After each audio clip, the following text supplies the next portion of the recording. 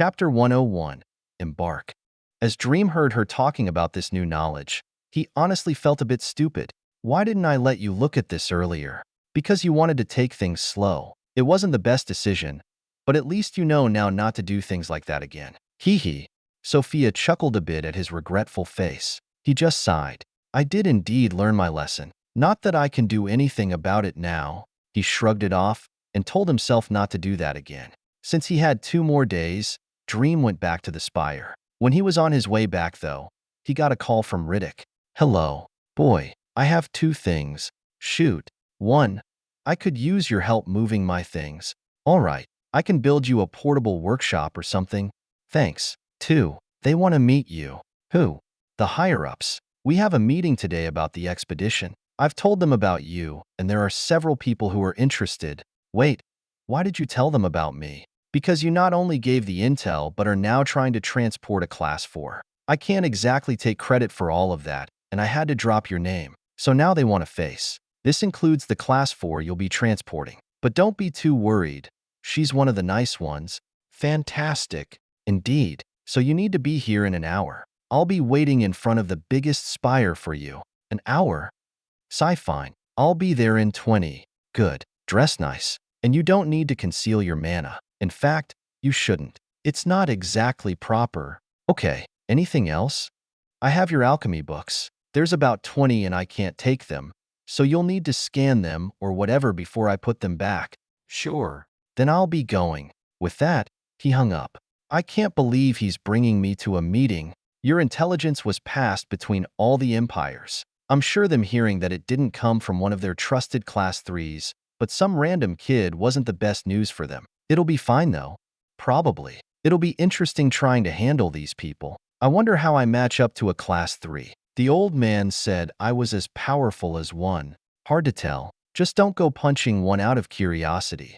No guarantees. Anyway, let's just get over there. Can't have the old man lose reputation. Dream rose up and equipped Egis, blasting off into the distance. There you are. Dream floated down in front of the biggest spire. The spire. And sure enough, Riddick was outside waiting. This is where you are all the time? Yes. Come with me. Some of them are already there. Saying so, Riddick began flying up. Dream got confused before following him. As they rose, they passed along the various mana-filled veins traveling up the spire. When Dream took a close look, he found that the veins were actually mithril. But this mithril was stronger than any mithril he had ever seen. This must be the legendary pure mithril. It is. Riddick answered as a matter of fact. Dream suddenly increased his respect for the people who built this. Soon, they rose up about 900 meters, 200 meters below the top. In front of them was a door with a ledge. Here, Riddick went over and opened it. It led into a hallway, which they followed until they entered a large chamber. In this chamber was a big table with many seats around it. It was obviously meant for meetings, though it was very extravagant. The table was thoroughly enchanted, as were the chairs, and the walls and ceiling of the chamber had all kinds of decorations like chandeliers and statues. When they entered, there were indeed people already there. 12 people looked over at Riddick and Dream. Riddick, it's good to see you. Hello, Merlin. Merlin? Dream was surprised to see Mara's guardian here. Why was he here? Merlin saw Dream's face and smiled. They can't send so many people over without a good healer, and I happen to be the best. I'll be among the escort, as will Mara. Oh, so she's coming too. Indeed, a hospital isn't the only place for a healer. One of the best is the battlefield. She's been prepared enough. I only hope that she doesn't get scared. But with you there, I don't think I'll need to worry. Oh, thanks, I guess. Dream sheepishly scratched his head. It would be kind of awkward meeting Mara after this. Come sit. I saved you seats. Merlin walked them over and showed them to 2 chairs next to his. They sat down, or at least Dream did. Riddick. Garvad. Riddick. Hello. Various people began walking over wanting to talk to Riddick. Dream just sat there wondering how this old man became so popular. Everyone quiet down. Magus Sedona and Magus Kiba have arrived. When they heard that, everyone stopped chatting and took their seats. Moments later, the 2 grand doors leading into the chamber were opened. Magus. Everyone stood from their seat when the Magi walked in, greeting them. Dream also stood from his seat, copying whatever etiquette they had. Take a seat, everyone. No need to be so formal. They all nodded and sat back down. The Magi rose up and flew over to two grand chairs at the head of the table, obviously built for them. Dream used his bracelet to talk to Riddick. Old man, Mega Sedona is the woman, and Kiba is the man. Two of the 7 class 4s that the spire has. I see. And I wouldn't recommend talking over mana. They can detect that, and it's considered impolite.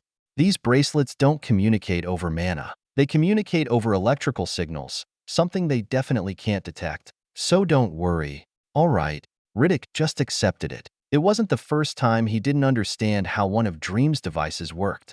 The meeting will now commence. Thank you for being here, everyone. Mega Sedona, the woman, spoke to everyone at the table. When Dream checked her out, he found that she was definitely one of the prettiest women he had ever seen. Whether her looks were due to her power or just genetics, he didn't know, but she would definitely pass for a supermodel on Earth. Kiba, though, was a bit of a different case. Magus Kiba was a rather plump man. Dream very curiously wondered how a man at his power was able to retain the fat that he did. It was more of an accomplishment, if anything. But although he was a bit fat, he wasn't all that bad-looking, though his scrunched and mean-looking face didn't help with that. The reason we're here today is to discuss the demon threat and our plan of action in 2 days. We've received multiple pieces of intelligence from both the mercenary empire as well as our own people there. None of it has been good. Scouts discovering waves of enemies is common, and any transportation going near the land bridge gets wiped out. Though the biggest piece of intelligence has come from one of us here today. I'm sure you all have seen the detailed report. All of the mages nodded, and many looked over to Riddick and Dream. Dream's heart began thumping in nervousness. This report gives detailed observations of the demons on the 3rd continent, how they've established multiple bases, the kingdoms they've wiped out to do so, and their rate of proliferation. This intelligence has been passed to the other empires due to everything being confirmed by scouts, which means the person who collected this intelligence is able to do so effectively. Riddick. Yes, Magus. It has come to our attention that it was not you who collected this intelligence. That is correct. It was my student here, Dream. Riddick pointed to Dream, who was no longer feeling at all confident despite his confidence-boosting classy attire. Hey, am I going to be expected to explain my information channels? How am I going to tell them about my drones and satellites in space? Just say that you made a golem and was able to collect intelligence through that. Golems exist? Yes. Now start preparing your responses. I hope you're good at acting. You really hate me, don't you? Dream huffed at him. Though they were speaking intensely over the bracelets, they showed none of it on the outside. Dream. Yes. He looked to Mega Sedona, who was sizing him up. Other than hiding the fact that he wasn't organic, Dream's power was left for them to see. You collected this intelligence? I did. It was mostly by chance, and I passed it to Riddick since I thought it was important. So you were there? In a way. What does that mean? Well, I happen to be an enchanter and was able to make a tool that can send me information over distances. So although I wasn't there personally, my tool was. It was through this that I gathered my information. And you did this over how long of a period? About a month. I see. Now in this report that you made, you went on about how dangerous these demons were. Although we've read this report and have confirmed the majority of its elements, their threat has yet to reach such a level. And the credibility of this report has gone on after knowing that it didn't come from one of our class 3s, but his unknown student. So, we would like you to describe it yourself. The threat of these demons. Dream went quiet when all eyes were put on him. Though he understood their suspicion, he couldn't emphasize enough the threat of the demons and how it would only grow. But being emotional about it would do the opposite of what he wanted. So he took a moment to formulate his words with a bit of help from Sophia. Demons are a race of monsters that have the sole purpose of killing, not unlike monsters in dungeons. But the difference between them is that demons are capable of spawning at an insane rate. How? I'm not sure. I have yet to observe personally. But here's what I know. A month ago, there were no demons. Those kingdoms I spoke about in the report that were annihilated were still standing only a month ago. But within the first week or so of their discovery, a kingdom was destroyed. And not even a week after that, the second was destroyed. Now, I don't know how strong the kings of those kingdoms were, but they were likely no weaker than a high-level class 2, if not class 3. So this means it only took them a week to go from nothing to being capable of killing class 3s. And now they're flooding into our continent with Class 3s in the mix only 2 weeks later. Now I personally have no doubt that they have a Class 4 back at one of those kingdoms. That's common for any army or kingdom. The strongest stay back. And to be sending Class 3s as vanguard troop, this means they are plenty powerful in their core. I don't know which one of you have ever seen such a race capable of increasing their power in such a short time, but I haven't. And knowing that they only get stronger with time, I wouldn't hesitate to destroy them before they're allowed to gain any more power. Now I would ask you all this. Do you really want to wait until it's too late? Is it going to take you seeing Class 4s marching over for you to finally send an army over to fight a war? I would imagine that if the animal empires were sending Class 3s, you wouldn't be wondering over whether or not to retaliate. And if that doesn't convince you, I would then ask why you wouldn't want to nip a potential threat in the bud. If you think it's too weak to be considered a big threat, then you should have no problem heading over there really quick and just wiping them out. Then you won't ever have to worry about them again, and we can all go back to reading books. That's all I have to say. Dream relaxed after talking, but still kept his confident aura that had built up through the talk. The only way for them to take him seriously was if he acted seriously. He makes a good point. Does anyone have anything to say? I do. A man several seats away stood up. Dream, why do you think we should be the ones to go? Because you know about the threat and are capable of stopping it. The mercenary empire has people capable of stopping it, shouldn't they? I don't know about the situation over there, and I'm not arguing whether they should do it instead of us. Though I wouldn't have expected a question like that anyway. I mean, who's gonna pass up experience? There are hordes of monsters ripe for the killing, so why aren't you going? Who said I'm not going? The mage questioning Dream couldn't respond and sat down. Dream is actually the one who has offered to provide transportation, which brings us to our next topic. How is he supposed to have transportation superior to ours? Since when do we need help from a child?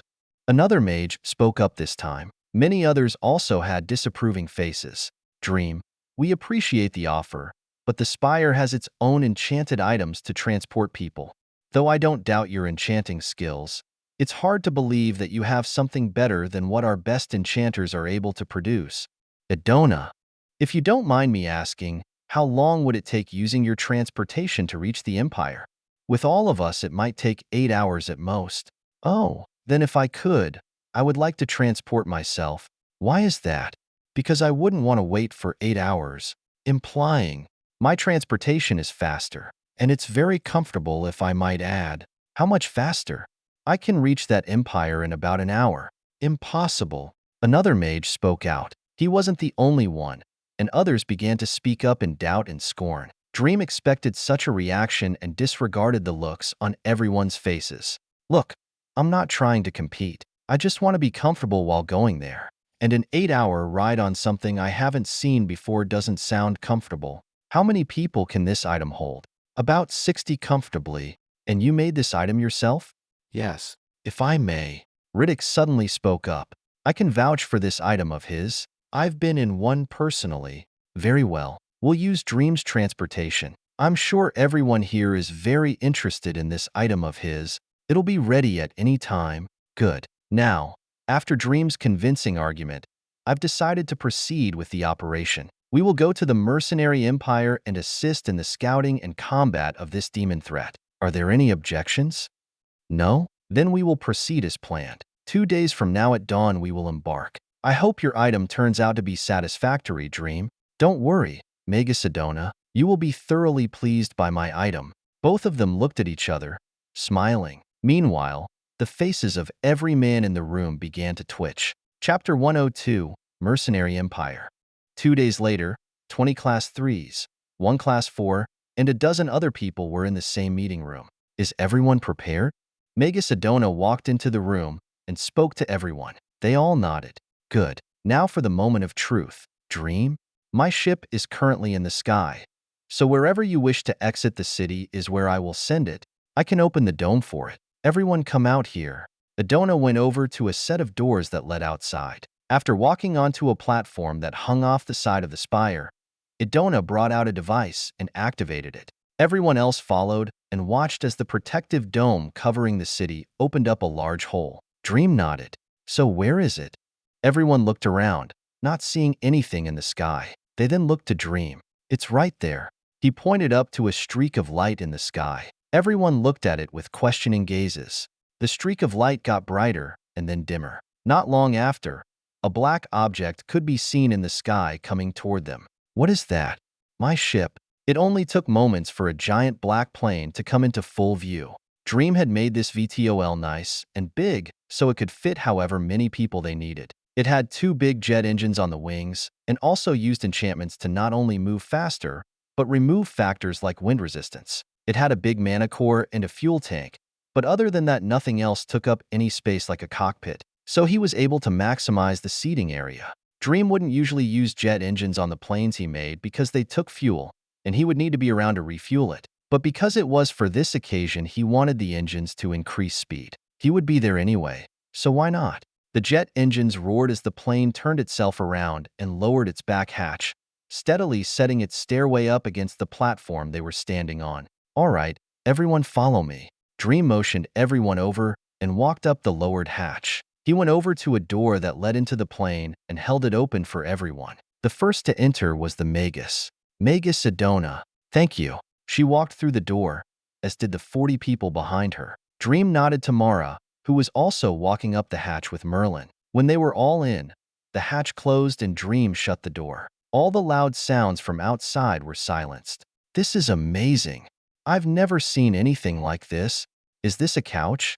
Everyone began crowding into the area with surprised and interested looks. Inside the plane were couches, a bar, windows, more couches, a large carpet, and chairs. All of them were the most comfortable seating, and the area looked more like what you would find in a luxury house rather than a plane. Everyone go ahead and sit where you'd like. There's drinks over there if anyone wants it. Though since this ride will only be an hour, there isn't as much time to relax as everyone might want. As he spoke, the plane began to rise into the sky. Though through the use of enchantments and skillful piloting, nobody felt anything. Everyone eventually took a seat so they could look at the view from outside. From the windows, they saw themselves rise nearly 20,000 feet into the air. Then, the plane began to go full throttle in the direction of the Empire. Everyone could see the spire quickly disappear over the horizon and understood how fast they were going. Soon, they were going over 3,000 miles per hour. Mega Sedona, who was sitting in one of the chairs, looked over to Dream, who was sitting next to her in another chair. You really weren't lying about how fast this thing could go. I'm glad you're pleased. I'm also glad you gave me the opportunity to transport everyone. Truth is, I still brought over our transport item just in case. After all, it was a little hard to believe such bold words. Even now I'm surprised. I understand. Always come prepared. Indeed, though you came extra prepared. I really like the seating you have. Edona sunk back into the plush chair and had a content look on her beautiful face. Dream chuckled seeing that. I'm glad you like it, but don't get too comfortable. We only have an hour, remember? Asterisk sigh asterisk, that's right. Ironic how I'm now wishing for this ride to be slower. I can make that wish come true if you would so please. Maybe I do. 2 hours. Or 3. It shall be done. After he said that, the plane slowly decelerated. They smiled to each other. Care for a drink? Well, I can't turn down my host. Now can I? What do you have? Everything. Surprise me. Try this. Dream brought out 2 wine glasses and a bottle in the air. The bottle poured itself and Dream grabbed the glasses, handing one to Edona. Cheers. Cheers. Clank. They touched glasses and drank. This is really good. What is it? Wine. One of the best I can produce. Must be expensive. Not if you make it yourself. Hehe. Very true. So, Dream, tell me about this amazing ship we're currently riding on. And the core. It's quite something. Edona sipped her wine and turned her body towards him, giving him her full attention. She was curious about all the different machinations of the plane, as well as the intricate enchantments strewn throughout it, though she was also interested in the man who was able to craft such an interesting device. The core and technology of this ship isn't anything crazy. I'm sure an enchanter such as yourself would be able to make something better. Oh, you knew? A little birdie told me. Dream had interrogated Riddick after the meeting about Edona. Turns out, although it wasn't her main ability, she was an enchanter, and only second to another class 4 in the spire. Dream was impressed. I see. Well, I am one. but I've never seen such a complex device such as this. I may not be able to replicate it should I be asked to, but you were able to make it. I'm curious about its technology. If you wouldn't mind sharing some things with me, I wouldn't mind if I received some insights of your own about enchanting. I'm sure I could learn just as much from your plentiful experience. Deal. Then the first thing you'll want to know about is combustion.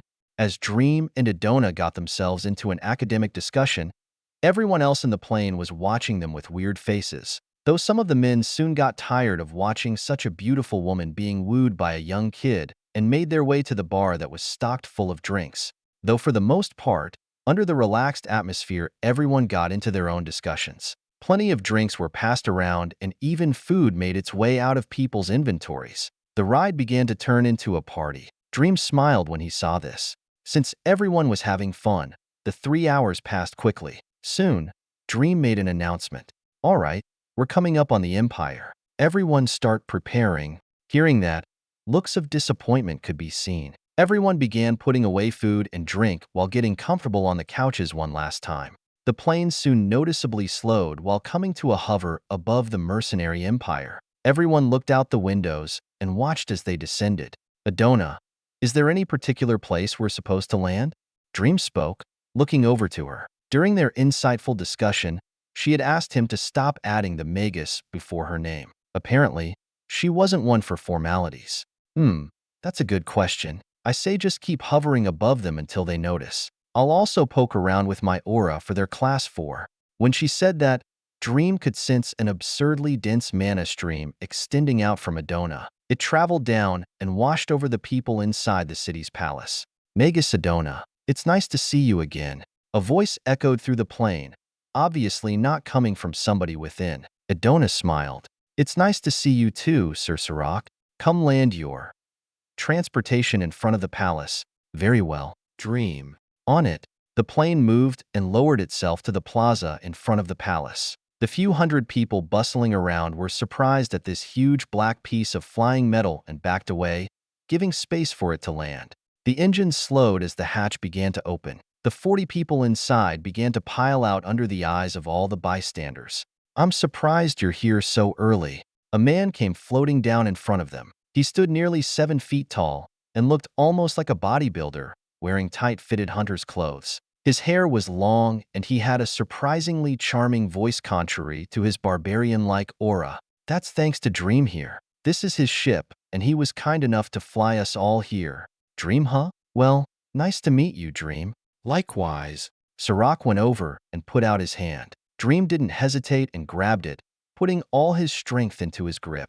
Though even after dumping his strength into his grip, it didn't even slightly budge this man's vice grip hands. It was like he was trying to squeeze steel while being a regular human. Heh, your strength isn't so bad for someone so young. Let's see, B-dash. That is correct. I see. Well, keep working on it, and maybe you'll reach my level someday. They both let go after Sarak gave one last squeeze. Though this squeeze basically folded his hand in half, Dream didn't show anything. Sarak smiled seeing that. Anyway, the executives are in the meeting room. They'll be glad to see you all. Follow me. Sarak led the way as all 40 people followed. They entered the palace and went through its many corridors before coming to the meeting room. When they arrived, Sarak announced their presence and filled them in on the meeting. Dream scanned the room. There are 3 other Class 4s besides Sarak. They're powerful. Everyone took a seat at the big table and continued on with the meeting while Dream looked around. Along with Sarak and Adona, there were 5 Class 4s who were attending this meeting. What they talked about were plans of action. Knowing that there were Class 3 demons coming across and that they were definitely going to attack, they wanted to plan how to defend against it. A man with a report in front of him spoke outlining the situation to the Class 4s. They're going to be here in a matter of days. They've already destroyed dozens of towns on the way here and have set up outposts. Our scouts confirmed that each one is established by a Class 3, though there has also been another interesting piece of information sent back. What is it? There have been sightings of an unknown force combating the demons. Several hundred humanoid creatures with frightening killing ability have been seen annihilating entire legions of demons past the land bridge. They've also saved more than a few settlements, though nobody knows where they came from, and we haven't been able to get in contact with them. but we have been able to get in contact with one force that's stationed themselves near the city. They call themselves Bobs, and there are 50 of them. They aren't hostile and have even expressed their wish to fight the demons with our troops. Animals? No, sir. We actually don't know what they are. Our best guess is that they're a type of golem. They're made of metal like iron. They have 6 arms and they wield swords. Their killing ability is also even better than the other metal force we've seen past the land bridge. They haven't told us their class or level, but their mana level puts them at C+. They also have a leader known as Bob 1. As everyone went into thought over what this might be, Dream just sat there looking pretty. Though he wasn't able to escape suspicion, and there were several people who glanced at him. They're proven to be non-hostile? Yes, sir. If anything, they're very nice. They also don't sleep and don't eat since they have a core.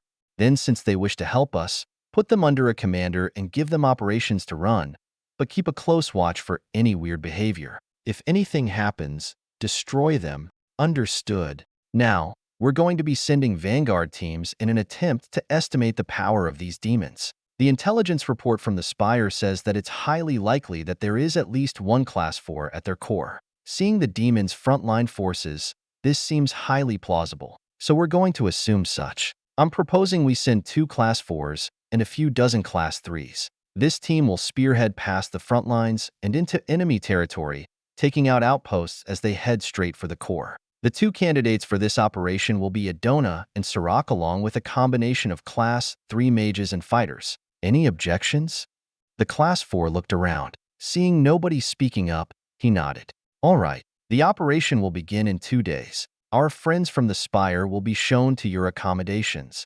After that, the meeting was adjourned and everyone stood up. Everyone from the Spire was brought to their own rooms in the palace. After he was led to his, Dream lounged around for a bit. So I'm getting sent off to war. I'd honestly rather go by myself. How are the troops? They're good. We've only lost a few dozen so far. And the space station? Set up and operational. The transport ships are also working well. Good. I have some news from Earth. The first Class 2 has been realized. That fast? Well, the mana density on Earth is now equivalent to this world's and has stagnated. Monsters have taken over land masses and driven humans out. We're also beginning to see the first sets of intelligent animals, and materials have strengthened greatly due to flux. This is leading to major scientific experiments using these new materials to build things that couldn't be realized before. Though it's also leading to many mechanical failures due to a change in the properties of certain materials. But scientists are taking this as a good thing rather than bad. Not only has magic been introduced, but there's about to be a huge technological revolution. Indeed, enchanters are beginning to pop up. Alchemists, magical engineers, mages, fighters. The world is changing by the day. And curious thing is, nearly everyone who uses magic does it through manipulation. Because they haven't discovered magic sequences. The only way they know is to control mana directly. Though this might change a bit when enchanting develops, it would take a long time. Here, I want you to compile the basic and intermediate knowledge for magic sequences and elemental sequencing. Though I also want to add our observations on how it's not limited to one language and how manipulation can be used in conjunction. It'll be good for them to learn because it'll make magic easier for weaker people. But I don't want them to disregard manipulation. Understood. Sending it now. Moments later, everyone on Earth received a notification from the Seeker program. Dream watched how it garnered a few billion views instantly. Good. Now, how's my family? They're doing great. They could be considered the top of the world right now. Austin, Walter, and Melody have all gotten their first class and are close to level 100. Your dad is right there with them. Though your mom has taken an interesting route. What kind of route? Well, you know your 2 cats Ambush and Loki? Well, they actually began slowly gaining power. And due to their love for your mother and family, they never became hostile. In fact, according to your mother, there's been a bond made between her and Ambush. Loki also made a bond, but it was with Austin. I can only assume they're familiar bonds. And so, other than Austin, I believe that your mother is becoming a tamer of some sort. The reason why is because she gained a taming skill after bonding with Ambush, though Austin never received the same skill. Well, damn, that's actually pretty cool.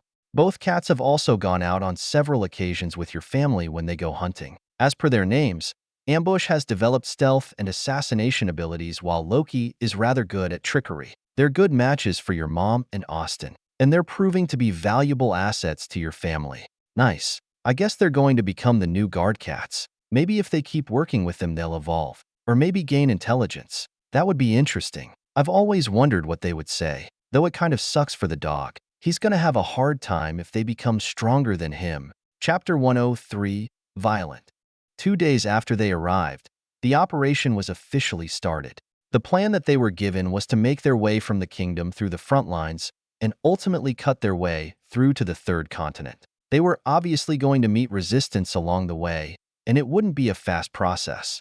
Dream had actually asked why they wouldn't just drop in by flying, and what they told him was that they wanted to use this spearhead as a way to lessen the pressure on the front lines. Basically, since they had the combat power, they were going to make full use of it. He didn't have any objections, not that they would matter much. Currently, Dream, Riddick, Adona, Sarak, and a few dozen other mage and fighters were at the front gates to the city. We'll use these carriages to take us to the target outposts. They're mana-driven, and although they aren't fast, they can carry all of us. Dream looked around at the 8 carriages lined up. They were made of wood and metal, and they were enchanted to be run off of mana. The inside definitely did not look the most comfortable, though they were right about it being big. These carriages suck. Yeah.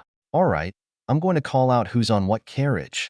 For the next few minutes, Sarak assigned people their carriages. He and Adona were together along with Dream, Riddick, and 5 other fighters. Everyone else, who totaled up to 50, were assigned to the other 7 carriages. Looks like I'm going to be the safest during this trip. That may or may not be a good thing. Dream boarded the carriage along with everyone else. When they were loaded, all the carriages finally set off. *Psi*, next stop, Demon Outpost. It's supposedly helmed by a Class 3. None of us have ever fought a demon before, so whoever fights it needs to be careful. Sarak sighed and sat back. In front of all of them was a table with a big map on it. This map had their route and all the outposts on it marked. In Dream's vision, Sophia overlaid the map with theirs and sent drones to recon the outposts, getting their situation. She also used the satellites to verify the location accuracy. Everything checks out. The outposts are the villages that have been overrun, though I'm not able to verify the strength of any leader. Dream nodded. He didn't really care about not being able to verify the leader's strength. They had Class 4s with them. The chances of them dying were slim to none. Another assurance Dream had was the fact that he had 4 drones overhead, watching the surrounding few dozen miles as well as a satellite. With this, they wouldn't get caught off guard. With our schedule, it'll be a week or 2 before we reach the land bridge. Then it'll be another few weeks to get to the core of this demon race. Though we definitely won't be bored. We're going to be hitting many villages and small cities that are battling the demons or have been overrun. It'll be a busy month. Sarak laid out their schedule. Dream wasn't too unhappy with that. As long as they were doing something and not wasting time in these stupid carriages, he would be good. I'll have to find time to head up to the station. If you have the energy, who knows how much you're going to be fighting? Maybe. How close is our destination? At the rate you're going, we'll make contact in around 7 hours. And I have something you would want to do until then. Come on up. Dream closed his eyes as he sat, letting Sophia bring him into his mind space. He appeared in their fighting arena. When Dream saw Sophia in front of him, he thought they would fight again and felt his muscles tighten out of reflex. You won't be fighting me. I've been collecting tons of data on the demons from the army, and I'm going to simulate them so you can fight them. Oh, all right. Though since the demons we've found are only Class 2 at most, they won't be able to harm you individually. So you'll obviously fight more than one. Here. Snap. With a flick, demons began spawning in front of them with loud screeches. When Dream saw them, he was a bit surprised. The demons weren't as grotesque as they usually were portrayed in video games and movies. Most of them looked like humanoids or beasts, though a defining factor for both was the horns and bone. Many had bone exoskeletons that acted as an external armor, something that wasn't common in regular animals. So although they were definitely recognizable, they weren't anything like a zombie or crazed beast. The surprising thing about demons is that they aren't stupid, something I only learned after the army made contact. They use numbers to their advantage and fight best in groups. Another thing that I found interesting was that the more there are in one place, the stronger the individuals become. It's like they share their power. There has to be some limit though. There is. Just because there are 1,000 Class 2s does not mean that they somehow become as strong as a Class 3. It's more supportive if anything like transferring energy, but it is noticeable. So 1,000 Class 2s will be infinitely harder to defeat than only 100. So Class 2 human groups would be hard-pressed to put up a fight. I see. There are also many different types of demons. Some are mages and can use magic. Some are fighters. Some are ranged. They cover all areas of expertise, and their skill is considerable. Other than that, I haven't been able to gain much more information. We'd need to observe more powerful demons to see more. That's fine. So you want me to fight these demons? Dream looked ahead of him. Demons were everywhere, at least a few thousand. Yes, I'll pit you against a horde straight on. You have your full power at your disposal. Since I know you'd be able to fight them indefinitely with your mana regeneration and Aegis, this will only serve to show you their habits. Dream nodded. One of his biggest strengths was definitely his longevity. He regenerated mana extremely quickly, especially with his tools. So the only way he would get overrun was if the demons could force him to expend more mana than he regenerated. That wouldn't happen with only these Class 2s. Then let's get started. Dream was suddenly moved a distance away from the horde of demons. Moments later, lances of fire, ice, and rock began flying to him by the hundred. The horde also began charging him, while archers launched metal-tipped arrows filled with mana. They were really about to hit him from every angle. But it wasn't like Dream needed to dodge or tank everything. I often wondered why people never learned the power of deflection. Not even a second after he said that, the projectiles had reached him. He simply stood there as if nothing was happening. And before they could scratch him, they suddenly changed direction, crashing into the ground behind him. It's such a useful technique. Saves lots of energy. Egis. Yes, my lord. Egis flowed out from his clothes and conglomerate in front of him. Dream pointed. Go play. As you wish. Egis stood and faced the demons. He then grew 4 additional arms on his back, and all 6 turned into blades. Not a moment after, he dashed into the horde. Slice. 7 demons were cut in half with a single swing of his blades. This was only the start of a one-sided slaughter. He buried himself in the horde and spun around constantly in order to maximize his killing rate. Blood and limbs began to coat the floor and create pools of red. But he couldn't handle them all alone. Many got past him and continued to Dream, who took out a few flux guns and over a dozen blades of his own. His weapons floated around him as if having a life of their own. The next second, he also dashed into the horde. His guns fired incessantly, bringing down dozens before he even made contact. And when he finally did, his blades created a barrier around him, slicing everything that tried to get near. Splash.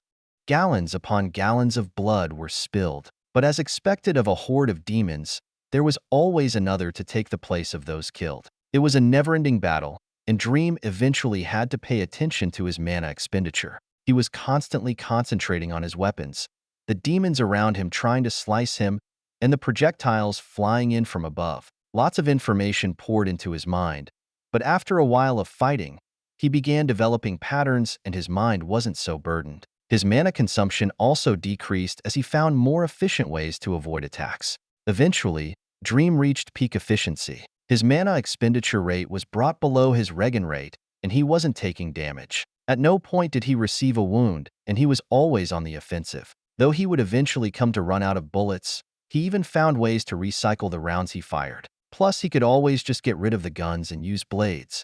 Thousands of demons were slain a minute by both him and Egis, who had come up with a very creative way to kill enemies. Egis had turned entirely into individual blades and went flying around through the heads of the demons like a swarm of wasps. His killing efficiency far outstripped Dream's, though Dream wasn't trying to compete and was only excited to see the various forms of this piece of armor. We're coming up on the first outpost. Everyone ready up? 7 hours later, Sarak shouted out to all the carriages. Dream heard this up in his mind space. Well, I guess this battle has come to an end. Suddenly, the endless waves of demons disappeared. Dream froze in place, having just sliced off the head of a demon. Sigh my bloodlust is a little high. Dream was currently drenched red, and as he took a step, his foot sloshed through a swamp of blood that rose to his ankles. His aura as violent and bloodthirsty, and anyone who were to see him right now would think that he was the hellspawn. After mercilessly killing for so long, he couldn't help but be carried away by it. It was infectious, and even he knew how much he had been affected. Just don't kill anyone when you go back out. Heh. Dream suddenly put on a wide grin. Even the mere mention of killing got his blood boiling again. All right, go on back. Dream nodded and closed his eyes. Moments later, he was back in the carriage. Noticing something off, the others in the carriage looked over. When they laid eyes on Dream, who had opened his eyes, they suddenly felt threatened. Boy, what's wrong with you? Even Riddick couldn't help but speak up, concerned. Dream's aura was deadly and bloody, something that he had never seen from him before. Dream looked to them, remembering his aura. He smiled. Oh, sorry. He activated his skill and retracted his aura, apologizing, though the people near him still didn't feel safe. Interesting. Sarak had also turned his attention, as did Adona, but it was more out of interest. This young kid with only B+ level mana was capable of threatening all the class 3s in the carriage. Not everyone could produce an aura like that. Such a barbarous nature could only come from absolute slaughter, and they got curious as to what this kid went through to give him something like that. Little did they know that it was himself. Sophia was basically capable of reproducing reality inside his mind space, and it was a definite truth that one's own thoughts changed one's nature more than external environments. After that little spook, everyone focused back on the matter at hand. Sarak spoke up. I've sensed demons ahead. We'll hit a bit of resistance in front of the village, but they're mostly concentrated within. Gather a squad. Actually, do you mind if I go? Like, just me and Riddick. Dream chimed in before everyone scrambled out. Sarak looked at him, amused. You want to handle them alone? Preferably, yes. Though I'm not sure about how strong the class 3 is, so I want to take Riddick just in case. That's fine. Adona spoke this time, giving the okay. Sarak seemed to understand and nodded as well. Go ahead. Thanks. Dream immediately hopped out of the carriage. When he did, he rose up into the air, overlooking the demon village. Screech. From far away, a violent scream was heard. All 8 carriages stopped moving and everyone hopped out. Attention! Sarak jumped out and called everyone over. Dream and Riddick are going to handle this village alone. Everyone, just stand back and be ready to support if anything unexpected happens. Alone? Well, if it's the prince, then maybe. Who's the prince? Chatter arose and everyone began focusing on Dream in the air and Riddick on the ground. Dream didn't pay attention to them and scanned the village. Majority class 1, 300 class 2, and one signature that's weaker than Riddick but has surpassed your own mana level by a bit. Likely a new class 3. The perfect enemy. Dream smiled, feeling excitement well up in him. Old man. Yes? Riddick rose up next to him. I think I can do this alone.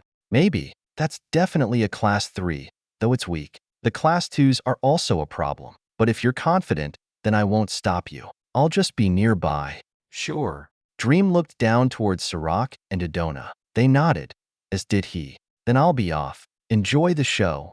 I will. Saying so, Dream blasted off towards the village a few hundred meters away. The rest of the expedition force watched him after rising into the air. Just him? Why isn't Riddick going? Maybe he's testing him.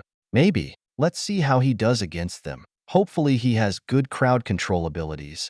As they chattered, Dream had approached the village and landed on the ground, catching the attention of all the demons there. The horde of nearly 1,500 looked over to him. Others within the village jumped on top of buildings and came out of houses as they looked at him, wondering why a human would be so foolish as to just offer himself up. Dream's aura exploded out. A wave of violence washed over all the demons and even the team a few hundred meters back, and those weaker than him couldn't help but cower under the ruthless and threatening feeling. After that, his weapons appeared next to him. 10 swords began circling him like guardians. Egis prepared to activate, but it wasn't time yet. Dream looked over all the demons, like a predator at its prey, and smiled eerily. Let's dance. Chapter 104, Demons. What ensued next could only be described as absolute carnage. One man against 1,500 demons. Although all the mages and fighters knew who to root for, they couldn't help but have pity on their enemy. Dream made short work of every demon that came within 20 feet of him, And the only reason he wasn't killing as fast as he was while in his mind space was because the demons were less dense, and these ones could experience fear. At a certain point, the demons knew that they had no chance of facing this enemy. None of them lasted for more than a fraction of a second under his blades. So while they wouldn't run away, they wouldn't actively pursue him either, instead pushing others around them to go to their deaths first. Eventually, Dream needed to send out his weapons to act at a distance. His swords flew out and sought the nearest enemy, driving themselves straight through their skull or dicing them into pieces. He also brought out his guns, which never lost their killing speed. They could punch through any barrier at any distance and constantly rained metal. But there were only 1,500 demons, and Dream's main focus wasn't the horde of weak Class 2s, but the Soul Class 3. You dare? A deep and sadistic voice came from the biggest building in the village. It was only after Dream had felled 60% of the horde that this Class 3 turned his attention. Not that that took very long. When he heard that voice, Dream stopped his killing spree and faced the direction of this Class 3. He always knew where it was, but he wanted a little warm-up before facing it, as well as some time to gather a bit more data on it. Mana level is A-. Strong body. Wields an axe of bone. Heavily armored with bone armor. Mana concentration of this armor puts it at the grade 6 mithril strength level. Something I can punch through. Good. Dream smiled as he received the data. This was looking to be an easy fight. He watched as the Class 3 demon walked out of the building. Human scum. Just fight me, you horny bastard. Grr. The demon growled. It was at least 7 feet tall and was a humanoid. It was covered in bone armor, like Sophia said, dragged its surprisingly sharp axe across the floor as it walked, leaving a trench under its weight. It also had several horns. Grah! The demon charged when it saw Dream standing his ground. It jumped up several meters in the air and brought its mana-filled axe down. Boom! A shockwave was released and dirt was kicked up. The demon looked under its axe, but found nothing. A little too predictable, don't you think? Dream spoke a few feet away, looking at the demon as if it were an idiot. It snarled and swung its long axe towards him. Slice. The axe only cut air as Dream easily dodged. It kept swinging its weapon as if it weren't several dozen pounds, only getting angrier with each miss. You little pest. Die. I didn't say you could touch me. The demon lunged at Dream to grab him, who called out Egis that very moment. His arm turned silver as a blade was formed. Slice. The blade glided through the demon's wrist like it was butter. Arg. Tie him down, Egis. Understood, my lord.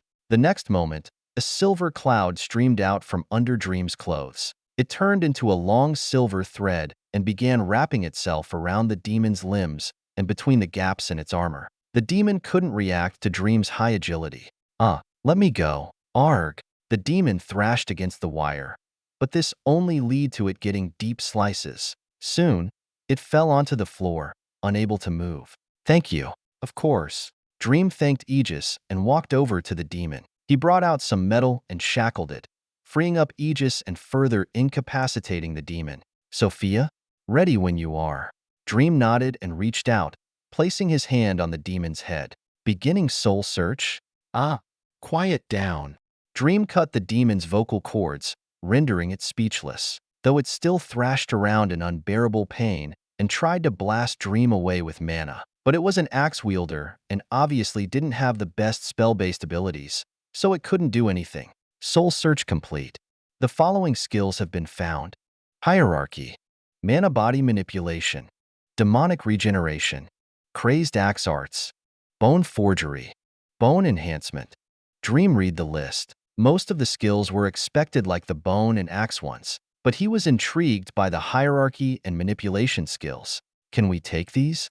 Sure. Beginning emulation. Right as she started, the demon thrashed around even harder, as if the previous pain was only a tickle. It spasmed and used every drop of mana it had, but after Egis shielded Dream by covering his front in cloud form, the mana was rendered useless. In fact, Egis even began inflicting wounds with his thin thread to increase the pain the demon was experiencing to throw off its control over mana, which proved to be useful. Something's happening.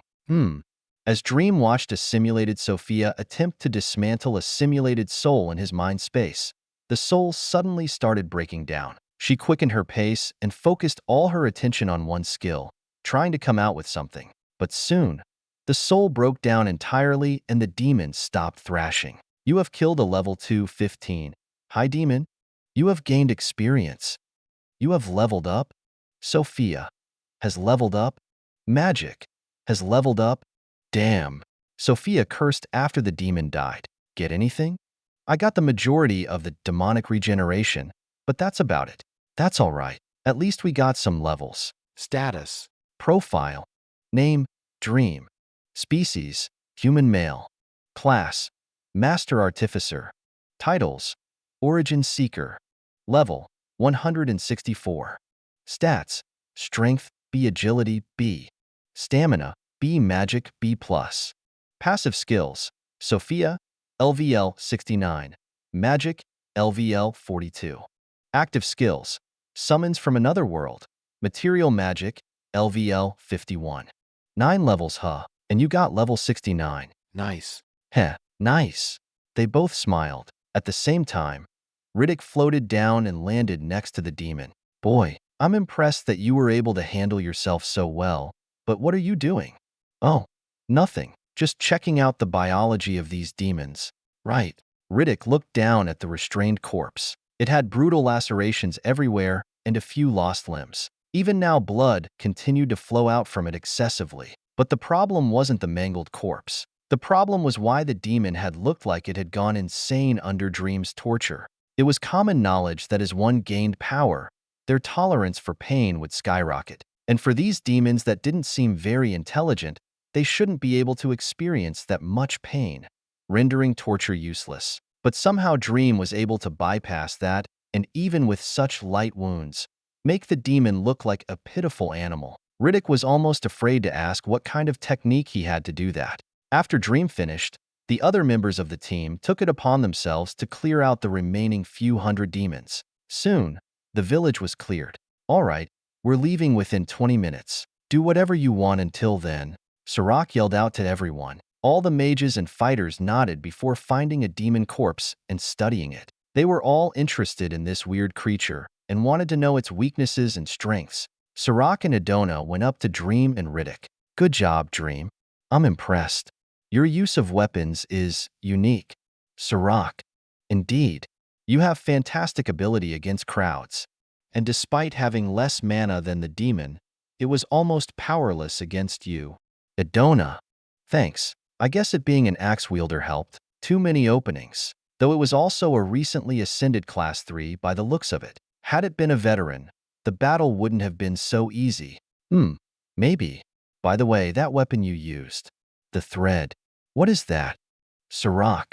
Oh, it's just some grade 6 mithril that I wove. Enchanted a little and voila. Dream put Egis away under his clothes as he spoke. He really didn't want to get too in-depth. A skillful enchanter indeed. Adona. Well, take this time to recover. We leave soon. Oh, and if you want it, the corpse is yours. Sure, I guess I could find a use for it. Dream thanked him and put the corpse in his inventory. He actually did have something he wanted to try. For the next 20 minutes, everyone wandered while looking at corpses. Many even took some in their inventory. They all wanted to study this odd species they had never seen before, especially the people who were enchanters, blacksmiths, or alchemists as a hobby. Soon they all loaded back up and set off to the next outpost. This next one was much closer, as would all the others be, though since it still hit nightfall on the way there, many decided to sleep. But since Dream was more than awake, he volunteered to go clear the next outpost, which nobody opposed. While those still awake set themselves up for another show, Dream headed over to the large village that was less than a mile away. 2 mana signatures higher than yours have been detected. One is quite a bit higher, though still not as much as Riddick. The rest are class 2s and below, but even the class 2s are rather strong. You'll be facing much more resistance this time. And I'm still being watched by Sarak and Adona. I guess since they're so powerful, they have no need for sleep either. Though I won't hold back should I get in danger. I'd be nice if I could keep my cards hidden. Anyway, let's get this party started. Dream walked closer and closer to the village. Demons quickly picked up on him and started screeching and growling. He brought out his weapons once more and dashed straight into the gathering horde. Blades flew, guns fired, and blood splattered. He was much less reserved this time, and lets his weapons move freely, attaining peak killing efficiency. And although he didn't need to do anything, he still went around with his fists as to not get bored. He punched, kicked, slashed, and crushed all the demons around him. His arms were bloodied, and he began to enjoy the feeling of absolutely demolishing his enemies. But it didn't last forever. The Class 3s were quicker to react this time, and came out from the center of the village. They laid eyes on Dream, who also looked at them while crushing the skull of a demon in his hands. Human. Both of them growled and narrowed their eyes. Dream smiled while putting his weapons away. Let's see. An archer and a sword fighter. And both of you have rather strong weapons. This'll be interesting. Much better than the axe fighter from before. Grr. Don't act so arrogant, human. The sword wielder yelled and drew his weapon, charging straight for Dream. The archer also took out his bow and knocked an arrow, taking aim. As the archer demon drew back what looked like a tendon, Dream could pick up on the large amount of mana and strength it took to do so. All the mana went to the tip of the arrow, and it was obvious that there was a spell tied to the arrow. Whoosh! The arrow was released and Dream began to accelerate his thinking like he did with Sophia. Damn, that's fast. Faster than a bullet. 460 meters a second. As Dream sighed in amazement at that number, he didn't forget to dodge and defend. Egis quickly solidified around his arm in the shape of a shield as he bent to the side, raising the shield up to deflect what he couldn't dodge. Ding! Asterisk grunt asterisk. When the arrow hit his shield, Dream was thrown a dozen meters away. He quickly recovered, though, and landed nimbly. Ejecting poison material, Egis spoke, and Dream could sense a layer of metal being separated from the shield. Though it was a very small amount, he could sense how fast this corrosive substance was dissolving Egis and didn't fight his reaction. SSSSS. The material dropped to the floor and sizzled, turning to smoke. Dream had a bit of an ugly look. Egis took a lot of effort to make, asshole. Although he was mad, he was also very surprised at how strong the corrosive substance was. And this was just a simple spell for that archer. I guess I should get rid of you first. Dream quickly recovered, but as he did, the sword demon was right on him. His sword came hurtling at his neck. Too slow. Dream didn't hesitate and dodged easily, though this demon wasn't so easily shaken off, and came right back with another chop. The sword is equal to grade 7 mithril and loaded with mana. The arrow tips for the archer are grade 6. Sophia transmitted data to Dream as she got it. He nodded in his mind and formulated what he could and couldn't do. Egis wouldn't get chopped up by a same-grade material, especially with his enchantments, so he could take more than plenty of damage from the sword demon. It was the archer demon he was worried about with that corrosive ability. I still want to look at their abilities. This'll be tough, but I think I can do it. After he said that, he got to work. Egis solidified around his arm and legs, and when he was done, a little hole opened up from his shoulder. Bang! A shot rang out and a big hole was created in the elbow of the sword demon's arm. Dream expected the demon to lose control, but he didn't, which surprised him. But his momentum was still halted, which gave Dream another opening. Bang, bang, bang, bang. More shots rang out, but they weren't headed for the sword demon. Crack. The archer demon was surprised as his bow shaft was suddenly shattered in his hands, rendering it useless. Dream smiled seeing that. Then, more holes appeared in his suit. Bang, bang, bang. Grah! The sword demon yelled as several of his joints were shot through. Dream didn't let go of the opportunity and created a blade from Egis. Slice. His blade hacked through the demon's limbs and cut his arms and legs off. Though it surprisingly took a bit of effort to get through the bone, it was already damaged from his bullets and couldn't put up much of a fight. The sword demon was incapacitated. There. Now, oh no you don't. Seeing what was happening, the archer demon actually began to run. Dream dashed after him. After a bit of magic usage, the demon was brought back and captured. He quickly took off its limbs as well and placed it with the sword demon.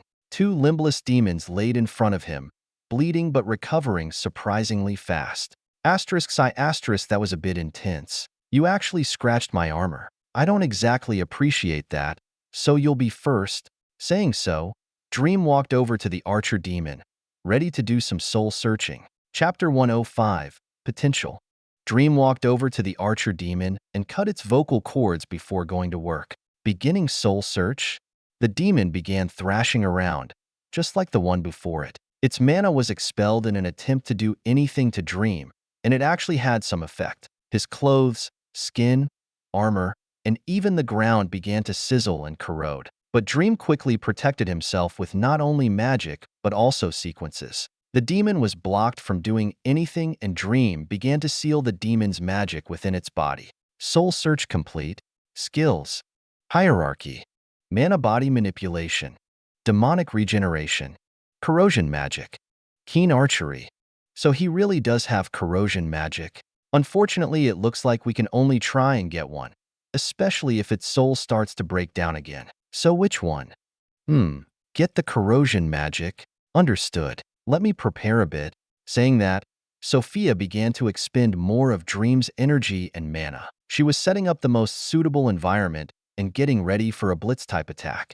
Beginning immediately after, Sophia began to attack the demon's soul, going straight for the skill she wanted. The skill began to break down, and the demon violently responded. But surprisingly, even after she completely broke down the skill, the soul didn't begin to dissipate. Magic has leveled up. Sophia has leveled up. Did it work? Yes, I got the corrosion skill, but the soul isn't breaking down. Interesting. Well, if it's still intact, go get another one. Maybe finish off demonic regeneration since it's incomplete. All right. After that, she began to attack the soul again. But right when she did, it actually began breaking down. Sophia gave a quick curse as she worked faster. Done. You have killed a level 230 high demon. You have gained experience. You have leveled up. Sophia has leveled up. Interesting. Dream began pondering on the cause of the breakdown. He initially thought that it was some kind of defense mechanism against people like him who could get skills, but he was able to get the corrosion skill, so that's not it. But it happened when he went after specifically demonic regeneration. So could that one be the cause? Well, we still have one more test subject. Dream looked over to the sword demon on the floor, who was looking at him with fear in its eyes. He didn't waste time and did the same thing to it. Soul search complete. Skills. Hierarchy. Mana body manipulation. Demonic regeneration. Heavy sword arts. Weapon reinforcement. Get weapon reinforcement and then shoot for mana body manipulation. Let's test out this theory of mine. Understood. Beginning emulation. Sophia began her attack and the demon began spasming, unable to even control its mana properly. Skill acquired. Continuing. When Sophia got one, she moved on to the other. But right as she did, the soul began breaking down once more. She moved as fast as possible before he got the notification. You have killed a level 227 high demon. You have gained experience. You have leveled up. Sophia has leveled up. I think I get it. Dream spoke after smiling at the notifications. The first 3 skills. Those have shown up in all 3 demons we fought. I'm guessing if we touch those, it triggers some kind of defense mechanism and starts the breakdown. How much of the skill were you able to get? Only about a third. So we should get all the other skills before touching the first 3. Yup. I wonder if the lower demons have those skills. Dream stood up and looked around, quickly finding a stray demon. He pulled it in with magic and grabbed its head. Soul search complete. Skills. Hierarchy. Mana body manipulation. Demonic regeneration. Crazed melee combat. This is getting more and more interesting. Though I doubt the skills are the same quality as the stronger demons. Break it down. On his command, Sophia began indiscriminately dissolving the soul, using it as research. You have killed a level 176 demon. You have gained experience. Not high demon, huh? Dream? You done? Sarak called out to him as he was pondering over things. He looked up and nodded. Yes, I'll take these corpses as well if that's okay. All yours. Thanks. Dream collected the 2 Class 3 corpses into his inventory. He wanted to study their weapons and bodies, especially the tendon used as a string and the sword. After the village was cleaned out, the carriages got moving again. It wasn't long before they arrived at the next village. Dream took up the job again and swept through everything. After killing off and soul searching a single weak class 3, they boarded up and arrived at another village where he did the same thing once more. After the 3rd village, sweet morning finally came, though Dream still wasn't at all tired. And when they came up on another village, Dream once again volunteered. But this time they had different thoughts. You should slow it down, Dream. Take today off. Indeed, get some rest. You've fought hard. I'm not really tired. Dream looked at them weirdly. Rest? After having day-long life and death fights with Sophia on multiple occasions, he no longer got tired easily, only when he exerted himself, and he hadn't really done that yet. It's all right. I know you enjoy fighting, but everyone needs their rest, and I'm sure the others want a shot too. You've only left them with some small fries. Oh, right. If that's the case and I'm taking the day off, can I go somewhere? Where? A place where I can tamper with my kills in peace. It's hard to do work in a carriage like this. You have a mobile crafting room? Something like that. I came prepared. Very well. But will you be able to find us? Yes, that won't be a problem. Very well. I have no problems. Thanks. Then I'll go. With that, Dream jumped out of the moving carriage. After that, he flew straight up into the sky, eventually disappearing from their senses. Weird. Sarak. He's an interesting kid. I'm liking him more and more. Edona. After half an hour, Dream was flying himself into orbit. His path went straight for the space station, and it didn't take him long to approach it. Nice. As he hadn't actually seen it before, Dream was pleasantly surprised when he laid his eyes on the massive structure that was his factory. It was even bigger than when it was on the planet. Sophia had the construction bots expand its facilities and modify it since it was now in space. Weight, materials, nor secrecy was a problem, and they could do as they wished with zero obstructions. He flew into the mouth of the factory and drifted past all the machines and busy robots working the raw materials. Since everything had been sized up, Dream was pea-sized compared to everything else, like a bird flying through a city of metal. Soon he came upon the storage and workshop area. There, bots were still working to enhance steel and mithril as they always were. Nothing ever stopped in this space factory. Dream found himself some empty space and brought out the bodies of all the Class 3 demons and their weapons. He began pondering. All of these weapons are made from something organic, whether it's wood, bone, or something else. But despite that, these things are reaching the levels of grade 6 and 7 mithril, like the sword that the sword demon used. As for the axe demon, that dude had bone-related skills and could not only craft but enhance the bones he had, giving him armor and weapons. So what I want to know is, how does that weak bone get so strong? Dream held up the sword of the demon. It was made from bone, and disregarding how the demon would get such a big bone to make the sword out of, he wondered how it was able to become so strong. It's definitely the result of flux, but there's something else that gives these bones special properties. For that, I think we'll have to look at this alchemically. Here, take this data. Sophia began to stream information into Dream's mind. It was from the alchemy books that Riddick had let Dream scan. After the meeting before they left, Riddick had brought Dream to his chamber to help with packing his things, as well as so he could give Dream the alchemy books. After Dream scanned all 4 levels of alchemy mastery, Sophia had been researching the data to find the fundamental concepts of alchemy so they could wield it. The data she was giving him now was some of the concepts that she had figured out. These bones obviously have increased flux and mana density, but their structure and composition has also been modified. Usually bones are where things like blood and cells are produced, but these bones have had those functions and structures removed. Makes sense considering they want strength over functionality, but the chemical composition has also been changed. Is it made from some kind of metal? Almost. There's an uneven distribution of a carbon fiber composite strung through the bone structure. This was definitely not done by weaving carbon fiber through the bone, but through an alchemical process. And what alchemy process would let them do this? To understand that, you need to understand alchemy. From what I've gathered, alchemy is using mana to exchange, purify, modify, or transmute materials. It can be used to change the properties of materials as well by using another material. In the case of this bone, the demon tried to transmute this bone into a carbon composite. It largely failed, but it still got greatly enhanced by what didn't fail. This, combined with the hardened exterior and a large amount of flux, allowed the weapon to become strong. Interesting. Now how are they able to get so much flux? They can't possibly know the technique we do. I think that's half due to the strength of the bone when its owner died and half alchemy. Because of their short life, having only existed for 2 months at most, They couldn't have waited for flux to enhance a weak bone, but they would have had to kill a monster stronger than themselves to get this kind of strength, not to mention the composition. So that leaves alchemy, and in the books that Riddick gave us, it shows how the properties of a weapon can be enhanced by sacrificing materials. It's a very inefficient process, but I think that's what happened here. But the sword demon definitely isn't an alchemist or a blacksmith, so there was another demon that made this item. Maybe the demons also have different jobs within their outposts or strongholds.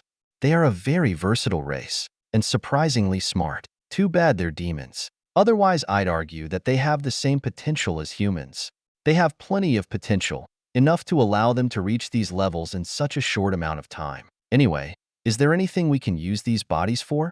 We can use them as flux fuel for some metal. Maybe we can test out that alchemy process? Unfortunately, that process isn't worth the convenience. Much of the flux doesn't get passed on to the target material. Our method, though, squeezes out every drop of flux that the material has. I see. Then let's go with that. Maybe using this and some of our leftover grade 7 mithril, we can make some grade 8 material. Speaking of, how is the steel coming along? Go take a look. Dream walked over to another section of the storage where the few hundred bots were enhancing materials inside a cauldron. Sophia directed a bot to bring Dream a sphere of steel. He received the steel and felt the high mana concentration. What grade is this? This piece of steel has the flux equivalent to grade 7 mithril, but it has more mana and higher strength than grade 7 mithril, making its strength equivalent to grade 8 mithril. We have a few tons of this. Very nice. Though I can imagine that it took a while to make this. Using the best explosion techniques, it still took a while, yes. And it's only taking longer and longer to enhance it. The stronger it gets, the slower it is for flux to absorb. Though it's been rather consistent and I haven't seen any upper limits yet. That's good. What about the mithril? We were able to produce grade 8.7 mithril, currently on its way to the pure level mithril, though we only have a couple 100 pounds of this. The higher the grade, the smaller the amount. Makes sense. Silver is much rarer than iron, though I have an idea, and if this works, we might have another source of flux. Gimme that sword. The sword from the demon flew over to Dream's hand. If we can explode this sword, we would be able to release its flux into our metals. We can also use things like bones with high mana density. And since we're going to be killing plenty of demons, we'll have a steady supply of these materials. Well, let's test it out. Sophia took some of the grade 7 steel and wrapped the sword in it. Then, several bots, Egis, and Dream began to load massive amounts of mana into it. Boom.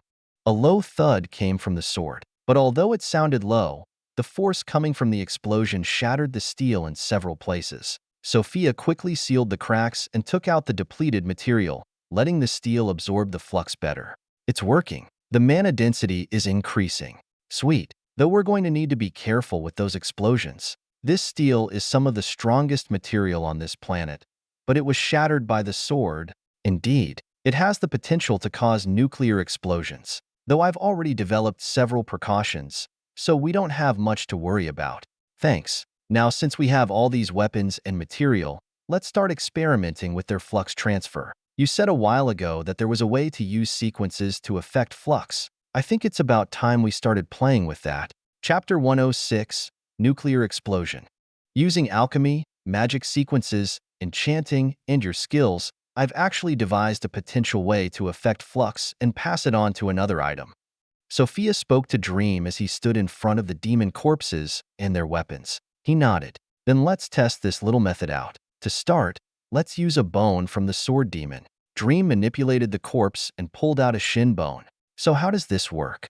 The methods shown in the alchemy books and sequencing books have the object placed close together. They would connect them via mana and then pass the properties or flux across the channel. But obviously much was lost, and the results weren't anything amazing. Since we're trying to pass the flux over to metal, which we can shape freely, we just need to capsule the object in the metal like we did with the sword. As she said that, the shin bone was cased in some grade 5 steel. Now instead of exploding the item inside, which may not actually work with all materials, we need to create two separate mana environments for the metal and bone, then connect them through magic circuitry. After they're bound through hard mana channels and enchantments, we're actually going to merge the objects, and I mean on a semi-atomic scale, or at least to our fullest abilities. The metal will seep into the bone and spread itself evenly, creating one whole item, though all the particles of bone and metal will still have their individual mana environments. Once that's done, we will then drain the bone particles of their mana and properties and push it into the metal. But just draining the mana won't move the flux, which is why we will activate the sequence I've developed. When the bone is drained, the sequence will activate and begin to bombard the bone particles with mana streams. This bombardment will theoretically bind to the flux momentarily as the flux seeks to attract mana, and once we jerk the mana away, it should pull some flux with it, which will then bind to the steel. This will happen across the entire item, and hopefully it won't take very long. This sounds like it takes a lot of mana. Didn't the sequencing book say it took at least A-level mana? It did, but they didn't have the precision we do. The point of merging the materials is to transfer the flux on a small scale. It also allows us to divide the workload, easing the pressure on your soul. Will we use Egis? Yes. In fact, I was planning on using his particle body to integrate along with the steel and assist. Fun. Hear that, Egis? Indeed, my lord. I am happy to be of use. Egis came out from under his clothes and conglomerate into his humanoid form. He bowed to Dream like a butler. Then let's get started. I have today, and I don't plan to waste it. Begin the merge. Understood. Mana began streaming from both Dream and Egis and filled the steel and the bone. As she said, 2 different environments were created and bound to the items. This served to assign the flux to the mana, which would help them when attempting to pull the flux from the bone.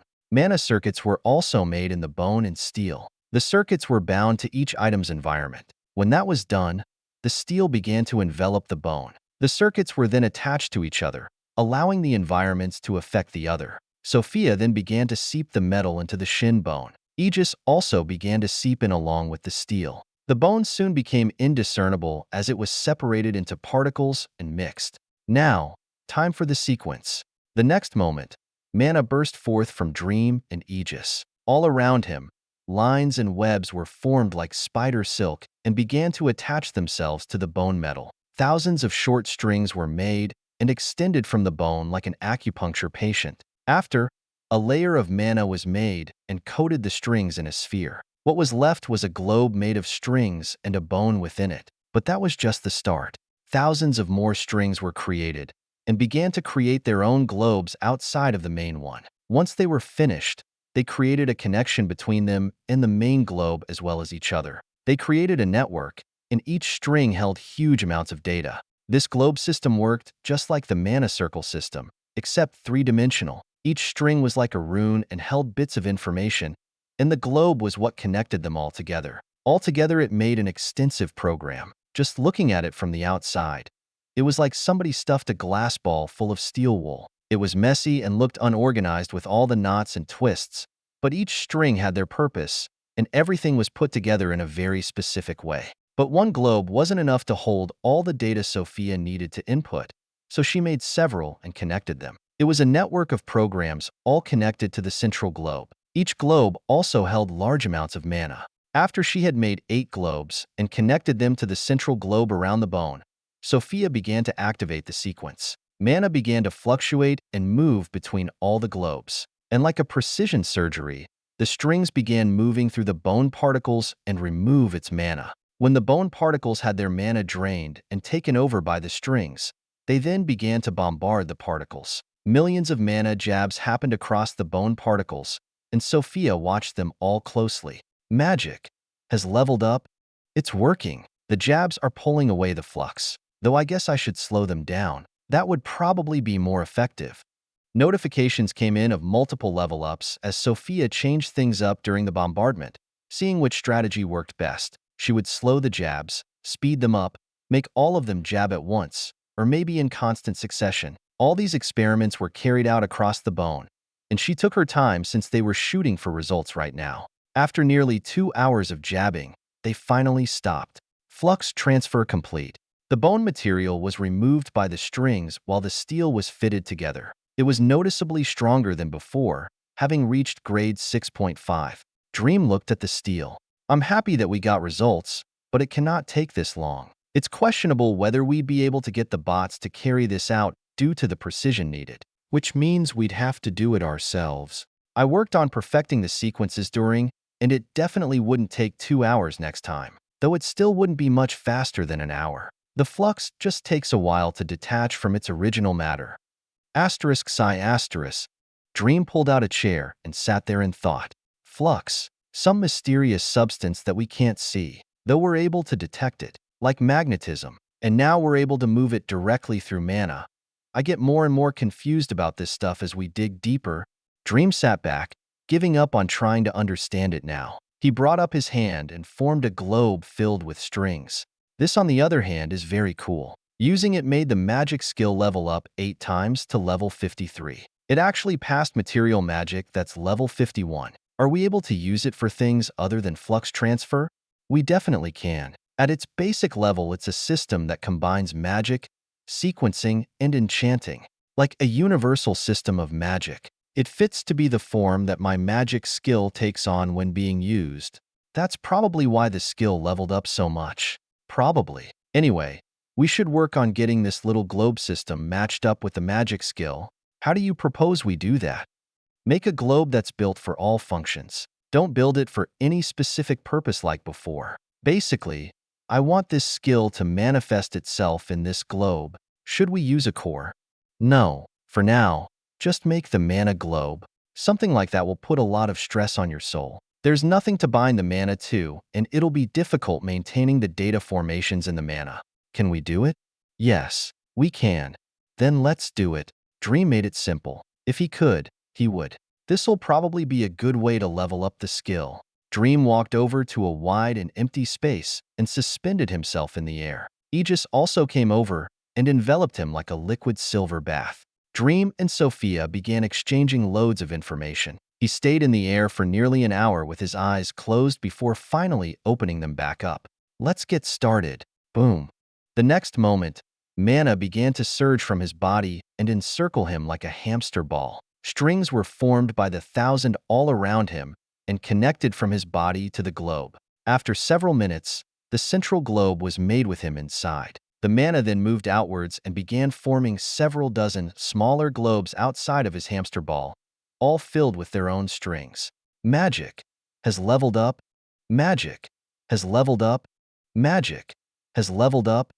Notifications streamed down his vision. He smiled, but the smile quickly turned into gritted teeth.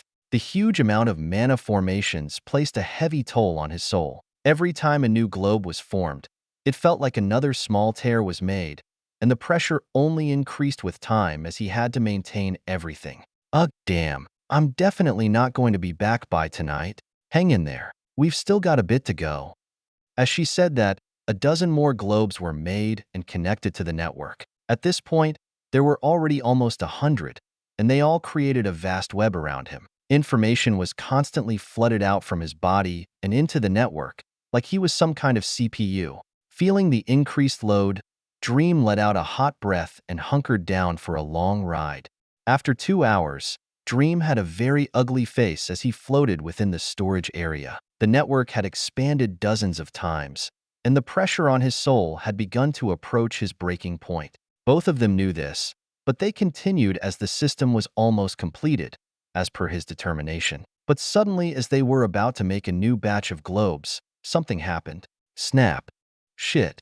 A connection line was suddenly broken between the main globe and a secondary one. This had already happened a few times, but that was earlier when Dream didn't look like he was having a seizure. For it to happen now meant that they wouldn't have the strength to repair such a loaded connection, and therefore, the web, which had expanded to several thousand globes, began falling apart. Boom, boom, boom. Egis. Understood. Sophia sent a flurry of commands to Egis as the network began falling apart. The amount of mana passing among the network was massive, several times more than Dream's total mana pool. And this network was developed to be the embodiment of Dream's magic skill. At a fundamental level, the magic skill was a skill that allowed them to affect the physical world with mana, whether it was enchanting, matter manipulation, heating, or anything else Dream did. All of this was encoded in the globe system, but that very system now began to lose control. Sophia wasn't exactly sure what the consequences of such a system wreaking havoc would entail, but it definitely wouldn't be pretty. And with Dream being so weak in the soul, she didn't want to take any risks, especially with an amount of mana that could definitely kill him. So she had Egis fly Dream away as fast as possible. Not only him, but the entire facility began to scramble. Any ships that were carrying materials turned tail and exited. All the robots doing their jobs stopped immediately and flew with the ships. And even the cores of the facility ejected themselves from the factory and flew themselves away. Asterisk boom. Asterisk bang. Egis was quick to fly out of the factory with Dream, and he quickly put several miles between them and the factory. But as he was flying into the void of space, it suddenly got very bright. Oh. What? As Dream was still conscious, he knew everything that happened. Egis turned around as he was flying and let Dream look at the view. A massive ball of fire was created where the factory used to be, though it only lasted several seconds before disappearing. Nothing was left behind. Is that a nuclear explosion? It is. Congratulations. We finally have proof that we can create nuclear explosions from your magic. Though it came at a huge mana cost and most of the materials we have, but it is proof nonetheless. Great. What about the radiation? Well, it's already passed through you, and I've carried out repairs. It's a good thing your body isn't organic, or that could have ended much worse. Asterisk sigh asterisk wake me up when it's over. With that, Dream passed out. He didn't feel like thinking about anything anymore. After an unknown amount of time, Dream opened his eyes again. The view that greeted him was the void of space. How long? 4 days. Dream nodded. He was indeed feeling refreshed. Those 4 days of rest did him some good. So there was a nuclear explosion. What's the damage? Dream looked around and began remembering everything. He could already feel another headache coming on. Well, basically the entire factory was disintegrated. Luckily, the robots, transport ships, and cores were able to get enough distance before the explosion, so they weren't destroyed. What about all the materials? The robots grabbed as much steel or mithril as they could, which amounted to several hundred pounds. I also grabbed the most valuable materials on the way out, plus the fact that we always kept the best metals on us anyway. Everything else was lost, which amounted to a couple thousand tons overall. Asterisk sigh asterisk at least we didn't lose the good stuff. How long will it take to rebuild? Dream just stopped thinking about the losses. He could always mine more. Operations have already begun with the bots. In fact, the majority has been rebuilt in these past 4 days. It'll be finished by the end of the day. Oh sweet, where is it? Dream looked around and couldn't see anything. It'll come up soon. It's just in orbit. Half an hour later, Dream did indeed see the factory. He could immediately tell how it looked different than before. I've modified several things to optimize it since we had to rebuild it from scratch. Needless to say that it'll now process things faster. He nodded as he checked out the factory. But before he flew over to enter it, he received a call from Riddick. Chapter 107, Level A Threshold. As Dream flew into the factory, he answered the call from Riddick. Hello? It's me. Hi. So mind telling me what exactly happened? Sophia didn't want to. Well, funny story. I kind of got carried away with an experiment. Of course you did. And the experiment this time involved putting new stars in the sky. Not intentionally. Asterisk sigh asterisk so why were you unresponsive for so long? I got really tired and had a little nap. A 4-day-long nap. Yes. Riddick went quiet over the phone for a bit. Never mind. Now, would you like to explain the other weird lights in the sky? Assuming of course you experiment, weird lights. Yeah, all those colorful streams of lights. We've seen them every night since I lost contact with you. Hang on. Sophia? Dream went to Sophia, who already had an answer.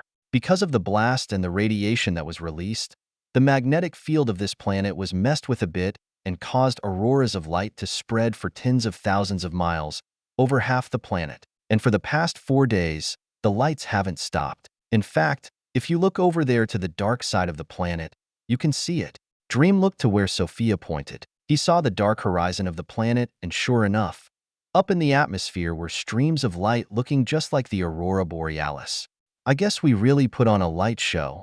Indeed, it's fortunate that this didn't happen over a planet like Earth, or it would have caused planet-wide electronic disturbances. Dream nodded. It was fine to do it here, kind of, but he probably shouldn't elsewhere. He turned his attention back to Riddick. Yeah, those lights were me. The flash caused those lights and I caused the flash. Figures. So what the hell were you doing up there? Nothing much. Just breaking matter apart on a fundamental level and releasing radiation and heat levels equivalent to the core of the sun. Like I said, an experiment. They don't always go well. Well, if you're fine and done with your experiment, then get down here. Idona and Sarak are wondering where you went, and I'm not able to give them an answer. All right, I'll be down there in an hour. Good. With that, they hung up. Dream sighed and continued looking around the factory. It was mostly the same as before. All the machines to process the material were there, and the storage where all the metal was placed was slowly being filled back up. Dream felt his heart ache when he saw the small pallets of ingots. The scanner drones are finding more deposits as we speak. We won't have issues with resources as long as we aren't making another army or causing any more nuclear reactions. All right, so out of curiosity, how was a nuclear reaction set off? We don't have uranium. My best guess is that the air inside the factory went and fused, causing a fusion reaction. And that's why there's no air in this one? Precisely. The first thing Dream noticed when he entered the new factory was that it wasn't pressurized with air, unlike before. Not that he cared. He didn't need air to function and could survive the vacuum of space. It was just something he picked up on, and this was apparently the reason. Learning from our mistakes. Nice. Yeah, no matter. If there's nothing I need to do, then let's head down. Egis, my lord. Egis flowed out from under his clothes and conglomerate in his humanoid form. Dream looked him over. You all right? I am, my lord. I appreciate the concern. Good. Thanks for the save. Lady Sophia was the one with the intuition. I just carried out orders to the best of your ability, so I thank you for that. I appreciate the thanks, my lord. Sure. Now let's get back to the planet. When he said that, Egis turned into a liquid and enveloped Dream. He then left the factory and headed down to the location of the expedition party. His body created a hot streak through the sky as he cut through the atmosphere. It wasn't long before the party was in sight. Whoosh. Thunk. Dream set himself down inside the carriage after taking Egis off. Everyone inside snapped towards him. You're here. I am. Riddick spoke to him first with a bit of a surprised expression. Dream tilted his head. I see you've gotten stronger, Dream. That trip must have been fruitful for you. Idona spoke after scanning him. Sarak also scanned him and nodded. I guess. Dream just took a seat next to Riddick, confused. Check your status. Status. Dream listened and checked himself out. Profile. Name, Dream. Species, human male. Class, Master Artificer. Titles, Origin Seeker. Level, 164. Stats, Strength, B Agility, B+. Stamina, B Magic. Passive skills, Sophia, LVL 81. Magic, LVL 68. Active skills, Summons from Another World. Material Magic, LVL 61. Poggers. Dream just stared at the screen for a bit, excited.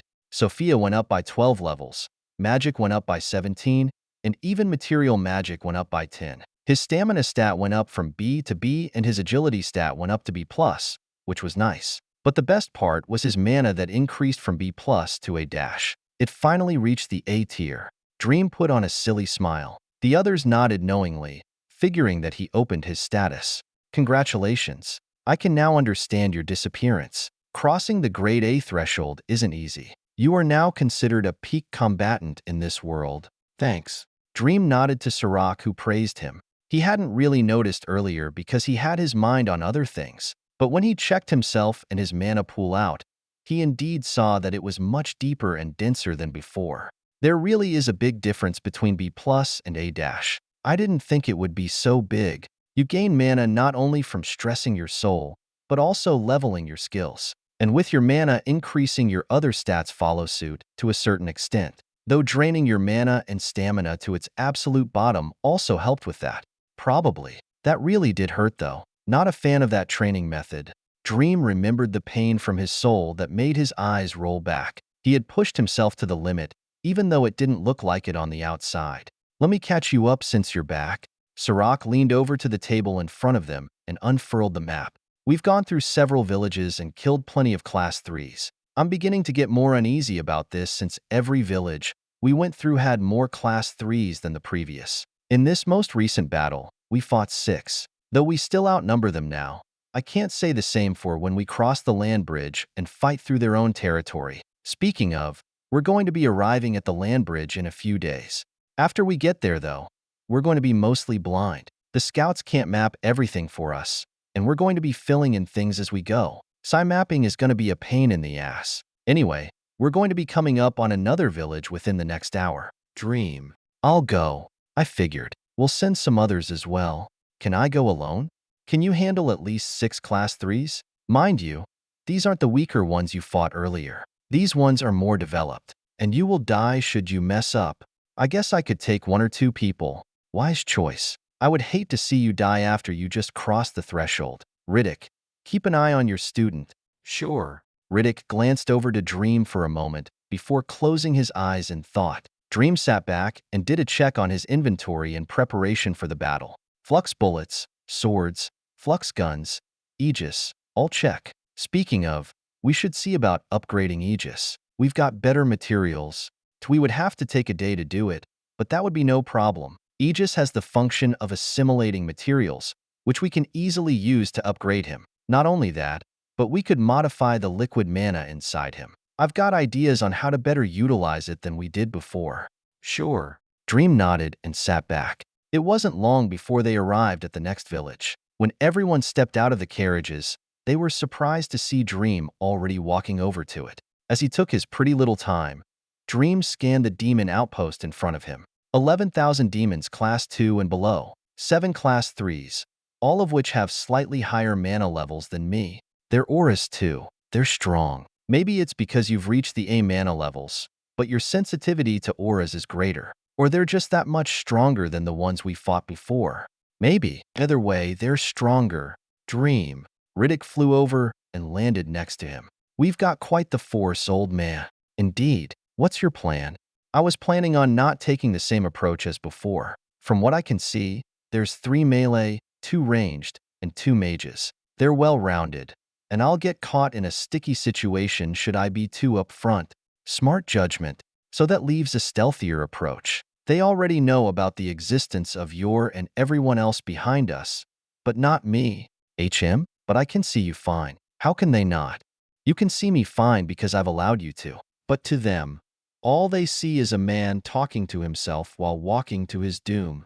Anyway, I think I can handle this myself. Just give me a minute or so to set myself up. I haven't fought stealth in a while. Fine. Have fun. With that, Dream suddenly disappeared from Riddick's view. Not only that, but every trace of his mana was undetectable by Riddick. The dirt on the ground didn't shift. There was no movement in the air.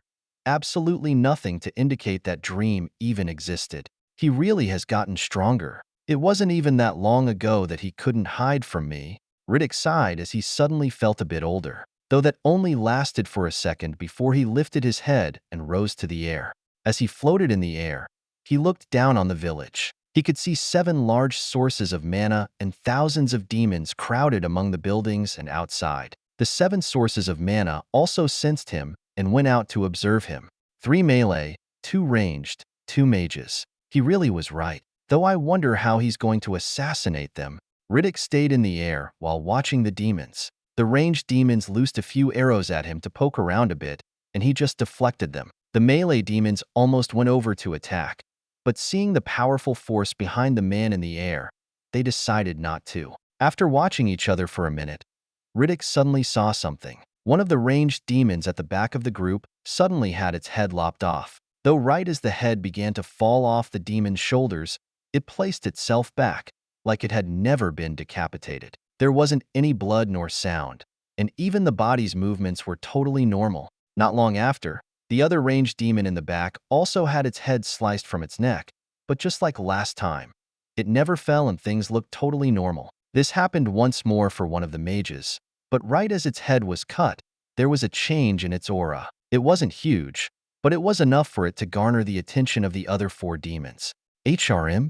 One melee demon went over to the dead mage and looked him over. Then, out of nowhere, the demon punched the dead doll, blowing it away.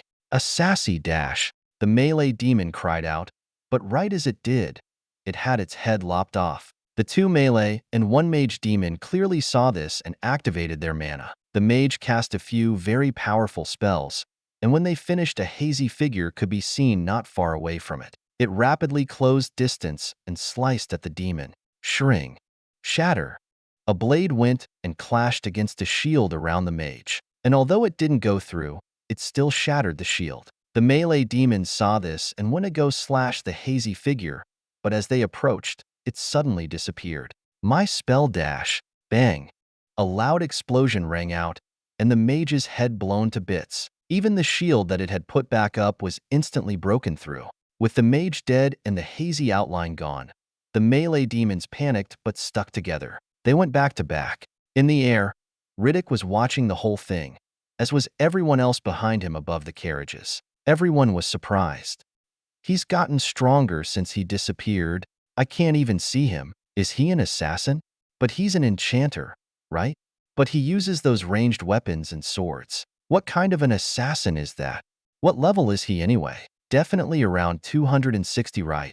Everyone speculated off to the side while Riddick listened. He just shook his head. Only he knew what level Dream really was, though that made him seem even more terrifying than he should be. Maybe ignorance was bliss. It didn't take long for the 2 melee demons to be cornered and killed under Dream's superpowered bullets. The amazing thing about the bullets was that if one didn't work, you just used more. Even if the demons could survive 1 shot to the chest or head, they couldn't survive a dozen. Dream soon appeared next to the 7 demon corpses and collected them into his inventory. Meanwhile, the 11,000 other demons around him looked on at him and the disappeared corpses in bewilderment.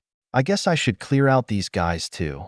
200 blades suddenly appeared around him, pointed towards the demons. Without another word, they zoomed off and began reaping the lives of all the demons in the area. Not more than 5 minutes later, Dream was walking back to the carriages without a speck of blood on him. Everyone descended and watched him. Riddick also followed behind. Sarak and Idona at the front stared at him with approving faces. Good job. Looks like you really didn't need help. I didn't know you had such a powerful stealth skill. Sarak complimented him. Dream nodded. Thanks. Though that mage messed me up. Maybe I should have saved him for last. Though I didn't have a decent angle to get these melee demons. Maybe instead of going around the back like you did, coming from above would have been good. Idona. That's true. Though using that building was a wise choice as well. Flying can cause mana fluctuations and give away your position. So it's not like your attention to detail is bad at all. Sarak. Thanks. Dream smiled to them, but on the inside he was a bit disappointed. I still can't hide from them, huh? By giving him that advice, they inadvertently told him that they could see him while in stealth. He of course wanted to know this information, but didn't want to ask them directly. So he took another route, which worked. We can't be too greedy. They're still class 4s. Their power is on another level, not to mention the variety of skills they might have. But don't worry, we should be able to get there soon. Dream nodded to her. He was also confident in this, and the levels he gained during the slaughter upped this confidence even more. Chapter 108. Upgrade. Dream checked his status after chatting with Idona and Sarak. Profile. Name, Dream. Species, human male. Class, Master Artificer. Titles, Origin Seeker. Level, 175. Stats, Strength, B Agility, B+. Stamina, B Magic. Passive skills, Sophia, LVL 81. Magic, LVL 71. Active skills, Summons from Another World. Material Magic, LVL 64. 11 levels. Sweet. Even my 2 magics leveled up. He smiled seeing the numbers. Both of his magics leveled up 3 times as well. It was always nice to see progress. Since all the demons were taken care of, everyone loaded back up into the carriages and set off again. Dream relaxed in his seat with his eyes closed, pondering. It won't be long until I reach class 3. Do you think I would be able to level up one of my skills before then? You, perhaps? Maybe, though I'm worried about what might become of me should that happen. It's unpredictable what it might turn me into, and I don't think I'll be able to fight it. I didn't think of that, though I don't think it would be anything bad. What happened last time when Savant evolved? Actually, I don't know. All I remember was when I was born. It was a weird and sudden process. It was also very enlightening because that's when I became one with you. I got all of your memories and feelings and understood who I was. It was the greatest day of my life. Look at you making me feel all fuzzy inside.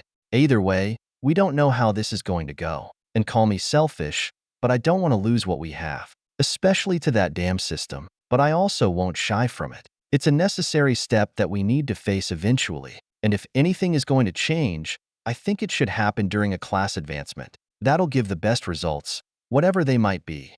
I also don't want to lose what we have, but you're right, we will need to cross that bridge, although I don't think that'll be for a while. After how far we've come, you're still only level 80, and at the rate I'm leveling up, I don't think you're going to evolve anytime soon. We'll have to wait for the class 4 advancement, so we have time. Let's enjoy it.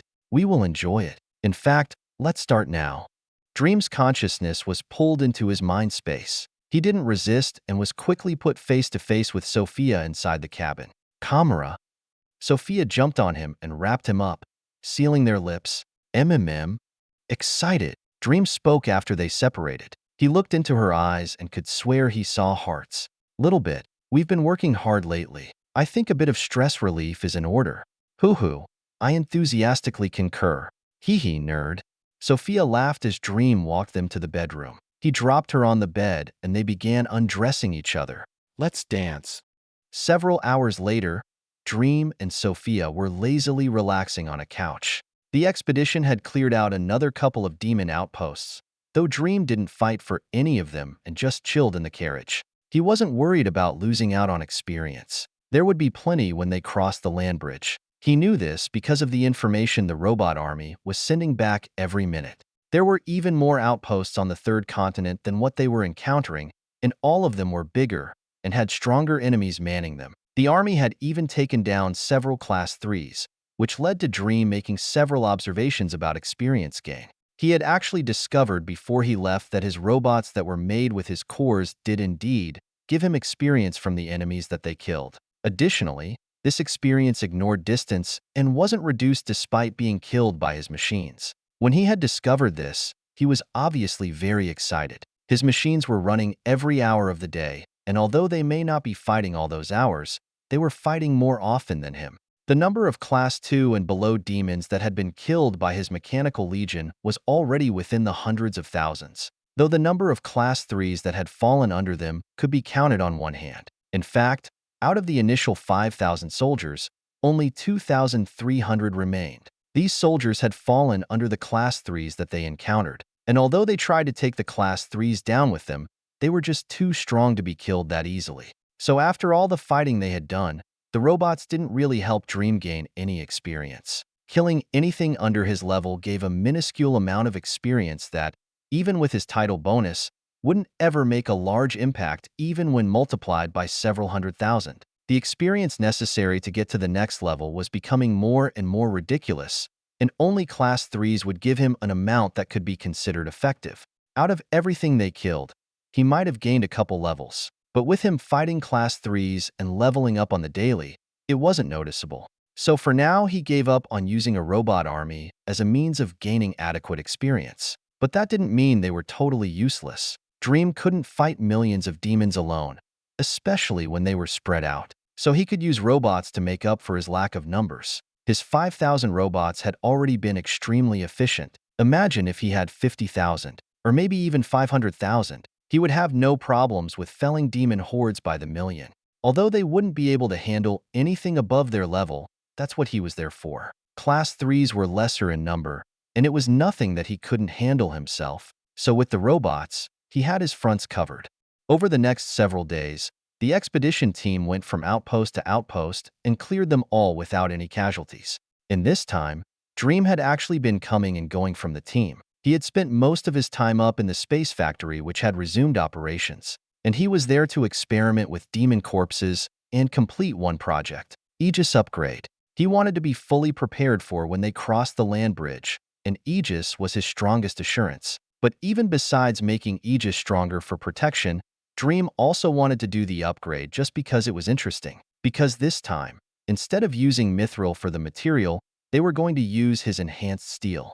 Before the nuclear explosion that obliterated most of his materials, The bots at the station had been able to produce grade 7 steel, which was equivalent to grade 8 mithril. They had also been able to produce a very decent amount, and this steel had stayed in his inventory since it was his most precious resource. But despite having this grade 7 steel, Dream wasn't satisfied and decided to shoot higher. So for those few days before reaching the land bridge, he worked on enhancing the steel to grade 8, which surprisingly wasn't that difficult. He first used the globe network system that they developed to transfer the flux from the newly acquired Class 3 demon material to the grade 7 steel. This process was much easier than before due to his increased mana pool density and went smoothly, saving them lots of material and boosting the steel to grade 7.5.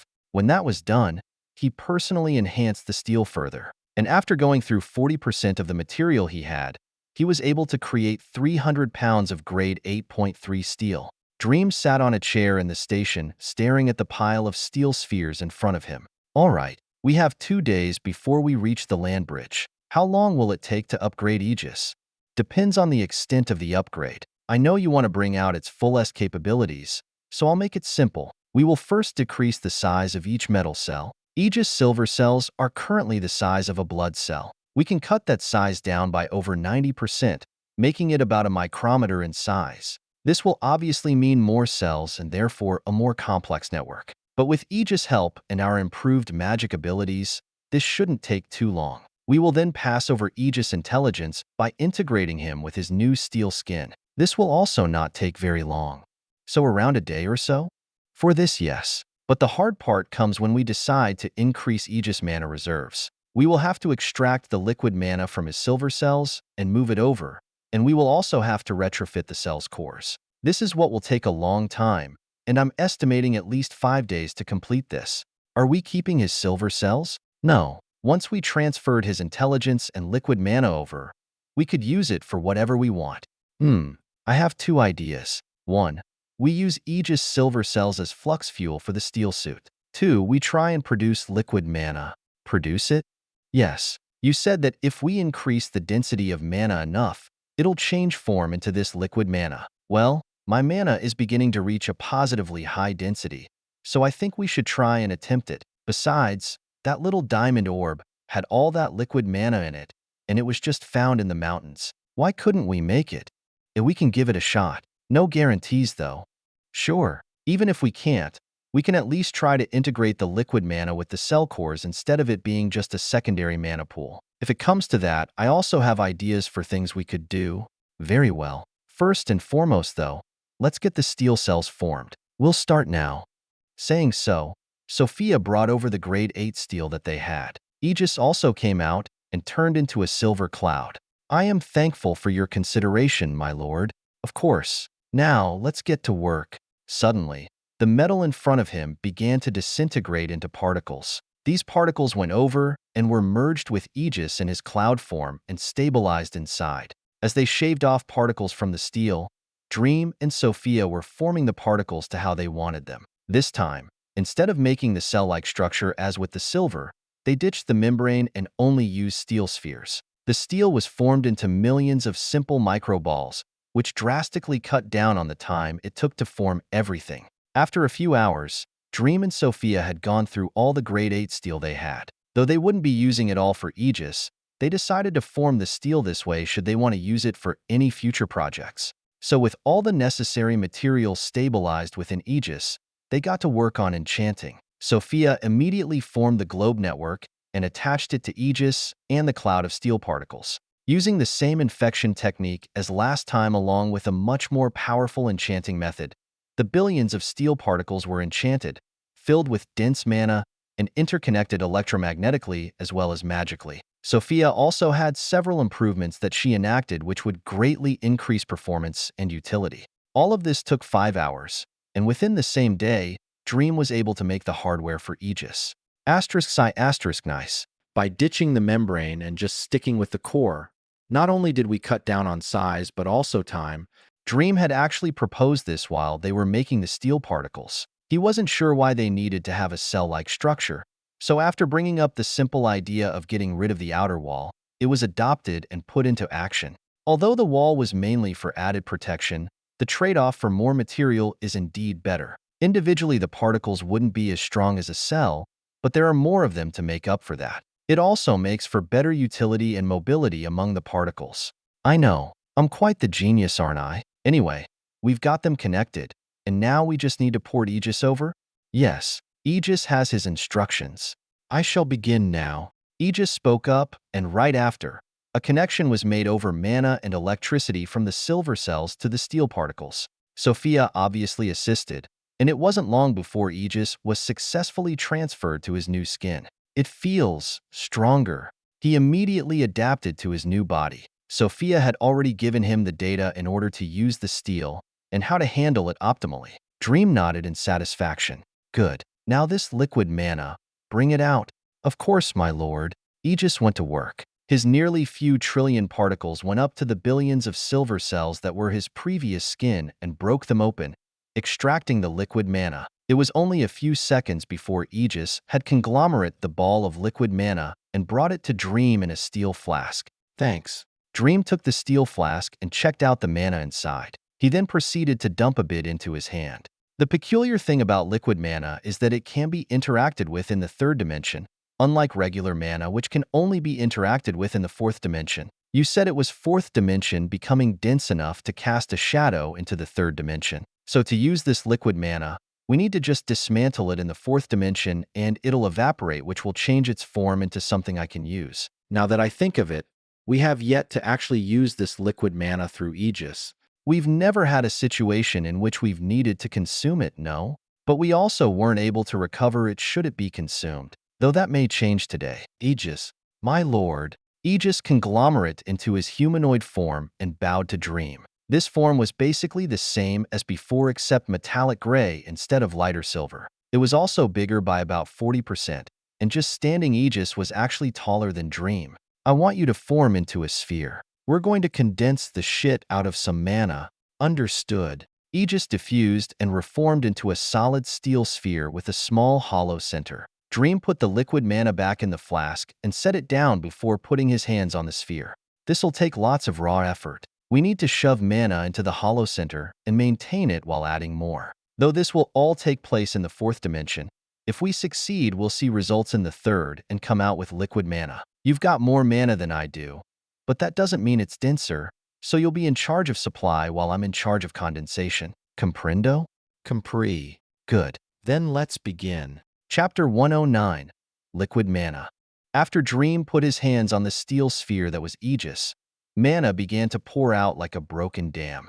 Dream instantly dumped 70% of his mana into Egis, while Egis also dumped huge amounts of mana into the empty center. Once the mana began to conglomerate, Dream and Sophia began compressing the mana. Immediately after attempting to compress the mana, Dream could feel the pressure on his soul that he had never been a fan of. But he didn't shy away and continued. Magic has leveled up. Magic has leveled up. Magic has leveled up. Notifications appeared in his mind, but Dream disregarded them for now. Instead of compressing everything at once, Dream and Sophia took it chunks at a time. They would compress one chunk, then another, and then put them together. After going through that process, they would continue to compress those dense chunks. It was slow, steady, and controlled. Dream never had to worry about supplying mana since everything was being funneled in by Egis. All he had to do was provide raw strength and compress the mana. It actually wasn't long before they could see results. After going through several series of compressions, Dream could sense a fog inside the sphere center. It was physical, meaning it was present in the third dimension instead of just the fourth. He smiled. We've already hit the first checkpoint, getting it into the third dimension. Now we just keep going. Dream grabbed a hold of that fog and maintained its compressed state. Though this wasn't easy and he let out pain breaths every so often. While constantly producing more fog, Dream compressed it and tried to make it liquid. He brought more fog into the space and stuffed it along with the rest of the fog. It got denser and thicker until he could finally sense what this fog looked like. It's transparent. I can see it ripple and bend light, but it's not visible otherwise. Not the time to worry about that. Indeed, I've run into a problem. Dream stood there with a strained and confused expression. He had made the mana into a dense fog, but he wasn't able to move any farther. No matter how he tried to compress it, the fog wouldn't become any denser. He wasn't sure what to do, and he was losing his energy by the second. Damn, what else is there? Diamond? But that's only a container. Am I just not strong enough? I can't compress it anymore. Maybe it needs to bind to something. Bind. It can't be a metal. Attractive force, flux. Where's the silver cells? Dream whipped his head around and saw the floating conglomeration of Egis' previous skin. He forced over the cells and shoved them into Egis' sphere into the center where the mana fog was. Blow it. Thud. A low shockwave was released through the sphere. Depleted silver was dumped out as Dream watched the fog. It's working. Dream could see the mana fog slowly accumulating. Though some of the flux escaped into the steel sphere, that which didn't remained in the mana fog and bound it together. Soon, there was a small pool of liquid mana inside the sphere core. After all the fog was bound and formed into liquid, Dream released his compressive force. A long, tired breath came out. Dream sat back on a chair and recovered his mana as Egis reformed into a humanoid, bringing up another smaller flask filled with the liquid mana. Congratulations, my lord. Heh. Sure. Dream took the flask and looked inside. He couldn't see anything, but he knew that there was liquid mana inside. It was just transparent, like the fog, though it was also smaller in volume than the black liquid mana. Let's see. I've formed maybe March-fourths of the volume of the black liquid mana. Not too bad for my first try, though it took a good chunk of energy out of me. I'll need a day to rest. Dream made sure not to push himself beyond the brink. He didn't want to pass out for 4 days again. Your magic skill leveled up some? How much? 9 levels. It is now level 80. That's it? Not gonna lie, I was kind of hoping for more. That wasn't easy stuff. Well, you have to remember that it's not about effort as it is improving the technique. Doing new things is what's going to level up the skill. Through leveling up, we develop a more efficient and perfect skill, and it becomes more powerful through stats. Yeah, you're right. Can't be too greedy. Anyway, I wonder why this mana is clear. Dream poured out some of the liquid mana into his hand. It felt as if he poured out air, and he had to use his mana sense to even know the mana was there. That's a good question, but not one we can answer now. Let's continue with Egis. Right, so where were we? We needed to integrate the liquid mana now, right? Correct. And after making it for ourselves, I have a better grasp on how to do this. I was also thinking about it. I think we can integrate the two by infusing this liquid mana with the enchanted mana that's anchored to the steel particles. That way the enchantment will become stronger since the mana comprising the enchantment is stronger. This will enhance everything Egis does. That's actually better than what I had in mind. Let's go with that. What did you have in mind? Something not much different than last time where we used the liquid mana as a separate source. Oh, exactly. Anyway, I've plotted how to carry out your method. We should start now before you decide to doze off. Sure. Then, Egis. Understood, my lady. Egis retrieved both flasks of black and clear mana and brought them into his body. The liquid mana was then spread thin towards all of his particles, though the problem immediately became apparent. There's not enough liquid mana to go around. Wasn't there enough for the silver cells? Yes, but each silver cell was much bigger. There are trillions of particles making up Egis' body, and this liquid mana can't be stretched thin enough. Then reduce the spread and only enhance a portion of the body. We can create more liquid mana over time. All right. Sophia did what he said and drastically reduced the spread of the liquid mana. She enhanced a small percentage of particles within Egis' body and left the rest untouched. The particles that had their enchantments upgraded became much more powerful than the rest. This took another few hours before it was completed. Finally, Dream fully relaxed into his chair while scanning Egis' body. Very nice. You've grown drastically in power. All thanks to you, my lord. I can't help but wonder if you would ever be able to have a mind of your own. Though for me to give that to you, that requires understanding the soul. So it's not something that'll happen anytime soon. But it may happen through the development of your AI. Isn't that what a singularity is? When the creations of humans finally achieve independence and are capable of advancing beyond them. Though this concept was something before we learned about souls and such. I wonder how that would incorporate itself. Dream delved into thought for a while, thinking about how something like superintelligent AI would cooperate with this new magic system of the universe. Would an artificial life have a lifespan? Would they be able to gain levels? Would they have a soul? And if they do have a soul, wouldn't that mean they eventually have to die despite their undying bodies? Many philosophical questions and hypotheticals flowed through his mind, though at a certain point, he stopped thinking and smirked. Heh, I remember when I asked myself all these questions back on Earth. I was so full of hopelessness since I would never be able to find such answers. The questions were only something I wondered about to escape the world around me. But now, it's something so much more than a concept to fantasize about. It's a mystery to unravel, a problem to solve, a secret to discover. It's a paradigm to which I can finally understand. Dream looked at Egis, who now represented his first big step into the world of the unknown. His eyes flamed with intellectual passion, and if he hadn't just spent a big chunk of his energy to make him, Dream might start tearing down Egis in some kind of experiment. Calm down there. You'll scare him. Heh. Do not worry, my lady. I cannot be scared, and this body can be used however my lord sees fit. Dream's eye twitched. The way Egis said that sounded weird. Anyway, Egis is upgraded, and I'm tired. We should also head back. When are they reaching the land bridge? In about a day. Though before you head back, I think it's about time we did some upgrades for yourself. We can replace your bones with the grade 8 steel particles. There are also many of your body systems and enchantments that can be enhanced. I'm not opposed to that, though would we use the steel particles as is or reforge them?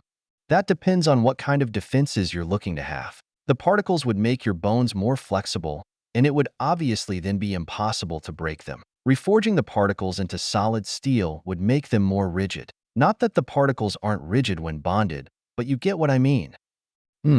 I guess the particles would be better, and we can always make it solid later if it proves to be worse. Alright, one more thing related to your enhancements. Since we're able to reliably distribute flux to other materials whether through magic or explosions, I thought we could increase the flux concentration of your body. What's it at now? Well, ever since I enchanted your body to maintain a highly dense mana environment, the flux levels have actually gone up and allowed the density to increase along with it. But they still aren't very high, and if we're comparing it to the mithril, I would say that it's at about grade 6 all around.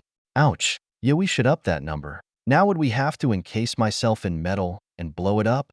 Not really. I would just have to gradually move it over using the new technique we developed with the bones.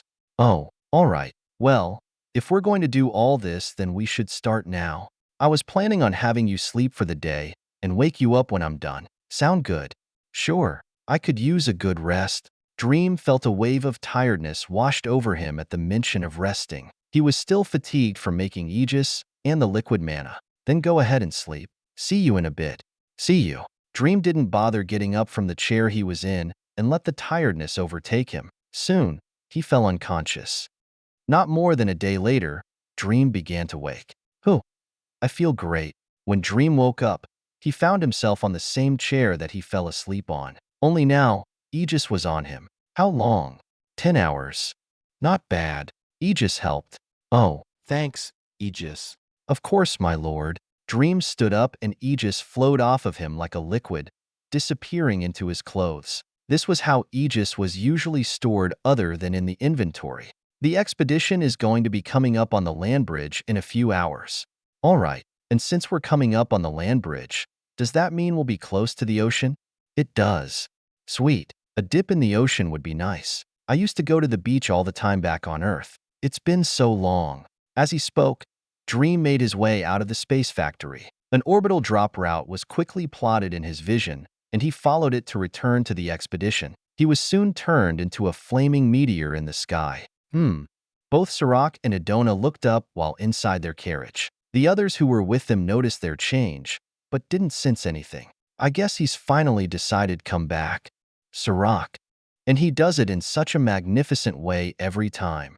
I'm really curious about his workshop of his that's supposedly in the sky. Adona. The other mages nodded as they heard them talk. Everyone knew that wherever Dream went was up in the sky, and while they didn't know what he did, he seemed to be a little stronger every time he came back. Whoosh. Air was stirred up as Dream came to a sudden stop. Everyone nodded to him as he walked into the moving carriage. You've come just in time, Dream. We're going to be coming up on the land bridge soon. I know. I saw it while I was coming down. By the way, Are we planning on making a stop at the coast? The coast? Why would we stop there?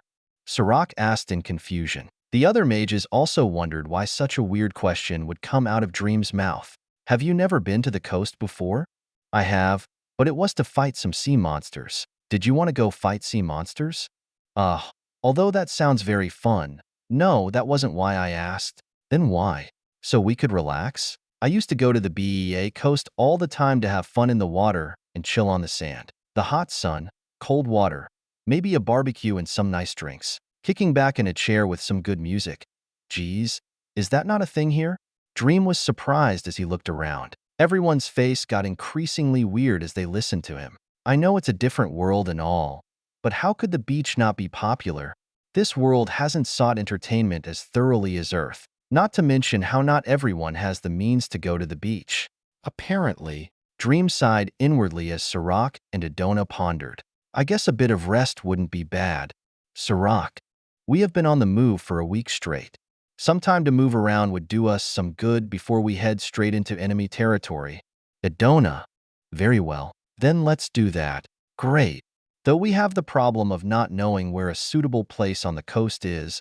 Oh, don't worry. I'll handle navigation. After saying so, Dream created 8 streams of mana and connected them to the enchantments of the carriages. Not long after, one of the mages across from him put on a confused face, and all the carriages changed directions. Oh, you really are a powerful enchanter. Adona spoke as she had seen how Dream took control of the carriages. Although it wasn't like they were protected, it wasn't easy to forcefully take control of 8 enchantments at once from 8 different users. This was the reason why one of the mages had a weird face. This much is simple. If you'd like, I can rewrite the enchantments and make them better. Well, that's not really up to me as these carriages are the property of the mercenary empire. Sarak? I think I'll decline. The enchanters back home wouldn't be pleased if they knew a random kid had tampered with their crafts. Heh, all right. We'll be at the coast in half an hour. My ship is also on its way. Your ship? Oh, that's good thinking, Dream. Adona smiled to Dream in satisfaction after remembering the comfort she had felt. Meanwhile, Sarak was left wondering what was so great about this ship to give her such a pleased expression. Chapter 110, Big Fish. It wasn't long before the people inside the carriages had begun smelling the ocean's breeze.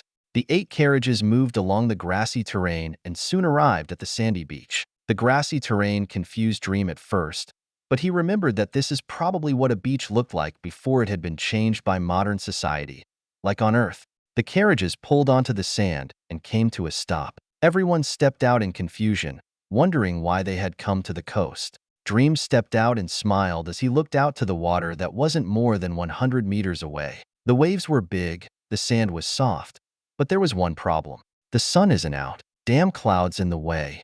The smile was wiped off his face as he looked up at the gray clouds. The sun was being blocked. This was definitely not the most preferable situation. We can solve this. You're right. Dream smiled once again after remembering that he could indeed solve the cloud problem. Though right as he was going to act, ugh, such gloomy clouds. Go away. A voice suddenly came from beside Dream. He looked over and saw Adona raising her hand to the sky. The next moment, mana burst out from her body. Whoosh. Air was swept up for several miles around, and it seemed the sky was going to fall as the clouds were stirred. A massive cyclone was created with them as the center. Dream suddenly thought about a hurricane's eye, wondering if this is what it would look like. In only a minute or so, the clouds were pushed away towards the horizon, and the bright sun was let through uninhibited. Oh, Dream, who was just about to do something much less magnificent, just looked on in surprise. Adona looked at his stumped face and chuckled. Hee hee, this is what surprises you? You really are still young. How cute. Ugh, cute? I am not cute. I am a manly man, and I was just about to do the same thing. Ah, well, I'll be sure not to steal your spotlight next time. Okay?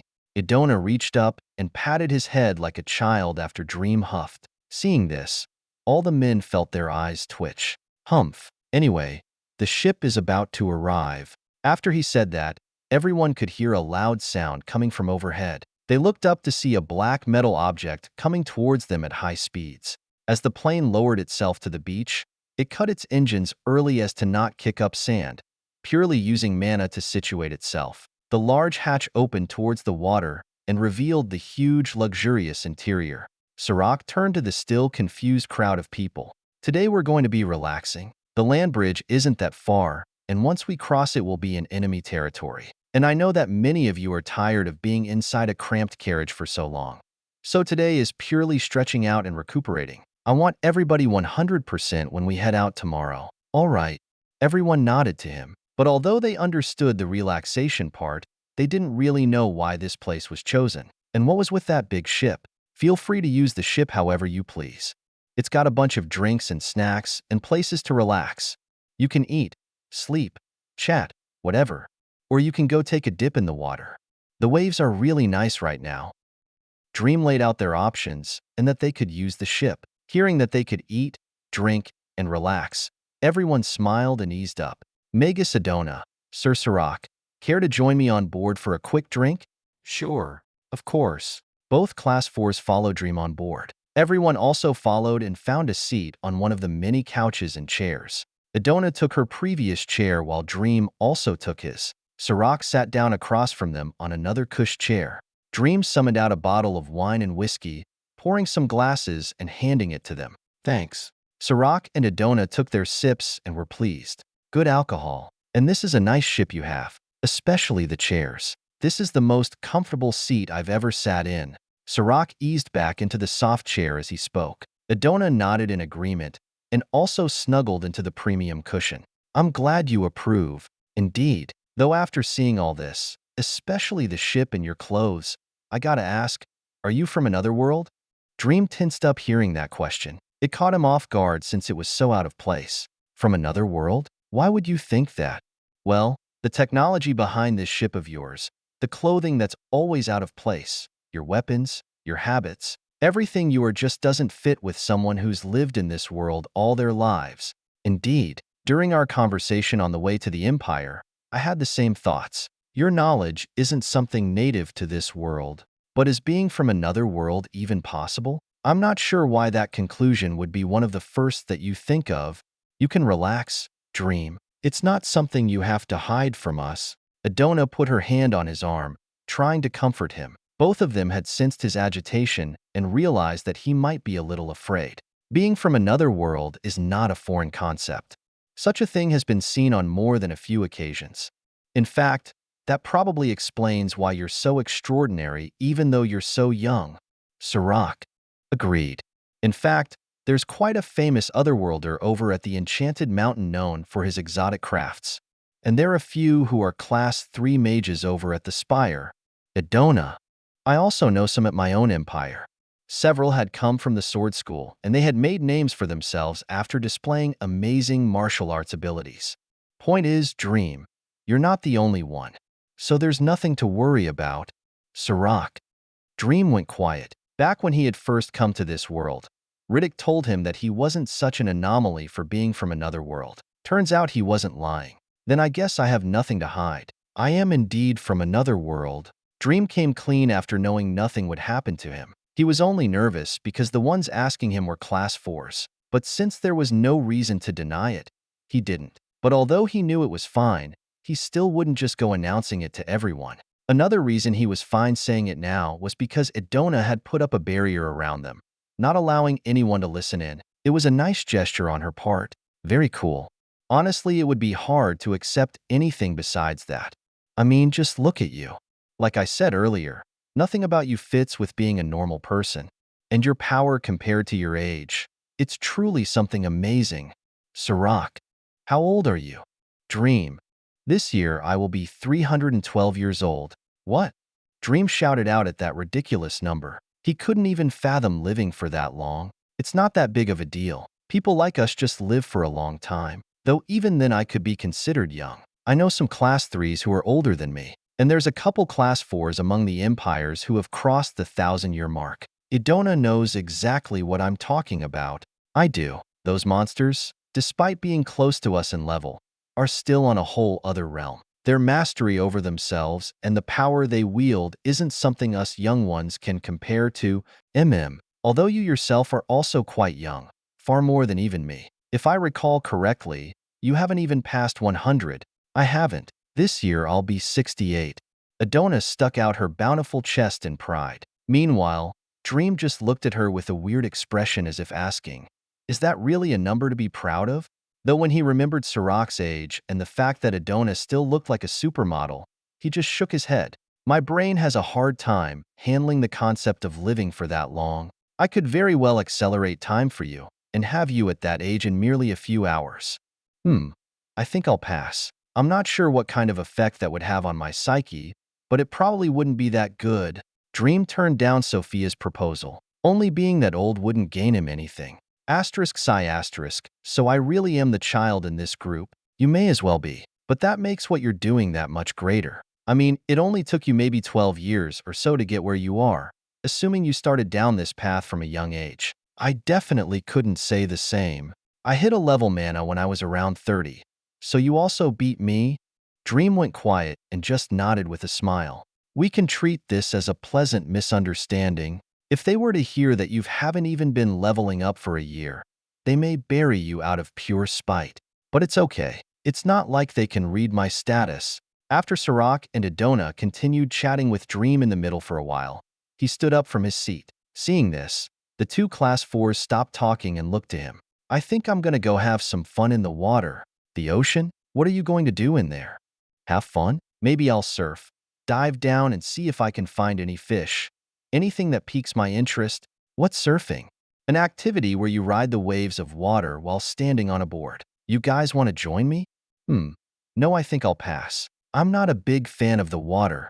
I think I'm going to pass too. This chair is too relaxing."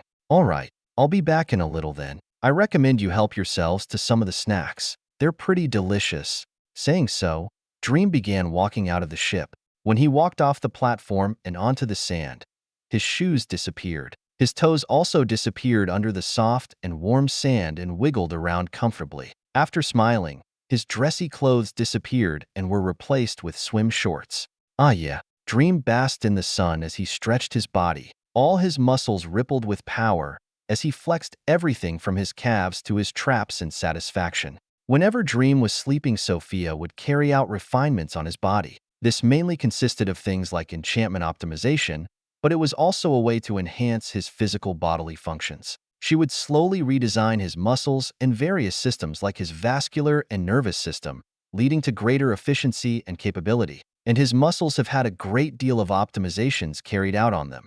Just looking at him, one couldn't call him hugely muscular. He was still no taller than 6 feet 3 inches, but his body had seemed to reach peak human form. His muscles were tight, compressed, defined, as if they were just waiting to burst with power at any moment. His body was a sight to behold, and that's exactly how Sophia had designed it. It was her work of art, after all. Oh my, Adona. Look how small he is. What's he trying to show off? Sarak. Not everyone has a bloodline like yours. Besides, bigger isn't always better. I can half agree with you. You also have to remember that he's a mage. Well, an enchanter would be more appropriate. Either way, strength isn't his specialty. And to be that developed, it's rather beautiful in a way. Someone's getting a little captivated. Maybe. He's a very likable person. A looker, charming, smart, powerful. Though he still has a bit of a way to go before he catches up to me. But still, to be wooed by such a young kid. I'm still a woman, you know. Not what I was talking about. Sarak glanced back at all the other men in the ship. He had noticed certain agitations after Dream had stripped in front of their goddess, Adona, and seeing her entranced face only worsened it. Adona realized what he was talking about and huffed. A bunch of stinky old men. I'm still young, you know. If I'm choosing a partner, it's not going to be someone who's a few hundred years older than me. I don't think you realize how much that limits your options. Do you want me to scope him out for you? He could very well be smitten for you as well. And no, that's all right. Adona blushed slightly at the thought. Sarak just smirked and looked towards the water where a certain someone was having a blast. As the Class 4s were talking about various things, Dream had already gone off to ride some waves. Though surprisingly enough, this got boring rather quickly. After Dream had done a few pipelines, he realized that his capacity for thrill had increased drastically. This was no surprise as he had literally been going to and from space. Such small activities couldn't get him quite as excited as before. Though he still enjoyed the peaceful feeling, he wanted to have some fun, so he improvised. One thing he found himself doing was flying across the surface of the water at Mach speeds. Going at high enough speeds would kick up some water under him, and it was fun seeing the tall, swirling mists behind him. He would dip his hand down and cause high walls of water to fly up. He would also part the water, creating a big empty pit, and when the water rushed back together, it would cause a huge splash. He came to just have fun seeing the power he could exert on things, though he was also made sure to go and dive down to take a look at all things fishy. This actually turned out to be an awesome experience. As this planet was an Earth, there were many different species that didn't exist on Earth. Not only that, but mana had caused huge changes for life underwater.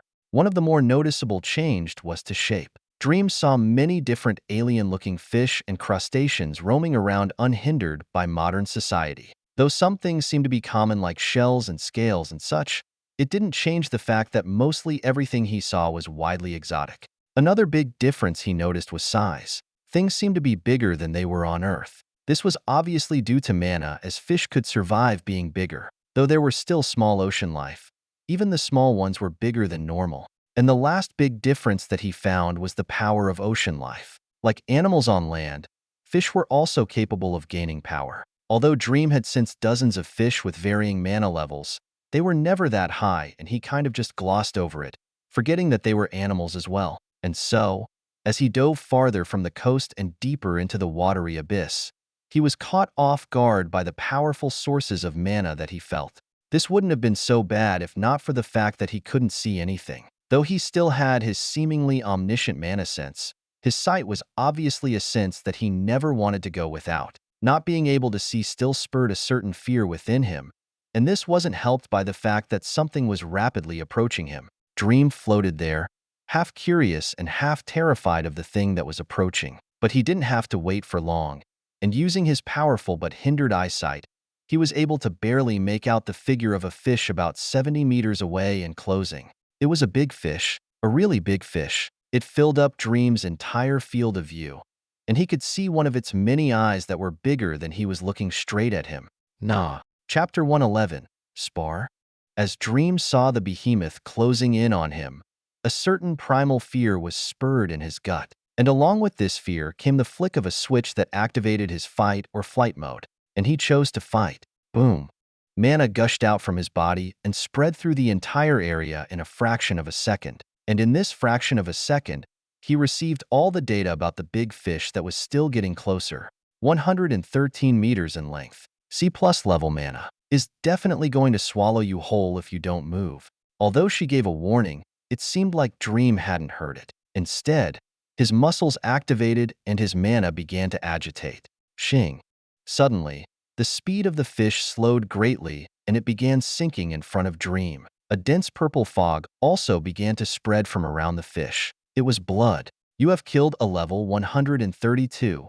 Behemoth Rorqual. You have gained experience. I guess that works. Very simply, Dream had separated the fish's head from its body, like a chef with tuna. But although he had so easily killed it, the fear he felt hadn't lessened. In order to not have the massive fish crash into him, Dream quickly moved up and out of the way. Though he didn't stop there and quickly rocketed to the surface. After he breached through the water and flew up into the air, Dream directed course back to land, while screaming, of course. Omi god the twas thescarius shit off my life. As Sarak and Adona lounged around with a drink, both suddenly turned towards the ocean. You hear that? I did. Was it Dream? I think so. Oh, there he is. I guess he's done playing in the water. He went awfully far. Sarak pointed in the distance where only one with their level of vision could see a little dot heading towards them. Soon, Dream was making his way back onto land. Although he should be dry from flying, he had actually found some dolphin-like animals in the water on his way back. Since he had only ever seen dolphins before, he decided to go and check out this weird species. Only after checking the surrounding 1,000 meters though. But after finding nothing scary, he jumped back into the water and played around with these surprisingly friendly animals. So now he was walking back onto land, wet dripping hair and tan skin glistening in the sun. I could totally do a cologne commercial, except I'd need to have a French accent. They always say fragrance in a weird way. Have fun. Dream? Sarak greeted him from the ship. Yes and no. No? Well, let's just say I really don't like big fish. Ha ha ha ha. Out of nowhere, Sarak began loudly laughing his ass off. If Dream were a normal person, his laughs would be enough to make his ears ring. He titled his head. Why? Hee hee. Oh, nothing. It's just that I also don't like the water because of the big fish. They give me the creeps. What did you find out there? A fish whose eyes were bigger than me. It was a class 2 with sea level mana. After killing it, I got the hell out of there and played with some nicer fish on my way back. Heh, you're a funny one. I don't know if I'll be going back to the ocean for a while. So what are you going to do now? There was actually some food that was brought out you can eat. You want to spar? Oh. Sarak suddenly snapped to attention, as did many others inside the ship. Dream recoiled a bit at the intense reaction. Something wrong? What kind of spar were you thinking? Nothing crazy, obviously. Just some bare bones. No mana. No weapon sparring. And I know you would kick my ass, but I wanted to see how big the difference is between someone at your level and myself. To put things in perspective, Sarak went quiet for a bit, sizing Dream up. Everyone else also paid attention, wanting to hear an answer. All right, let's see what you're made of. Sarak smiled and stood up, exiting the ship. Everyone else smiled and began gathering around to watch the show. As he walked onto the sand, the 7-foot-tall Sarak removed his shirt, putting it into his inventory. Dream's eyes widened at the absolute Hulk before him. I'm pretty sure this man is the personification of Hulk. I mean, how can someone have such insane muscles? And the aura of this guy, I swear he just radiates testosterone. Talk about a dude. As he sized up Sarak, the man himself walked over and stood before Dream, towering over him by a whole foot. You said bare bones? It's been a while since I've fought martial arts. Yeah, I just ask that you don't injure me too much. We do have demons to fight later. And knowing that, why did you ask for a spar? Adona walked over to them, looking at Dream with a "what the hell are you doing?" face. Like I said earlier, I want to see where I am. Plus I have nothing else to do. Might as well do something fun. Psi asterisk, just watch yourself please. You as well, Sarak? Sure. I won't mess up your boyfriend's nice face too much. Was there something I missed while in the water? No, and nothing. I'm getting a drink. Adona quickly turned and walked off, leaving Dream confused and looking to Sarak for an answer. It's nothing. Anyway, you ready? Sarak squared up, causing Dream to do the same. Everyone in the ship eagerly watched, as did Adona, who had sat down. Yup. Then come at me. Sarak released some of his aura, giving off a lion-like presence. Dream could immediately tell how far he was above him, but the interesting thing was that Sarak's mana didn't actually tower over his as much as he thought it would. He specialized in strength, so his mana probably isn't as high as someone like Adona, though it's most likely that he's still past a level. But I won't know for sure until I reach that level myself. Dream hypothesized, but not for long. He soon made his move and sped up his perception, which in turn seemed to slow down time. Since he said no mana, Dream didn't use any mana. He simply walked forward stably across the sand and approached Sarak. And right as he got into Sarak's arm range, he launched forward with a burst of speed, throwing a punch. Thud. Sarak didn't bother blocking and let Dream's fist land on his abs, though that was all they did, and a low sound rang out. Damn, you've got thick skin. What are you made of? Metal? Nope, it's called body reinforcement, something many melee fighters have. You seem to have it too. That was a surprisingly sturdy punch you threw, but it wasn't my best. Try this. Dream pulled back his arm and launched another punch, but this time loaded with much more strength. He also used techniques he learned from Sophia to aid in the direction of momentum, driving it and delivering as much force as possible. And then he pulled back and threw another, then another. A flurry of jabs and punches were thrown, and despite the power behind them all, nothing showed on Sarak's skin, not even a ripple. It was like a child hitting a punching bag. Let's see you take one of mine. Saying so, Sarak pulled back his fist and threw it upwards towards Dream's chest. He's fast. Dream saw that he couldn't dodge and braced himself. Thud.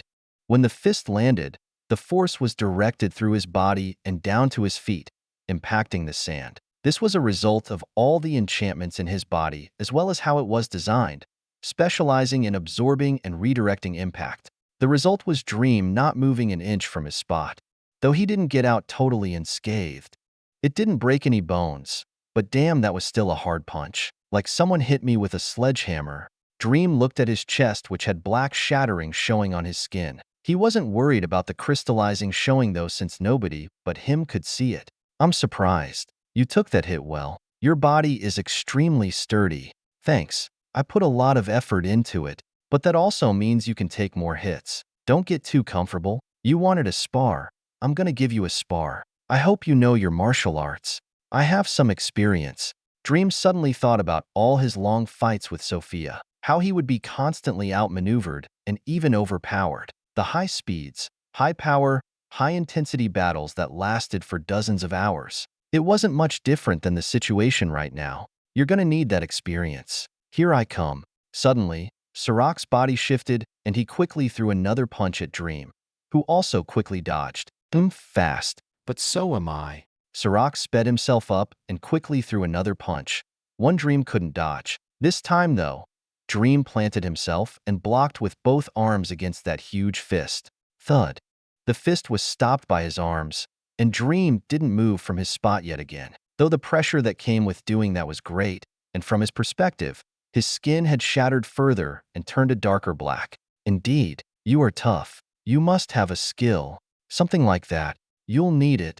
Sarak moved again, but this time he brought up his leg, kicking towards Dream's side. Dream in turn lowered his body and kicked the leg above him. Though as Dream thought that he had avoided the leg, it suddenly came back down heel first. He smirked.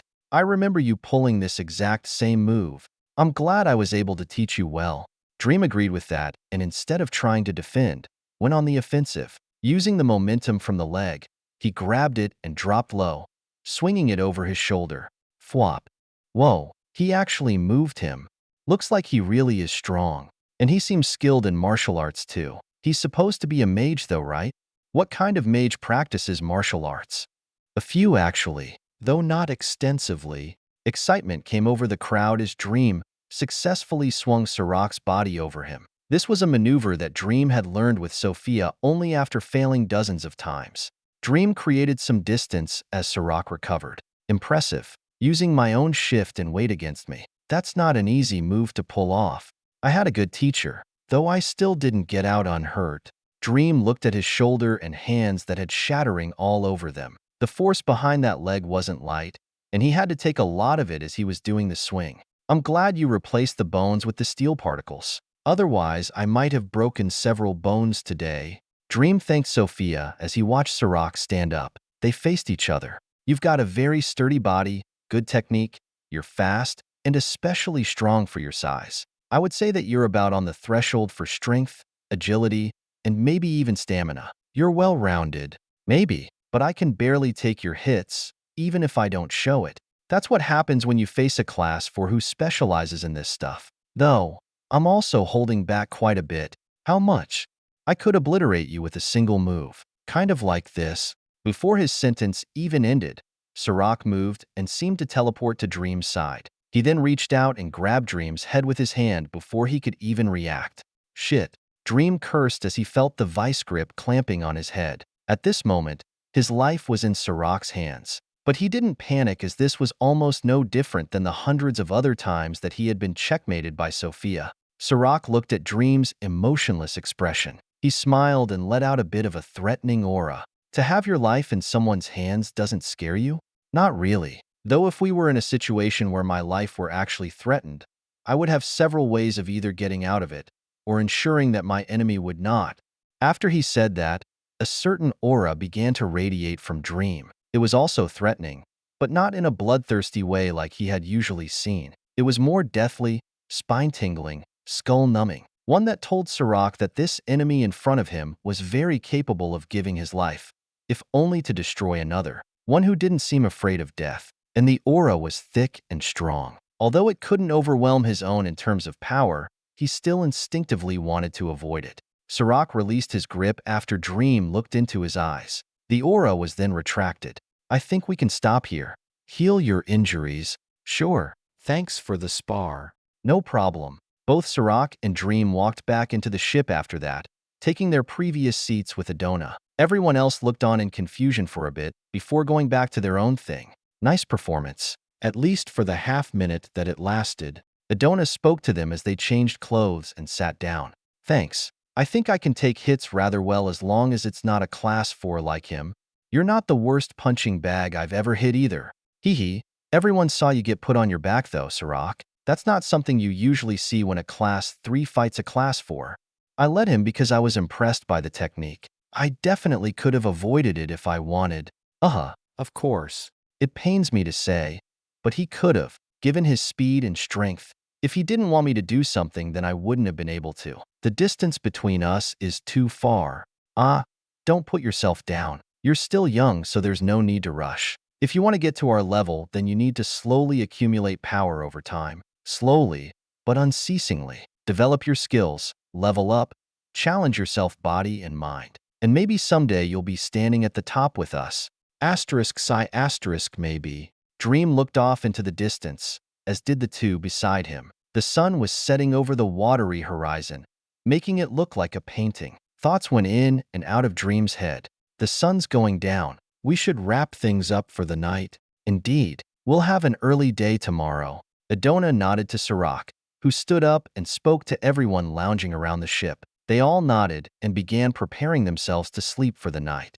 After the moon came out and everyone had either gone to bed or to sleep, Adona stood up from her chair. She turned to Dream, who had noticed. Dream, would you care to join me for a walk? Chapter 112, Fellowship. Adona spoke to Dream, who hadn't fallen asleep. Sure. He didn't ask questions and agreed. They both quietly walked out of the ship. How are your injuries? After walking across the cold sand beside each other for a bit, Adona finally broke the silence. Not bad. I'm already pretty much healed.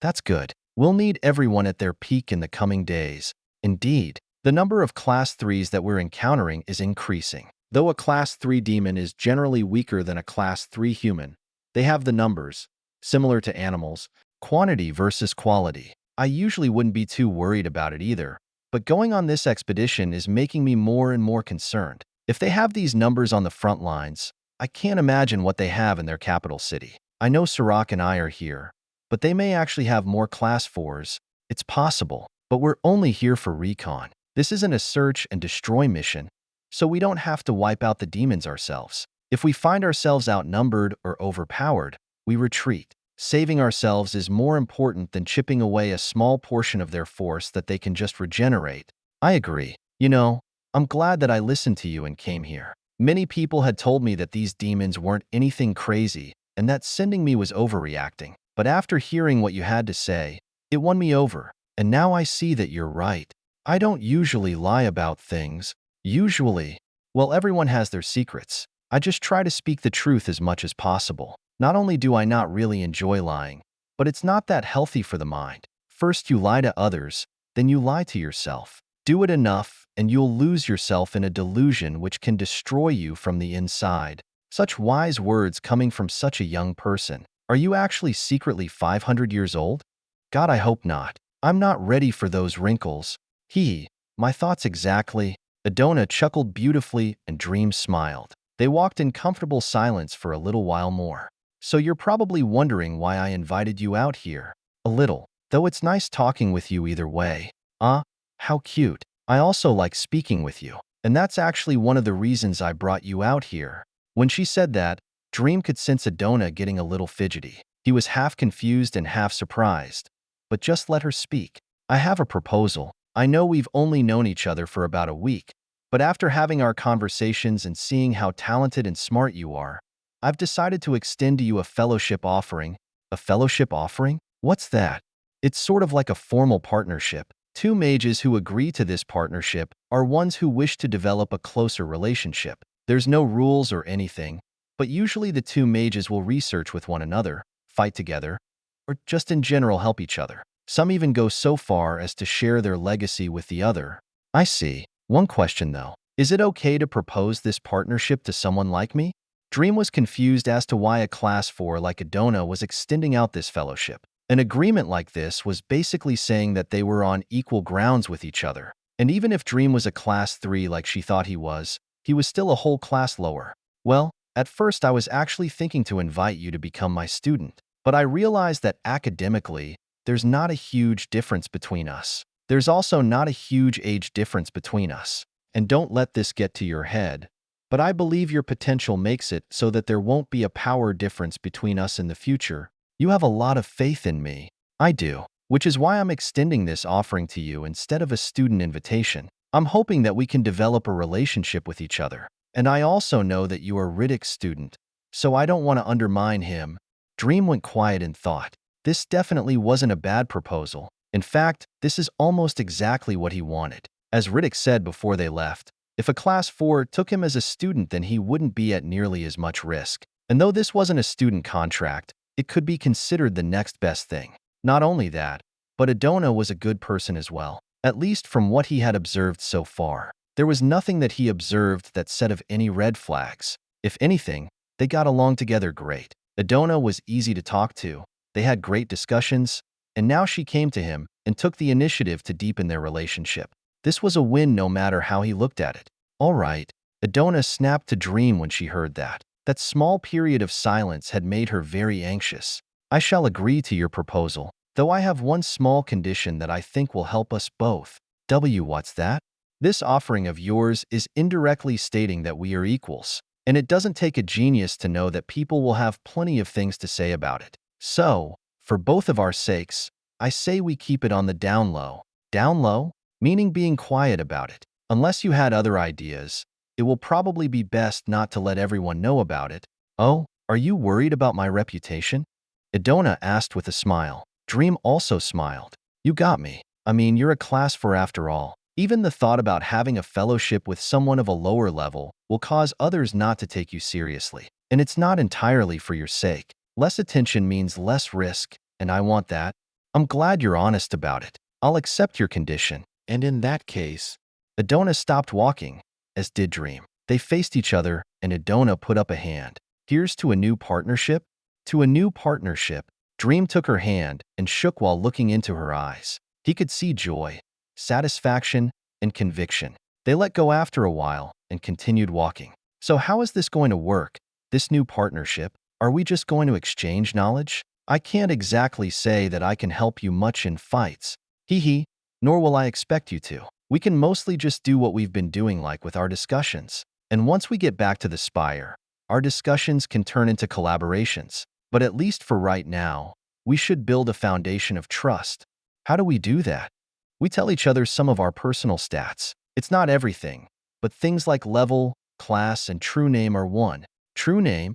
Yes, the name on your status. There are some people who give everyone a fake name, and only those close to them know their true name.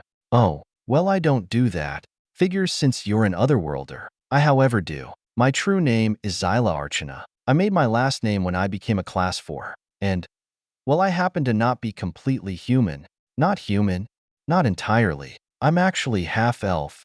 When she said that, Dream could sense mana agitation around her head. When he looked, he could see points on her ears. Her face also changed a bit. The ears weren't anything crazy. In fact, they were very similar to human ears except for slight structural differences and a point on the end. Her face, though, was a different story. Not only had she somehow become even more beautiful, but her face had taken on designs around the eyes. They looked like some kind of mana tattoo and seemed to glow black. However that worked. On top of the tattoos, though, her eyes had also changed. They used to be a generic brown, but now they were solid black. It gave off a weird sense of mystery, but also danger. Whenever she looked at him, he almost felt threatened. Look, Sophia, it's an elf. Half-elf, but that still is really cool. I wonder if her biology is different. We are not dissecting our new friend. It wouldn't take dissection. You could also just get really close to her. Kinda how you and I do. I'm sure she wouldn't mind. Are you telling me to get with a class 4? Maybe. I can't read her emotions since she's much more powerful than you, but all her body language definitely points to her being interested. I don't really think that's something I can do when I literally have 2 girlfriends, though they may be overseas, but still. Well, technically you have 3 including me. One more couldn't hurt. I couldn't even count the number of problems an arrangement like that would pose. So for now I'm gonna say no thanks. Dream inwardly shook his head before going back to checking out the cool ears. I had only heard of elves before this. Who would have thought that I'd meet one? Does anyone else know? Or is this a hard-kept secret? The other Class 4s at the Spire know, as well as a few friends. But for the most part, it's a secret. It's not hard to hide these ears after all. Interesting. Though why would an elf be over at the Spire instead of on the animal continent? Because I wanted to get away from the narrow-minded thinking of the other elves. The majority of elves don't believe in learning about human magic. Even the fact that my parents got together was controversial. I was always looked at with disdain for not being a pureblood. So after I was old enough and reached Class 3, I decided to come to this continent and go to the Spire. And since then, I've only gone back to visit. I see. Is there really that much discrimination? More so among the elves than among humans. The reason why I found my place at the Spire was because there, everyone valued knowledge above all else. You gain prestige based on your abilities, and that's what I wanted. And after working my butt off for decades, I was finally able to reach Class 4. How long ago was that? I've been a Class 4 for about 13 years. I was 55 when I advanced to become a Death-Eye. Dead-Eye? Death-Eye. Putting it simply, I'm a ranger. The bow is my specialty, though I'm almost equally proficient in melee combat. The farther a target is, the more damage I can do. I can even hit targets over the horizon, though something like that would be pushing it, so I've only done it a few times. Wow. Wow indeed. But that's enough about me. I want to hear about you. Dream formulated his thoughts for a moment before speaking. I know we're now in a partnership, but I still can't help but be cautious about telling you certain things about me. If you really aren't comfortable with it, then I can wait. I know trust isn't built that easily. You sure? Yeah, we've got lots of time ahead of us. Our partnership needs to be grown and nurtured, not simply established by an agreement. Something like that leads to relationships that can be broken on a whim. And I'm not a girl who makes such shallow and short-term arrangements. I'm liking her more and more. Dream inwardly agreed. He was thinking the exact same thing. And now that he heard it, he made up his mind. There are 3 things about me that you should know. Dream stopped walking, which caught Idona's attention. She stopped and turned around. 1. I'm also not entirely human despite being born as one. 2. Contrary to popular belief, I'm actually a Class 2. 3.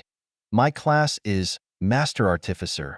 Idona went silent with wide eyes. It took her a second to process all that, but once she did, she already had questions. She took a deep breath. Let's start at 1. You're not entirely human, but you were born as one. Yes. The reason I say this is because my body has been modified by myself. I used to be a normal flesh and blood human, but now I am basically synthetic. Meaning? Take a look. Dream put out his arm and got rid of the stealth surrounding it. Idona noticed the change and put her hand on his arm, scanning the limb with her mana. Iron? And what is this muscle? And your blood? I'm not even sure what that is. They are all different materials that I use to replace the flesh but still retain functionality. Using knowledge from my world and the abilities that came with my second-class advancement, I was able to undergo modifications and enhance myself on a fundamental level. Amazing. Actually, you aren't the first to attempt this. There have been many mages and craftsmen at the Spire and Enchanted Mountain that have tried to modify their bodies just as you have, though it almost always ended in failure when put into practice. Even the ones that succeeded didn't gain much, so the practice wasn't popular. But you've done this beyond perfectly. Idona went up and caressed his arm, looking at every detail with her mana. Dream could even feel the wildly dense mana coursing through his arm, and though it wasn't intentional, his own mana was pushed out and he began to lose much of his arm's functionality. Oh sorry. Idona hastily removed herself and her mana with a blush when she realized what she was doing. Ahem. Anyway, you said something about only being a Class 2? Yes. To be precise, I'm level 186. Honestly, I have a hard time believing that, especially taking into consideration your master class, which is equally as hard to believe. Well, there's really no way for me to prove it, though you could go and talk to Riddick. He's seen my growth from level 0 all the way to now. In that case, I think I will. Now considering that fact, that also means that you have yet to construct your mana pathways. That's correct. And at the rate things are going, I'm going to need to figure out how soon. Then this could be considered very advantageous for you. Being your new partner, I guess it's only right for me to help you. Although I myself didn't need to build pathways being an elf, I know the concept and have access to the books at the spire. So consider the knowledge yours. I'm in your debt. Nonsense. This is what a partner should do.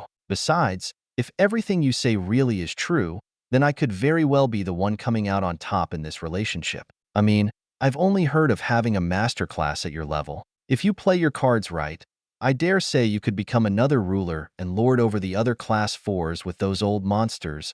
Maybe. For my sake and yours, I hope I don't let down your expectations. Both of them looked at each other for a moment before continuing their walk. They talked about all kinds of little details about themselves, things like Adona's adventures or what Dream's life was like on Earth. This went on for several hours before the sun began to rise. It was only then that they decided to head back to the ship. Chapter 113, Stronghold. When Dream and Adona had arrived back at the ship, Sarak was sitting there already awake. He looked at them with a grin on his face as if he'd been waiting. "Good morning, you two." "It is, isn't it?" Dream smiled back at him. At the same time, Sarak sent him a telepathic message. "Was it as good as I think it was?" "It was good, but not that good." "I see." Dream just rolled his eyes at his slightly disappointed expression. After a small chat, and when more people had woken up, Sarak got up from his chair. "All right, everyone get up and eat your meals. We'll be heading out in an hour." Hearing that, those who weren't awake spurred to life, and those who were began bringing out food to eat. Like that, breakfast passed quickly and everyone loaded into the carriages. Dream also sent off the ship back to the space factory. Its departure was hailed with much emotion. Dream took control of all the carriages and led them back to their primary route, to which it was then handed back to the original drivers. "We'll be hitting the land bridge soon. Reports say that there's light demon presence, so we should be able to pass it by the afternoon. We'll then move on towards the supposed demon capital. What's on the way is unknown, but there will definitely be a large number of demons, especially those of a high level. Everyone should be prepared to fight at any time." Sarak gave a rundown to everyone in the carriages over a mana channel. Though as he spoke, Sophia was coming to Dream with a problem. The land bridge isn't actually void of demons. In fact, it's the opposite. Take a look. Sophia brought up a map in Dream's mind. It was a live drone feed. There's a choke point on the land bridge which leads to the mainland. At this choke point is a heavily fortified stronghold. The stronghold and wall that blocks entry to the mainland are crawling with demons. At least 120,000 demons total. Though I can't estimate their levels from the drone, it doesn't take a genius to know that there will probably be a good amount of Class 3s. Depending on the amount of Class 3s, we'll be busy and need help with the other small fry. Oh, the army. What's their status? Other than the 50 bobs that are cooperating with the Empire, the army is going strong with about 1,800 troops. How long until they can get here? They can be there before you arrive at the stronghold. Then load them up. Already in progress. Thanks. I should tell them about this. Dream stopped watching the live feed of the stronghold and turned to Sarak. "We have a problem." Dream's voice broke the relaxed atmosphere. Everyone turned to him. "What's wrong?" "I've just received intelligence. The land bridge has demons on it, and quite a bit at that. Take a look." Dream stood up and moved to the table in front of everyone. He took out a device and unraveled it, letting it cover up the map. Right after, it lit up. It was a screen. On the screen showed two images. One was of the 8 carriages moving in a line, and the other was of the stronghold. I'll keep it simple. There is a choke point on the land bridge, and the demons have set up a stronghold that blocks entry to the mainland. This is what you see in this image. Everyone got up and looked at the image on the table. They could see a tall wall and a large fortress behind it. And all over this fortress and wall were demons moving every which way, like a bunch of ants. A few people had wide eyes looking at the sheer number. From just looking at the area, I've estimated about 120,000 demons. The majority of these are obviously Class 2 and under, but there are more than likely over 30 Class 3s. And that's a minimal estimate. Everyone looked at the image with frowns. That was truly a large number, and at this point, nobody was questioning the information. Dream had pulled enough wild cards out of his ass for them to not be surprised anymore. "Looks like we'll have a tough battle ahead of us. If need be, Adona and I will step in and take care of some Class 3s so you guys don't get swarmed by the Class 2s. Actually, I've got some backup coming that are gonna help us." "Backup?" Everyone looked at him once more. Yes, I've got a little under 2,000 troops coming to assist. Though none of them can take on a Class 3, they will be able to handle the Class 2s and under. So we shouldn't have a problem being swarmed. 2,000? More like 1,800. Everyone stared for a second before shaking their heads. How could he just have 2,000 people at his beck and call? And how is he supposed to get them here? Though they doubted him, he hasn't lied about anything so far. And while none of them could fathom such a thing, they didn't speak up to express their doubt. If you really do, then that'll help us. Do we need to wait for them? Sarak spoke up, choosing to believe him rather than doubt. No, in fact, they should be arriving soon. So you were prepared for this battle? No, I called them over a few minutes ago. Yet another outrageous statement, but still, nobody spoke up. Dream's confidence seemed to stifle their disbelief. All right, then proceed as normal? Yes, though I suggest we park ourselves some distance away from them. Of course, as if we'd just drive ourselves straight into hell, just making sure. Then I'll let everyone know. Saying that, Sarak relayed the situation to everyone. Once aware, everyone began making any necessary preparations. It was more than likely that everybody would be participating in this fight. After a few hours, they began approaching the stronghold. This was also the time that the reinforcements Dream spoke of had arrived. 18 VTOLs silently hovered overhead, fully loaded with troops. And finally, they had arrived in front of the stronghold. Well, more like 2 miles from it. Everyone loaded out of the carriages and faced the huge stronghold and massive wall that spanned the width of the land bridge. They could see the tens of thousands of demons running and flying around, and the aura that huge horde gave off was threatening, even to them. It was like they had corrupted the atmosphere and rejected life itself. After they had unloaded, the planes also set themselves down and opened their hatches. Everyone watched as 1,800 metal soldiers poured out of the ships. Wait, these are your soldiers? Aren't these the ones that were spotted on the third continent, wiping out demons? After a fighter from the Empire spoke, everyone remembered the reports from the meeting before they left. The reports described metallic humanoids with 6 arms that wielded swords and ranged weapons. These soldiers happened to fit that description perfectly. These are indeed my soldiers. I sent them out even before we came to the Empire. I wanted to collect intelligence about the demons and get a grasp on their threat level. So I built them and let them fight. They'll help us fend off all the low-level trash covering those walls, making sure we don't get blindsided while focusing on the strong ones. But can they handle that many? Sarak spoke up after seeing their power level. Dream smiled. I think they'll do their job fine. Anyway, I think our enemies have already noticed us. Dream looked off in the distance and could see how agitated the demons were getting. Many of them were looking at their group who were standing out in the open. Their surroundings were just grasslands and the coast after all, so there wasn't really anywhere to hide. I'm sensing Class 3s. Looks like the estimates were off. I'm picking up on 72. That's about 15 more than our total number. Adona spoke up after scanning the area with her mana. Hearing the number she found, everyone suddenly felt much more pressure. Besides the 2 Class 4s, there were about 55 Class 3s who were on this expedition, and already, the number of demons surpassed their own number.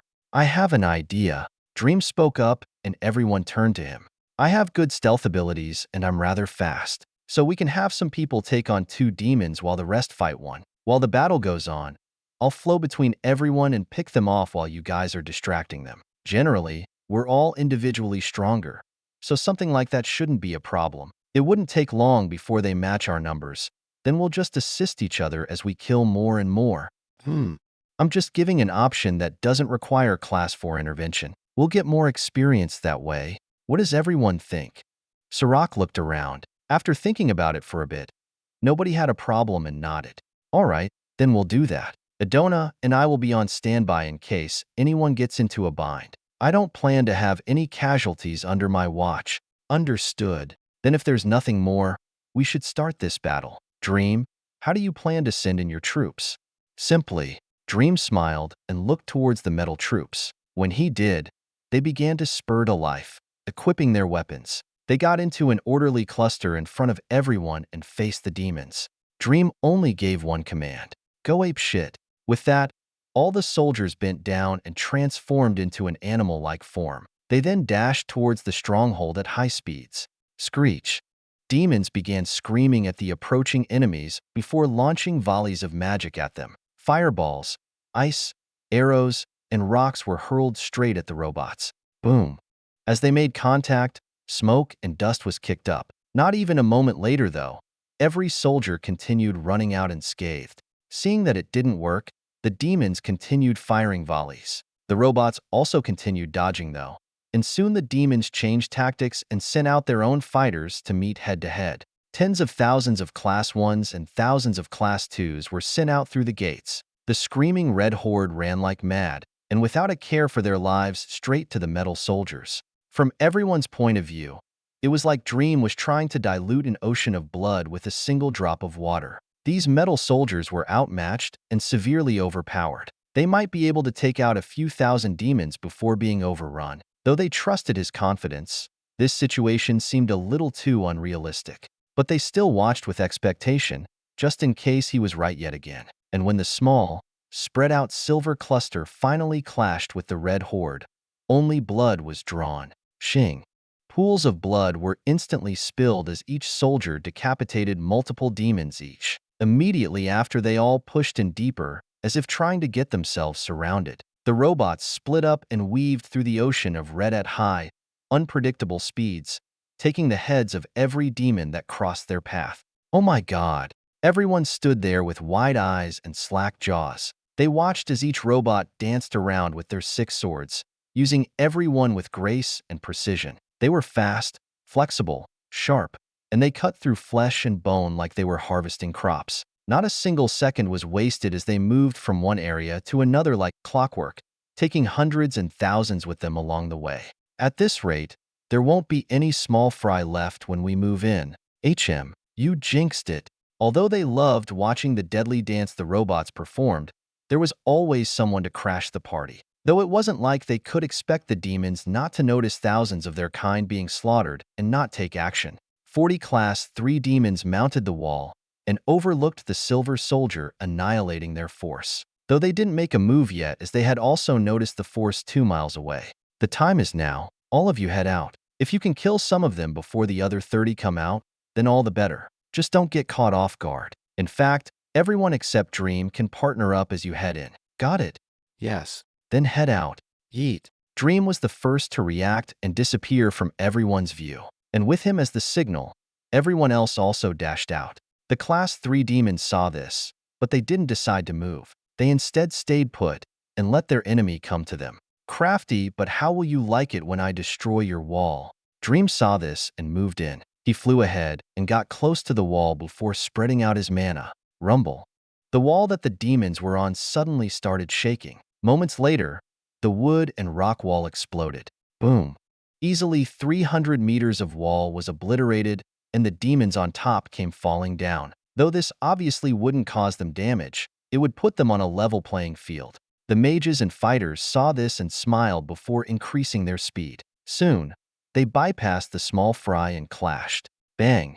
Fists and magic bombarded into each other as the humans found their targets. The demons immediately found themselves overwhelmed, and a few had even died on the spot under combined fire. Though they were instantly disadvantaged, the demons regrouped with their exceptional teamwork and fought back. At the same time, the 30 other demons came out to support and jumped into the mix. Help! A fighter shouted out as 4 demons suddenly jumped on him. They fluidly combined their attacks, and he had sustained injuries in only a few seconds. It was immediately apparent that he would die if not supported, and his call for help was indeed answered. The 4 demons, focused on killing easy prey, weren't aware of the threat behind them. Shing. One demon had his head cut off unexpectedly. The others saw this and looked over only to see nothing. Shing. Not long after, another demon had its head cut off. At this point, they began getting defensive. They're all yours. The fighter heard a communication in his ear. He smiled knowing who it was and went back on the offensive, catching the still defensive demons off guard. After killing those 2 demons, Dream didn't dally and supported the other mages and fighters. If any got ganged up on, he would fly over and kill 1 or 2. If any were struggling, he would maybe cut off a limb or sever tendons. Even if Dream couldn't get to a fight in time, he would just aim and use his flux bullets. This way, he could have the entire battlefield covered. The area was chaotic, but with his keen perception, strong mind, and Sophia's information sorting, Dream was able to keep tabs on everyone and every demon. He was constantly moving around and injuring demons, providing advantages for everyone, and occasionally he would kill some. Though unfortunately, there was still one unknown variable that nobody had accounted for, and it was looking right at Dream through the walls of the stronghold. Damned human. Chapter 114. Wait. As the demons began to lower in number, the humans gradually gained the overall advantage. Though as they became disadvantaged, the demons started employing sneaky tactics to catch everyone off guard. Dream understood that the demons had fantastic teamwork, though so far, he had only seen this among the Class 1 and 2s. There had never been enough Class 3 demons in a fight to really highlight their cooperation. But now there were, and Dream began to truly understand how devious they were.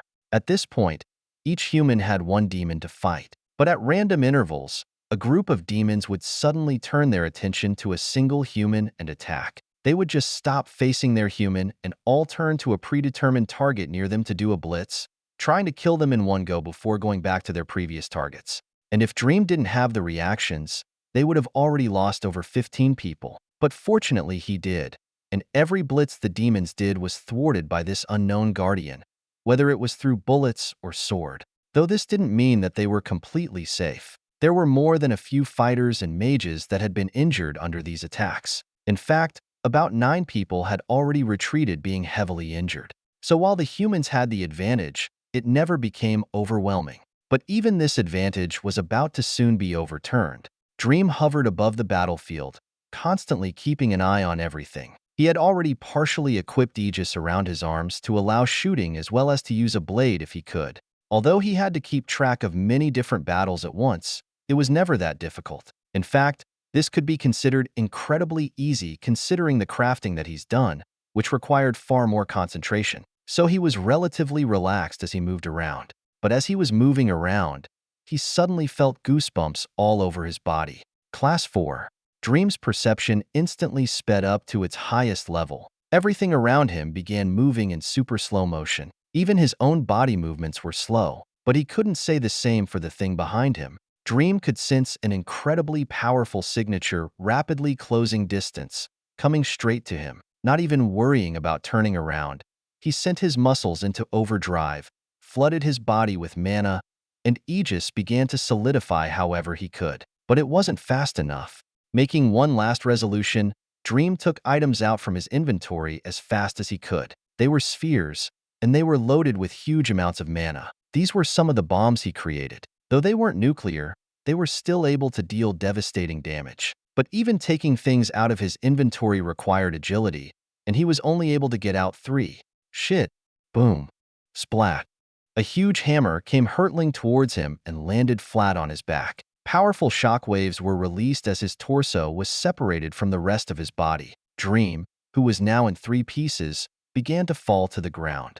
Though the demon didn't get out unscathed either. The spheres had been taken out right near it, and when they exploded, they released powerful fragments. These fragments plowed through its armor and embedded themselves deep in its flesh. And not stopping there, they had even exploded inside its body, causing severe internal damage. The battlefield suddenly froze. Neither demon nor human moved after the entrance of this behemoth.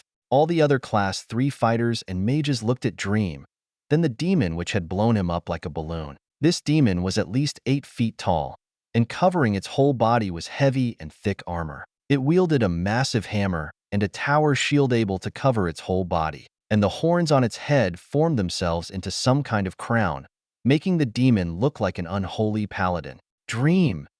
A cry came from afar. Both the demons and humans turned to the sound, including the now injured Class 4. Grr. Damn humans. When the paladin turned, it saw 2 people that it hadn't before. One was a man who was currently running towards him, and the other was a woman, drawing back a bowstring. Both these people had a power level similar to his own, but what alarmed him was the murderous aura pouring out from the woman. The demon immediately knew its situation. It couldn't run with the archer, and the fighter would put him into a bind, likely ending with his death. He was also injured, putting him in even deeper shit, so he decided to take at least one down with him. Rah! A booming sound was let out as the paladin lowered himself and hoisted his shield, disregarding the blood flowing from between his armor. Whoosh! Boom! Adona loosed her arrow, which landed on the shield with a mana explosion, slightly cracking it. Sarak also arrived and brought out two large swords, maneuvering around the paladin to attack. As if this were the signal, the other demons began attacking once more. The humans also reacted and continued their fight, though this time, they understood that there would be no guardian, for he was now in 3 pieces on the floor. Damn, have they gotten stronger? Watch out. Ack.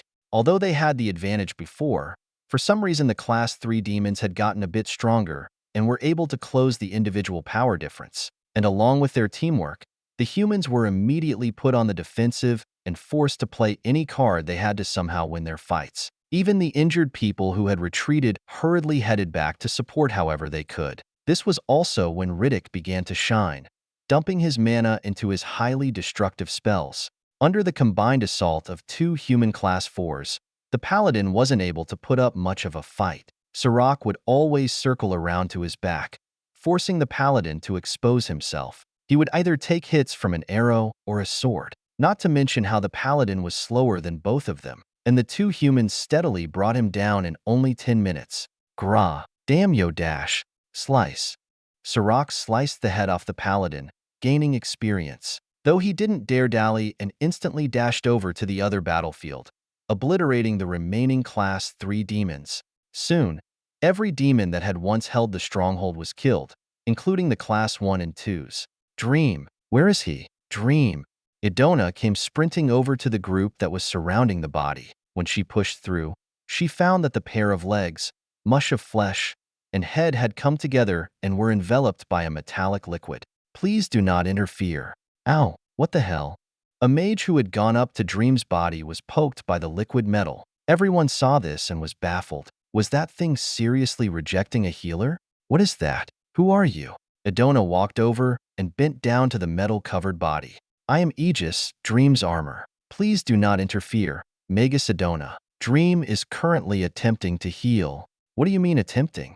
As you saw, Dream sustained a lethal attack and has entered a hibernation state. As per my protocols, I have brought together his body, which is now recombining. However, he is in an extremely unstable condition, and any attempts to interfere with his healing can cause him to die. I ask that, unless you have a Class 4 healer, please refrain from interaction. Otherwise, I will take defensive measures and activate my doomsday protocols, which have already been primed. Aegis spoke loud and clear, making sure everyone heard every word, though this caused no less confusion and instead raised more questions. So, what do we do? Idona blurted out, not sure how to handle this situation. I suggest you tend to your wounded, collect the dead, and begin making your way back to the mercenary empire. In fact, you are welcome to use Dream's transportation ships. It will be able to fly you to the empire in less than an hour. He's right. Everyone, begin preparing to head back. This expedition has come to an end. Anyone who's able, collect our dead. Everyone else, head to Dream's ships. Everyone slowly nodded, glancing one more time at Dream before taking care of business. Are you sure he's going to heal? Idona was the only one who didn't leave and stayed by the body. I am uncertain as to the chances he will survive. What can we do to increase those chances? A high-density mana environment would help with the recovery of mana and increase his chances. All right, my chambers at the spire have a high mana density. Can I take him there? As long as you can ensure nobody will interfere. I can. Then take the ship. It will be the fastest transportation. When Aegis said that, Idona could see the same luxurious black ship come flying over in the distance. Idona, we're loaded. Leave without me. I'm taking Dream back to the spire. The ship landed in front of her as she spoke. Very well. Sarak didn't argue, though he was inwardly surprised. He didn't know what Dream did to make Idona fall for him so hard, but he had done it damn well. Though that wasn't entirely the reason Idona was so concerned, there wasn't any chance to fix the misunderstanding. Idona used her mana to carefully lift Dream into the ship, placing him on one of the soft couches. Let me go with you. A voice came from behind. It was Riddick, who had overheard Idona. She looked at him and nodded. That's fine. Sarak, I'm sure you can give the report, right? Yes, rest assured. Then I'm off. When she said that, the plane closed and rose into the air. It quickly blasted off into the distance. Asterisk sigh asterisk hopefully he can make it through. Though it'll take a miracle. It'd be a shame for such potential to die out now. Sarak turned and made his way back to the other ships. When he saw that everyone was ready, including the metal soldiers, he boarded. The ships then automatically took off, heading back to the Empire. About an hour later, Idona and Riddick had arrived above the spire in the ship. The hatch opened up and they floated down to the tallest spire, landing on a platform and heading inside. Bang! Doors were blown open throughout the tower as they made their way down the halls. Anybody they passed by were confused and curious, but dared not disturb Idona after seeing the urgent face of hers.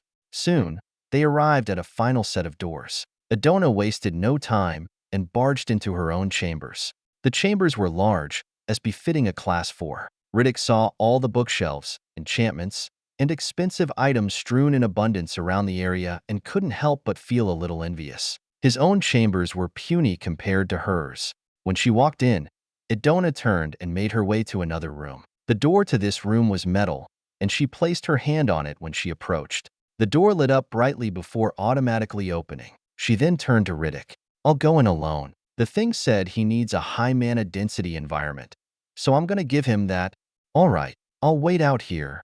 Nodding, Idona turned and walked into the room, shutting the door behind her. Riddick just turned around and decided to check out the area, recovering his own wounds. After walking into the room, Idona spread out her mana. Various enchantments responded to her and lit up. The room brightened, mana flowed, and the mana density in the room skyrocketed. She went over to a table and cleared it off, setting Dream down on top. Is this all right? Idona asked the metal in worry. This environment is more than suitable. Thank you. Magus Idona. How long until he heals? I cannot estimate a time. His body is still too unstable, and I am not able to communicate with his mind. When he regains some semblance of consciousness, I will be able to provide you with an update. Until then, he just needs time. Do not worry, Magus Idona. My lord is a very capable person and has prepared extensively for this kind of situation. Your lord? Yes, my lord created me to be his protector. I see. Idona went into thought. She was worried and confused. Everything had happened so fast. We had only just made our partnership last night. Indeed, my lord was a very happy man. Really? Yes, my lord doesn't easily trust people, but he took a risk in revealing information about himself to you. So he had great satisfaction when you expressed your wish to grow a relationship, and also when you didn't betray his trust and abuse the information you now have. Oh, of course. Though I'm surprised you knew about all this. I am his armor and his protector. I am always with him. I see. Now, if you don't mind me asking, what were those doomsday protocols you spoke of earlier? Idona asked about that final weird statement Egis had thrown out at the battlefield. The doomsday protocols are a series of programs designed to, in the event of Dream's death or impending doom, activate weapons capable of mass destruction and annihilation. This is the only piece of information that I can reveal to you, as somebody he trusts. Annihilation? What kind of weapons can do that? I cannot reveal that information. Right. So he just needs time? Not able to imagine what weapons were capable of that. Idona put it in the back of her mind. That is correct. If anything changes, good or bad, I will tell you. In the meantime, I suggest you relax and perhaps converse with Riddick, since you expressed your desire to speak with him. I guess. Then I'll leave you here. Of course. Thank you again. Magus Idona. Sure. After that, Idona walked out of the room, shutting Dream inside. She then walked over to the living area where Riddick had made himself comfortable. How is he? Riddick stood up when she walked in. I don't know. That thing Egis said he was unstable and he needs time. I see. And there's nothing we can do? Not unless you want to earn the ire of Egis. Idona sighed and flopped down on a chair. Riddick also sat down. I'm honestly surprised he's still alive. Idona broke the silence after a bit. Riddick nodded in agreement. The fact that he was able to take a blow from that Class 4 is indeed amazing. In the same situation, I'm not sure I would have survived. It's all thanks to that body of his. You know about that? Riddick had a surprised look. Idona nodded. I do. He showed me. He also told me about how he's still a class 2. I'm surprised he trusted you like that. I actually had the intention of speaking to you about some things. You want to know more about him? Well, yes and no. Mainly just confirmation. We've set up a little arrangement, you see. What kind of an arrangement? Last night, we agreed to a fellowship. How the hell did he manage that? Riddick blurted out in astonishment. Adona would have smiled at that if not for the depressing mood. I actually offered. I had initially wanted to take him as a student, but I found that I was learning more for him than he was from me. So something like that wouldn't have worked. So we instead quietly entered a fellowship, to which we then gave information about each other. Thus my reason for wanting to talk with you. Riddick was quiet for a bit, before just shaking his head in resignation. What did he tell you? That he was a class 2, a master artificer, and he showed me his arm which had been modified. We also spoke about many other things, but those were the main things. Well, I can tell you that all of that is true. How? I couldn't answer that question even if I wanted. It baffled me too, but I've been with the kid since he was level 0. I watched as he quickly rose in power all the way to where he is now. Speaking of, he'll need to construct his mana pathways soon. Something that he definitely hasn't done. I'm aware. I had planned to assist him when we went back to the spire, but now… Adona went silent and closed her eyes. She was anxious about everything, and even Riddick could tell. All we can do is wait. The boy is definitely a bit of a paranoid kid, but that's exactly why he would be prepared for something like this. Chapter 115, Ridicule. A class 4 at the land bridge? Are you serious? 2 men were sitting inside an office. One was a lean man that looked to be no more than 30. He was dressed in a fine suit and sat in an adorned chair. The other was not quite as refined and gave off a masculine and rough aura that didn't seem to match his surprisingly charming voice. He sat across the table and made his chair look tiny compared to his overly muscular body. That is correct, and it's the reason we're back so early. So what happened? A single class 4 would be no match for you and Adona. Long story short, there was a stronghold on the choke that led to the mainland. There were 70 class 3s there, and our team was able to take them out without much difficulty. But this class 4 had kept himself hidden and attacked one of our class 3s, Dream, who was maintaining the balance of the battle. After that, Adona and I reacted and fought this class 4, but during that time our class 3s sustained heavy losses without Dream to be the guardian. Out of the 55 class 3s that we started with, over half died, leaving only 23 alive. We obviously couldn't continue after that and returned. I see. Are the demons really that strong? That's the thing about the demons. Individually, they aren't that strong. Any one of our class 3 would destroy a demon at the same level. But in groups, demons are far more terrifying. Their teamwork is beyond what humans are capable of. Throughout the fights, the demons were constantly doing flawlessly coordinated surprise attacks without any communication. This obviously leads to deaths when our own get caught off guard. Indeed it would. And that's not all. When we were on our way back, everybody who had fought was talking about how the demons grew stronger after the class 4 appeared. It was like their abilities were amplified, and vice versa. The more demons died, the less strength they had, so their power grows with numbers, like blessings? That's what I'm thinking. These demons have quantity over quality, but the more they gather, the more their power grows. But even besides that, these demons are already expanding their territory. They had a base with a class 4 on the land bridge. We were only expecting to find class 4s in their core, and even then it might have only been 1 or 2. We need to reevaluate their threat level. Not only that, but the other empires need to jump on this issue as well. Because if these demons really do grow in strength as their numbers grow, and their teamwork is as terrifying as I saw, then can you imagine if they were to have multiple class 4s in one place? We can't let them get to that point. What's worse is that we weren't even able to establish intelligence on their main base. So what do you think we should do? 2 things. First, we need to set boundaries, and that land bridge should be target number 1. We need to set up a stronghold there just like the demons did, so we have the ability to control their spread and send troops into the continent. Second, we sent another expeditionary force, but much larger than before. How large? Minimum 250 class 3s and 8 class 4s. 8? Yes. The lean man jumped a bit in surprise, but Sarak nodded as a matter of factly. He rubbed his head a bit as he thought about it. Look, I don't doubt your assessment. The problem, though, is getting the other empires to cooperate. The Spire is already generous enough, and they only sent one. And even Adona is a recently advanced ranger. But trying to get 2 Class 4s from each empire, just for an expedition? Unlikely. Well, 8 is so we could be safe. I would actually prefer more, which is why I said it's the minimum. This demon threat is very real, and if we don't get on it fast, I can see it spiraling out of control very quickly. And soon enough, they're going to be right on our doorstep, trying to destroy us. Darren, you know I don't exaggerate about these things. The man across from Sarak, Darren, sat back while tapping his fingers on the desk and thought.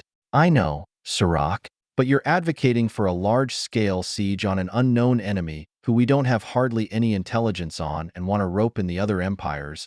What do you mean hardly any intelligence? We have that report that was passed between everyone. It was the whole reason we went on that expedition. Well, believe it or not, there has been a lot of speculation about that intelligence. Everyone has begun to doubt its contents due to how dramatic it presented the demons. It even says in there, world-ending. Even I have a hard time believing that. You guys were more or less sent out on a whim, not because we believed it to be a huge threat. Even your objective was just to collect intelligence, and we've done that. I watched everything personally, and I get that, but look, you know that the others won't want to do anything for no reason. Everyone's always too busy reading books and wrestling bears. So if they don't see how these demons are affecting them, it's going to be very difficult to get their asses up and moving. So if you want to try and get that many people on this issue, then you're going to have to convince them that this is something they need to be concerned about. You expect me to be able to do that? You know I'm not the best talker. I'm the fighter, and that's why I came to you first. You can help me convince those people. I knew you'd say that. You know, I may be good at talking, but that doesn't mean I enjoy it. You think I like all the political bullshit? If you didn't like it at least a little, then you wouldn't still be doing it. Come on, Darren. This is something we all need to worry about. I just don't know how to tell them that. But you do, so help me out. Damn it all. Fine. Thanks. Oh, don't thank me yet. You and I are going to be doing plenty of work together. You'd best prepare yourself, because there's going to be a lot of paperwork and a lot of meetings. For the next week after the expedition failed, everyone who was involved were constantly either in meetings or healing injuries. Sarak and Adona especially. Since they had watched everything and were the highest authority, they obviously had the most trusted word. So their respective empires were getting all the information possible about what happened. And neither of them had any problem with it either. Like Sarak, Adona also wanted to convince the other Class 4s of the demon threat, though she was a little more vengeful about it than him. Both were saying the same thing. They were convinced of the threat, and they wanted to garner a force to do something about it. Both of them described the peculiarities of these demons to their empires, their teamwork, how they grew stronger with numbers, and just how there was a ridiculous amount of them. The map that Sarak was given was supposed to have any major outpost marked on it, but they obviously hadn't marked the stronghold. This likely meant that it wasn't there when the scouts had related the information. But the scouts relayed the information only a few days before they set off for the expedition, which meant that it was constructed during the week that they were heading there. And not only that, but it was manned by a Class 4. This was far from their initial estimations in how fast the demons would grow. And using these deviancies, Sarak and Adona tried to convince as many people as possible. But while people may have been convinced, this didn't mean that they would move to fix the issue. In fact, the expeditionary force may have inadvertently hindered their ability to move combat power.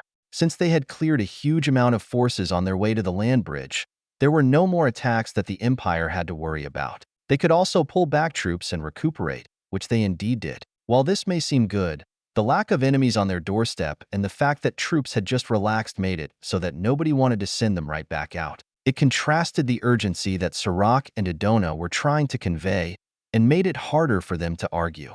While there were some that were willing to come and fight, it wasn't enough to get anything worthwhile done. So although they tried their best, it wasn't enough and the issue was put on hold. This caused both Sarak and Adona to feel helpless. While they were Class 4s, there was only so much they could do alone. Their power was still small before the empires, so it wasn't like they could coerce anyone, though they still had one more hope, but even he still wasn't an option. Adona had hoped that Dream's recovery would only take a couple of days, at most a week, but even after the week passed, he still hadn't woken up. His body was still laying on her table in the highly mana-dense environment, covered in the metal that was Egis. But although he still wasn't responsive, there had at least been improvements.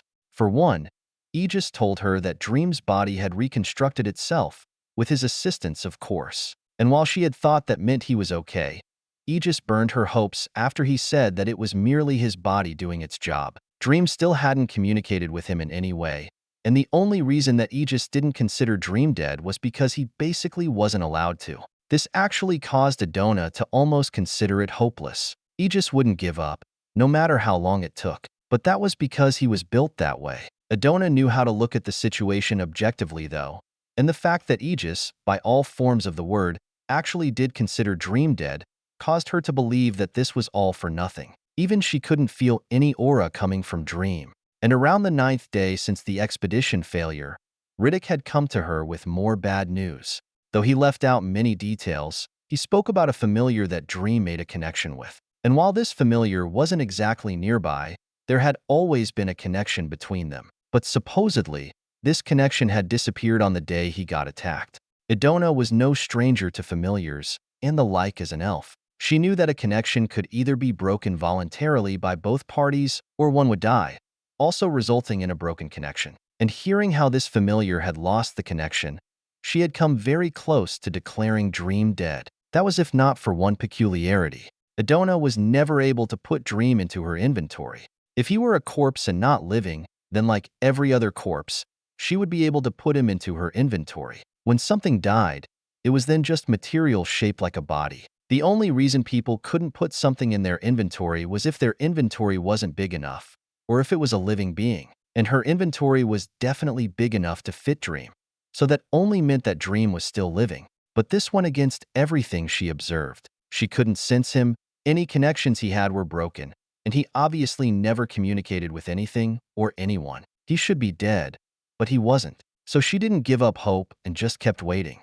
But even after a month, there was still nothing. Every day, Adona would check up on the body and check in with Egis, hoping for some news. But she would only get the same answer, that there was no change.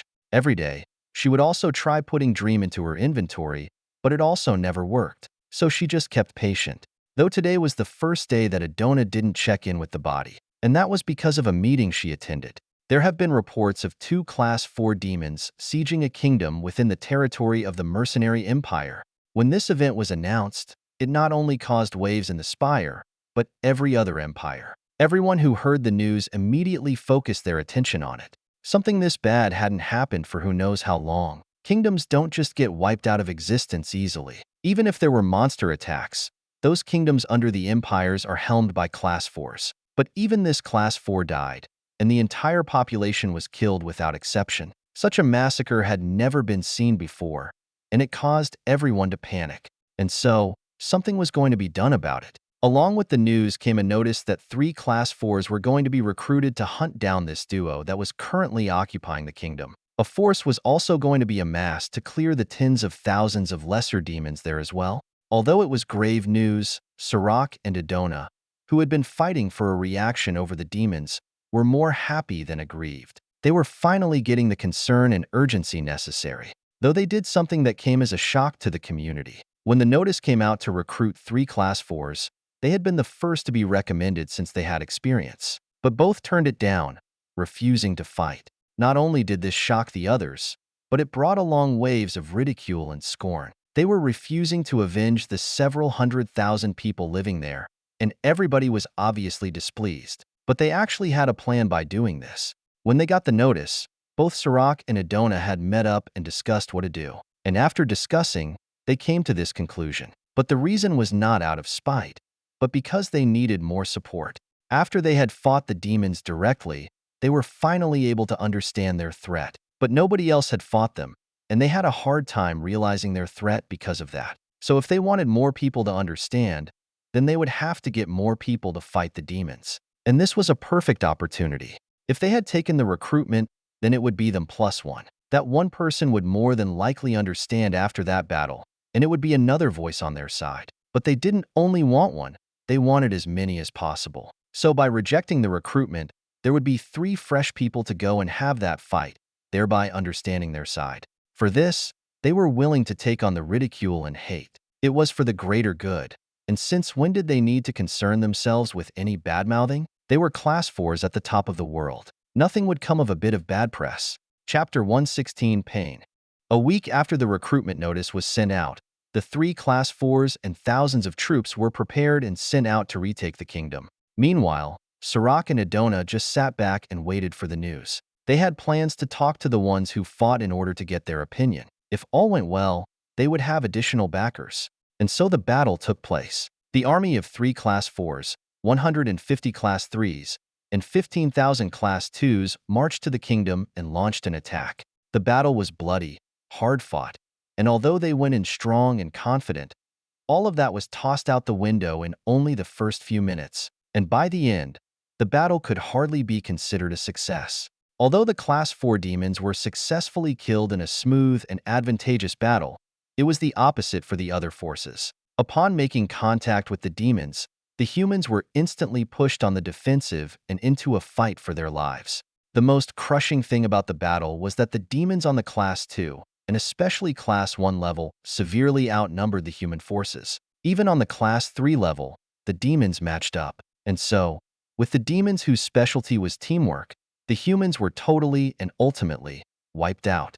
In the end, though, every demon was also wiped out. This happened after when the Class 4 demons had been killed. The Class 4 humans had to go around and kill the remainder. So although the objective was completed, the mission was considered an absolute failure. When this news was brought back, shockwaves were sent through the empires. Nobody could believe the disparity and absolutely crushing result. But when a few thousand workers and soldiers were sent to the kingdom to assess the situation, they could only confirm every bad rumor.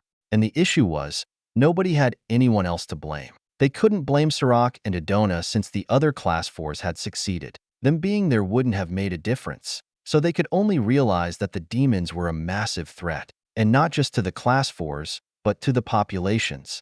The power that the Class 4s held was great and nobody could match it. But kings were nothing without their citizens. It didn't matter if the Class 4s could win if everyone else was wiped out in the process. Both the Class 4s and everyone else understood this, especially the citizens and soldiers of the empires. They were the ones who were most at risk. And so when this news came out, all of them flipped a switch and began demanding that the demons be destroyed. They were calling for war.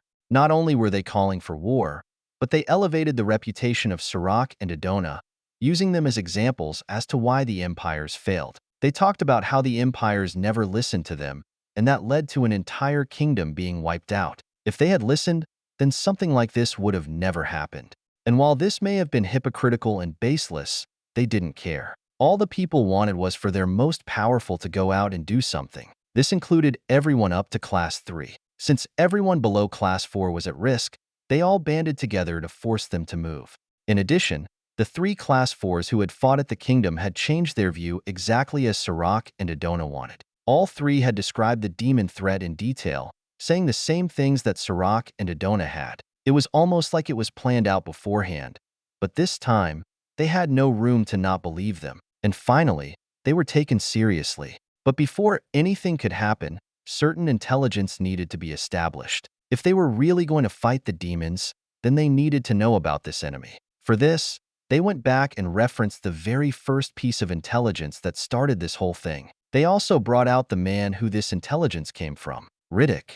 But after Riddick had met with the higher-ups of all the empires, it became clear that not only could he not collect this intelligence, but it didn't even come from him in the first place. It actually came from his supposed student, Dream. So everyone soon came to know Dream's name and wanted to meet with him. They wanted to get in contact with the source of the intelligence so they could either get more or send him out to gather more, seeing how he was already skilled in the craft. But this was obviously a problem since the person was not only unresponsive, but could be considered dead. Adona and Riddick were both put in a bind and attempted to put off the issue for as long as they could. But this didn't last long. However, not all was lost. At some point during the week, Riddick had the idea of going to Egis for intelligence. Since Egis had been with Dream the entire way, he should know what Dream did. So he asked, and the result was more than he expected. Not only did Egis have all the intelligence Dream did, but he could even actively collect it with the remaining combat bots they had. He even had access to all the satellites and drones that had never ceased activity. So Riddick requested the intelligence and received an ultra-detailed report on everything about the demons. Things from their biology, combat patterns, habits, estimated populations, rate of growth, movement patterns, current settlements, power levels, and more. The only things Egis didn't put in the report were things like skills and mana signatures, and that was because he didn't know about them. There were maps, diagrams, pages upon pages of text, and by the end, Riddick had a small book in his hands.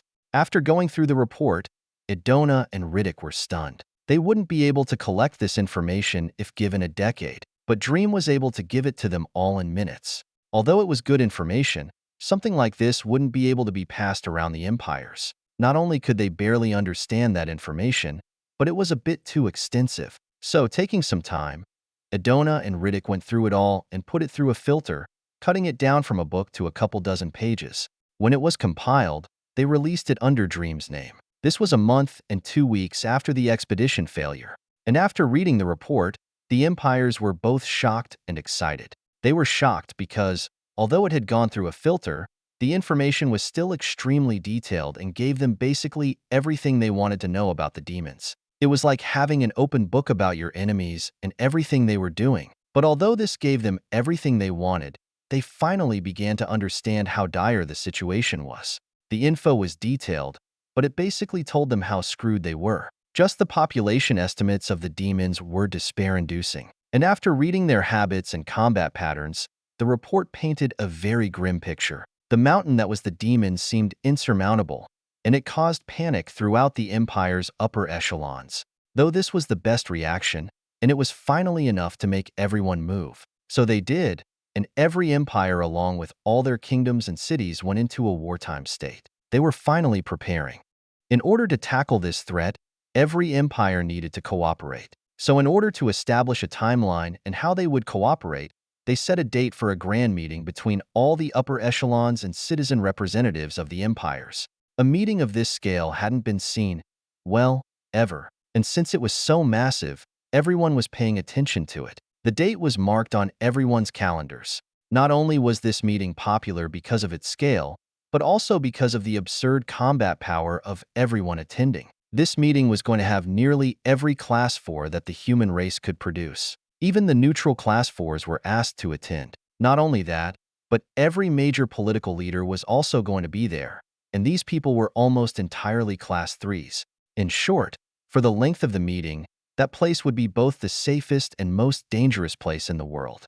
And since the meeting was of such a scale, everyone needed time to prepare. So the date was set for a week from the time everyone received the report. This was 2 weeks after the defeat at the kingdom, and 2 months after Dream had been knocked out. Magus Idona, I have news. After another day of meetings, Idona had returned to her chambers. Today was the day after the report was circulated through the empires, and Idona had talked to many interested parties. Even Riddick was still in a meeting. So after coming home, she had gone through her habitual glance at Dream's body, seeing nothing different. She had stopped asking Egis about any changes since it was the same every time. And they hadn't spoken much, but this time, Egis actually spoke out. Her heart thumped nervously after hearing Egis call her. She walked over to the body. What happened? I've received a small signal from Dream. What? Idona couldn't help but shout. She smiled happily, but repressed her outbursting emotions for fear of being disappointed. I have received a small signal fro dash. I get that. So is he okay? He's alive? As of now, yes. Though the signal is weak, it is growing. I'm still not able to communicate directly, but this nonetheless lets us know that he is okay. That's great. It's wonderful. Are you all right, Magus Idona? As she processed the news, Idona felt some tears streaming from her eyes. All that worry, the stress, the frustration, the patience, it had taken a toll on her. And after all this time, she had finally received some good news. It was like she was finally able to take a full, deep breath of air, and she couldn't help but cry a bit. I'm fine. I'm just happy. I am also relieved. When Egis said that, Idona thought that she felt something, but didn't pay attention to it. She took some deep breaths and calmed herself. So are you able to estimate when he will recover? According to the strength of the signal, I estimate full recovery in a week and a half. Unless anything happens during this time, of course. Nothing will happen. I'll guarantee it. Idona spoke with conviction. She had waited so long for this good news. She wasn't about to let something go wrong. Ugh. Oh God. That fucking hurt. In his mind, Dream groaned in pain. So if there's anything I've learned, don't get blindsided by a class 4. Unless I want another world of hurt, of course. Sigh anyway. Sophia. You good? Sophia? After calling out, Dream received no response. He suddenly had a bad feeling. Sophia? What happened? Give me something. A signal. A pulse. Anything? After waiting for several minutes and pushing his senses to the limit, he felt nothing. He became increasingly panicked. No, not her. Shit. Status. Profile. Name. Dream. Species. Human male. Class. Master Artificer. Titles. Origin Seeker. Level. 199. Stats. Strength plus agility. Stamina A magic. Passive skills. USHA. LVL 9 AGC. LVL -7. Active skills. SMOS FRM and Teach R War. MTEL MGI LVL. The hell? What's up with my status? Dream looked at all the distorted information. Although he knew which skills were what, he couldn't even tell the level properly. All right, let's figure this out. Dream looked back to when he almost died. He remembered it very clearly, but after he was hit, everything went dark. From then on, it was as if he were sleeping, just with no dreams. He didn't have any sense of time, and he was just kind of in limbo. It actually reminded him of when he had first come to this new world. But after a while, things started to hurt. He didn't know what it was that was hurting him. He couldn't see nor sense anything. So he just sat there in limbo as the pain slowly grew. Over time, it got worse and worse, like someone was constantly carving him with a searing hot knife and cutting back layers. But he could still do nothing, so he was just there. And the only thing to think about was the ever-growing pain. What made it worse was that as he began acclimating to a certain level of pain, it would just get worse. And he couldn't avoid it no matter what he did. Usually when someone burned themselves, they reflexively pulled away. Even that split second of burning was very painful, and the body instinctively knew this. So for him, who could only feel this burning with every fiber of his being, the inability to cope with the pain was unbearable. Compared to it, the void around him seemed welcoming. So for who knows how long, Dream just suffered in silence. He tried to think of other things, but that weirdly only made the pain worse. Though this didn't stop him, and he eventually chopped everything down to his soul trying to recover. Like a muscle, if it's injured, using it will hurt. Though there was one unexpected harvest during this time. Because he could sense nothing but the pain and his thoughts, he was able to closely identify where these things were coming from. Usually, there were other stimuli that streamed information to him like his senses and abstract thought. But when all those things were taken away and all he had was his soul and the pain, he was able to trace it. And this led to him being able to sense the soul. This had been something that only Sophia was able to do. And even then it was using the mysterious skill known as emulation. So for him to have been able to trace the pain and identify his soul could be considered a huge achievement. But at least in the moment, Dream wasn't sure if he considered it worth it. The pain was so bad that he would never voluntarily put himself through that for a skill he could develop over time and with much less pain. But he didn't have a choice. So he thought it was nice that he got something out of it other than another mental trauma. So currently, as he tried to identify the problem with Sophia, he looked to his soul. After a bit of literal soul-searching, he found the issue. His skill signatures were messed up. They were chaotic, unorganized, and destroyed in some places. And the biggest one of all, Sophia, had the most damage and largest weakness. Chapter 117, Repair. When Dream looked at his soul, he saw it in two parts. The first part was the nucleus. This is where he was located. This nucleus was a big jumble of interconnected signatures and strings, and it made him who he was. It contained all his memories, experiences, and it's where he processed things. At least this was his speculation. He couldn't be absolutely sure. The second part was everything outside of this nucleus, and this was where the skills were located. All the skills were their own signatures and created a large barrier outside the nucleus like a shell. It resembled a clam and its pearl. This was where half the problem was. Since Sophia had merged with a part of his soul, this meant that her signature not only occupied a part of the shell, but also the nucleus. And currently, not only was her skill signature weakened and damaged, but the connection between her shell piece and the nucleus was cut. Once Dream identified this, he didn't ask any questions and started thinking about how to solve the issue. Though it was as simple as reconnecting the signature, he didn't really know how to go about that. The signatures were incredibly complex, and each string held tons of data. If he made a mistake and either broke something or tried to connect the wrong string, it could result in a defective skill and would ruin Sophia. But not all was lost, and as Dream studied the broken strings, he noticed something. There were many sets of disconnected and broken strings strewn throughout both Sophia's nucleus portion and shell portion. But all of them, on their ends, were emitting some kind of force. And this force was directed towards the opposing portions. It was like they were trying to connect to each other.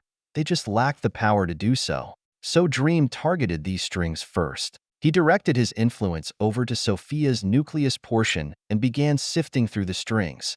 Asterisk grunt asterisk. Dream let out a painful grunt. Moving around his influence and tampering with the strings was not pleasant. Though compared to the pain he went through during recovery, this much couldn't do anything to him. He continued moving through the strings and came up on two that were broken but relatively close. They were emitting force directed towards the other. These must be a connection. Let's bring them together. Saying so, Dream pulled the strings together while ignoring the strain on his soul. Soon, they came together and like magnets, snapping in place. When they were reconnected, Dream could sense a little more power streaming through than before. Even he felt a little better, and he knew that it succeeded. All right, Next. not wanting to wait, he moved on and looked for another pair of strings. He soon found another broken connection and pulled them together, letting them snap into place. This happened a few dozen more times before Dream wasn't able to find any more broken connections. Well, he did find some broken connections, but their connections weren't towards each other. This could only mean that their connections went to the shell. Asterisk psi asterisk all right. Let's find those connections. Dream moved his influence and moved out towards the shell. This required a lot of effort as he had to reach away from his nucleus. The farther he got, the more pain there was. So when he finally arrived at the broken and distorted shell, he felt like his heart was being carved out. Ugh, damn, come on. He forced himself to disregard the pain and moved through the much more sizable shell. This portion was at least 3 times bigger than the nucleus portion, and it was also much more damaged. That along with the pain would make for a very strenuous repair. Since Dream couldn't tell where the connections to the nucleus were, he opted to just repair the shell first. So he moved through the strings and found their pairs or thirds or fourths and put them together. Some strings were broken into 10 pieces, some were only broken into 2. It varied, and Dream always felt unpleasant when he saw a string broken into several pieces. They were just floating there with severely faint attraction forces. It hurt him to see that since it was all Sophia, so he continued on. But one problem became apparent as he reconnected strings. Some strings were so jumbled and so weak that he sometimes couldn't tell if one went to the other. But he had to connect them to something.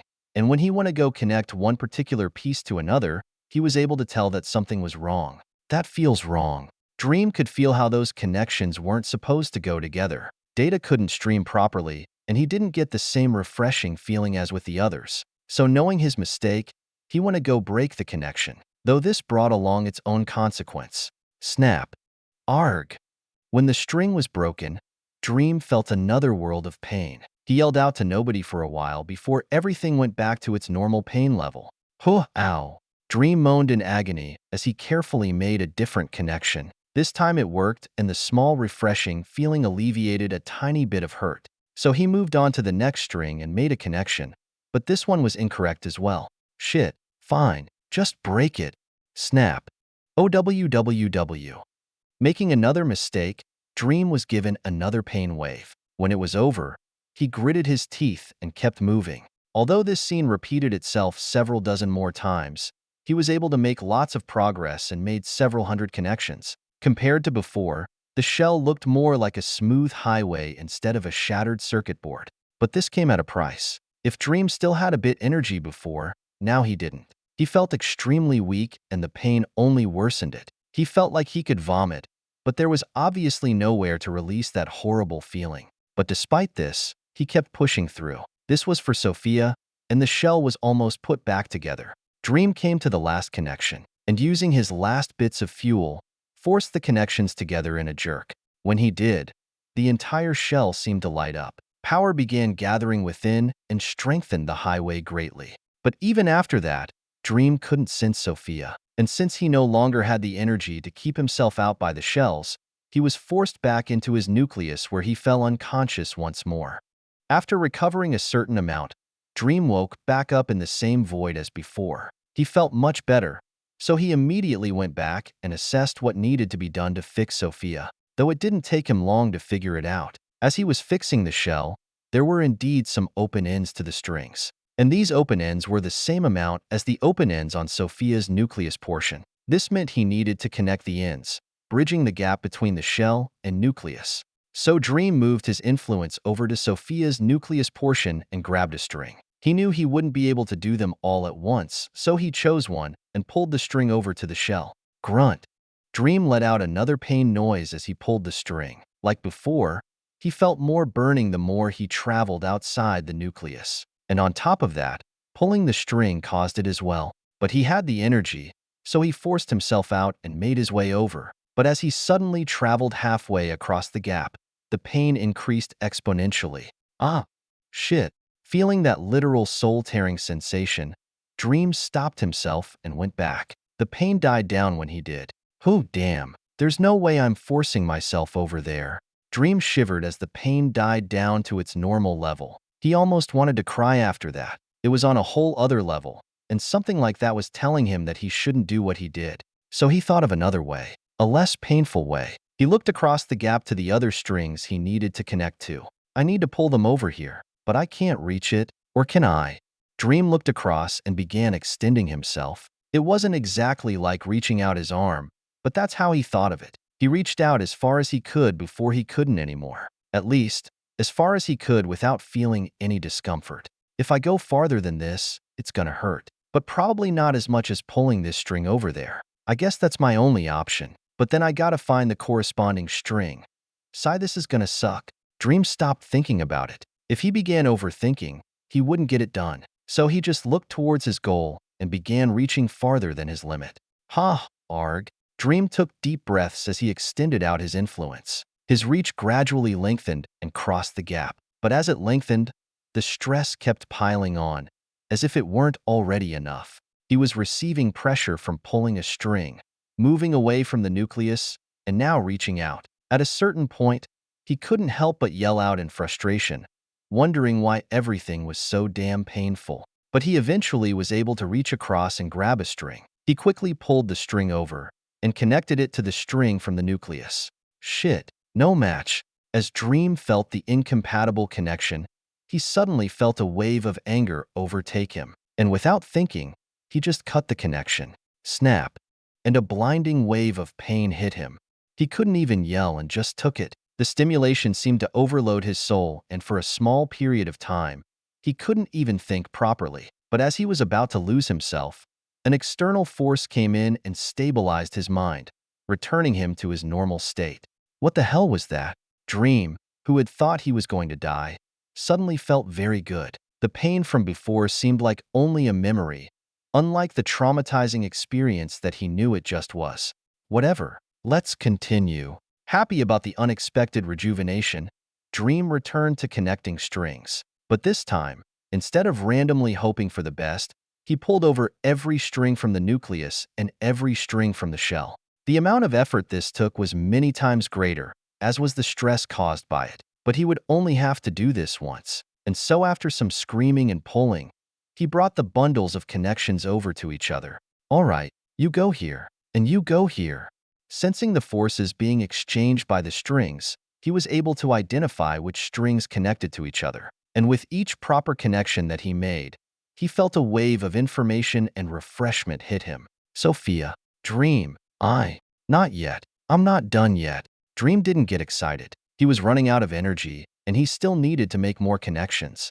So he kept sifting through the bundles and sensing their forces. Sophia also helped as best she could and helped sort through which connection was which. Soon, with one last cry, Dream slammed together the final connection. Done. Whoosh. With that, the entire signature that was Sophia began running at full functionality. The information exchange going between them was immense as Sophia pulled his most recent memories and assessed the situation. I'm so sorry.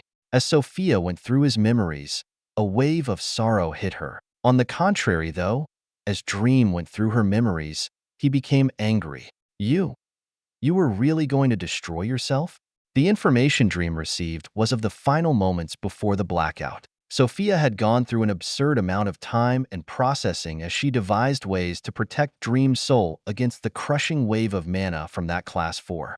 Although externally Dream's body was destroyed, something like that was easily fixable as it was still just material. But what they didn't account for nor know about was the mana attack that came with the blow he received. This mana attack was going to wipe out his soul, if not for the measures Sophia enacted. Using every ounce of mana in his pool or soul, she combated the invading mana in a very intricate way. She also used the skills themselves as shields to defend against anything that got through. But even after throwing the magic skills at the attack, it still wasn't enough, and she had to send her own skill forward. But even this was barely enough, and while Dream's nucleus was severely damaged, it wasn't enough to prevent recovery. So over time, his soul regained power and instinctually devoted everything to repair itself. It was only then that he regained consciousness and was able to direct power towards repairing his broken skills, as he did. While he understood the situation and why she did it, he still couldn't help but feel both angry and guilty. I can't lose you too. Was I supposed to let you die? Because then there would be nothing of either of us. I can't lose you either. But everything is fine now. Let's not worry about what happened. We still have each other, and it's all thanks to you. Both of us. And it's hard to consider things fine when my skills are still a mess. Dream accepted how things went and moved on, not blaming either of them. The bigger issue at hand was the fact that his two other skills were in similar shape to how Sophia's was. He looked over at the jumbled and indecipherable mess of strings. That won't be a problem to fix. Just leave it to me. Saying so, Sophia took over and moved to the other skills, activating her emulation subskill specifically designed for this. Her influence moved through the dense jungle of strings surrounding his nucleus and began sorting through the strings. Connections were quickly made through many different areas, and it was immediately clear how much better she was at this than he was. Dream could feel every repair being made, and it brought him a steady wave of clarity. With those skills in disarray, he was also unable to use them. And while his understanding of the concepts of magic and material manipulation were there, he was no longer able to employ the practical skill. If he were to try and use the skills right now, they would be ineffective and he would look like a child. So as she repaired the skills, not only was he regaining the ability, but his power increased back to its normal levels. Each skill signature gave him power, and with their loss came the loss of his mana pool and soul's influence. This was why he had such a hard time repairing and crossing the gap between the shell and nucleus. After an unknown amount of time, Sophia finished putting together the last string. When they overlooked the signatures encompassing his nucleus, it looked messy but brilliant. They created a bright and powerful barrier around his nucleus, though he debated how powerful it really was since a single blow from a Class 4 nearly obliterated everything. Finally, everything's back the way it should. Chapter 118. Recovery. While we're at it, Sophia spoke after she completed the last repair. And like reading her mind, Dream was immediately aware of her intentions. You want to connect the other signatures to my soul? Yes, only I have a direct connection to your soul, and I'm honestly not sure why your other skills don't. They communicate through wireless forces, but like computers, wired is always better. What do you think? Well, the only problem I can see is evolution. I'm going to be having that class advancement soon, and if the signatures are attached to my soul, I'm not sure if they would be able to evolve as well as we want. I'm still able to level up despite being attached. This means that, while I may hate it, I'm still able to evolve under the system, so I don't see any problems. Besides, if the system is really as powerful as it's supposed to be, something like this won't stop it. I guess. Then go ahead. All right. Though this may hurt since I need to open up some connections in your nucleus. The amount of pain that I have experienced recently cannot possibly be topped by what you will cause. Go right ahead, then I'll start. But it'll require your help, so get ready. When she said that, Sophia extended her influence over to another portion in Dream's nucleus. After sifting through the tons of data that different strings carried, she finally picked some and gave Dream directions. Cut in these places. All right, not asking questions, Dream did what she said and took hold of the strings she pointed out. He then cut them. Out. Grunts came out as he cut each one. Afterwards, he had a few hundred new open connections. But as a result of cutting lines in his nucleus, he suddenly had lapses in his memory. Hang on to those. Sophia quickly moved over and cut connections in the magic and material magic skills. After that, she came back with the strings and began connecting them with pre-designated pairs. When she was done, Dream suddenly felt waves of information flood his mind. Whoa, haha, it worked. Magic has leveled up. Magic has leveled up. Magic is max level. Material magic has leveled up. Material magic has. Although he was getting notifications, Dream disregarded them and focused on the influx of data. Dream knew what Sophia wanted to do when she cut certain parts of his nucleus. Since his nucleus made up him, connecting these skills to it made their activation simpler than thinking about it. It was like these skills were another arm or leg. They were no longer a tool, but a part of him, like Sophia was. Along with their connections came an even deeper knowledge about how the skills worked. It was as if someone was able to understand every neural synapse in their body and could control each one. It allowed greater and more efficient functionality, far more than before. Dream spent some time processing each skill, taking in their information and understanding them. Sophia also assisted with his processing and made things move along faster. Amazing. It's almost like I've been using these skills wrong. I'm also learning a bit. I never had a direct connection like this, so after seeing it through you, I'm devising more ways to use these skills. Well, more precise ways to use the skills would be more accurate. This wouldn't have been possible if not for you figuring out how to sense your soul. Maybe, but I would never choose to go through that again. That was a horrible experience. Dream shuddered as he thought about all that time, just suffering alone under unavoidable pain. He was wondering if that was worse than being burned alive. Not that he wanted to test the theory. Anyway, we need to get back. How long has it been? Not sure. I have yet to check up on the outside. But it looks like you're at least safe. Otherwise, we wouldn't be here. And since we're safe, you should check up on your status. Oh, sure. Status. Profile. Name, Dream. Species, human male. Class, Master Artificer. Titles, Origin Seeker. Level, 199. Stats, Strength, B plus Agility. Stamina, A Magic, A. Passive skills, Sophia, LVL Max. Magic, LVL Max. Active skills, Summons from Another World. Material Magic, LVL 85. Ooh, look at that. Dream checked out the increased levels and stats. Literally, everything had increased besides strength. The levels for his skills had gone up by at least 20 with Sophia being maxed out. Even his own level had reached the max for Class 2. Looks like we're going to have to move up the expected date for my class advancement. Are you able to now? Not sure. Wait. Dream paused for a second as he wished to advance. You cannot level up before choosing a class. Your selection of classes will be based on your profile and experience thus far. The choice you make cannot be taken back. Excess experience will be accumulated and gained after the class selection has been made. Select a class. Mechanical Genius. Exalted Arcanist. Thaumaturgic Machiavelli.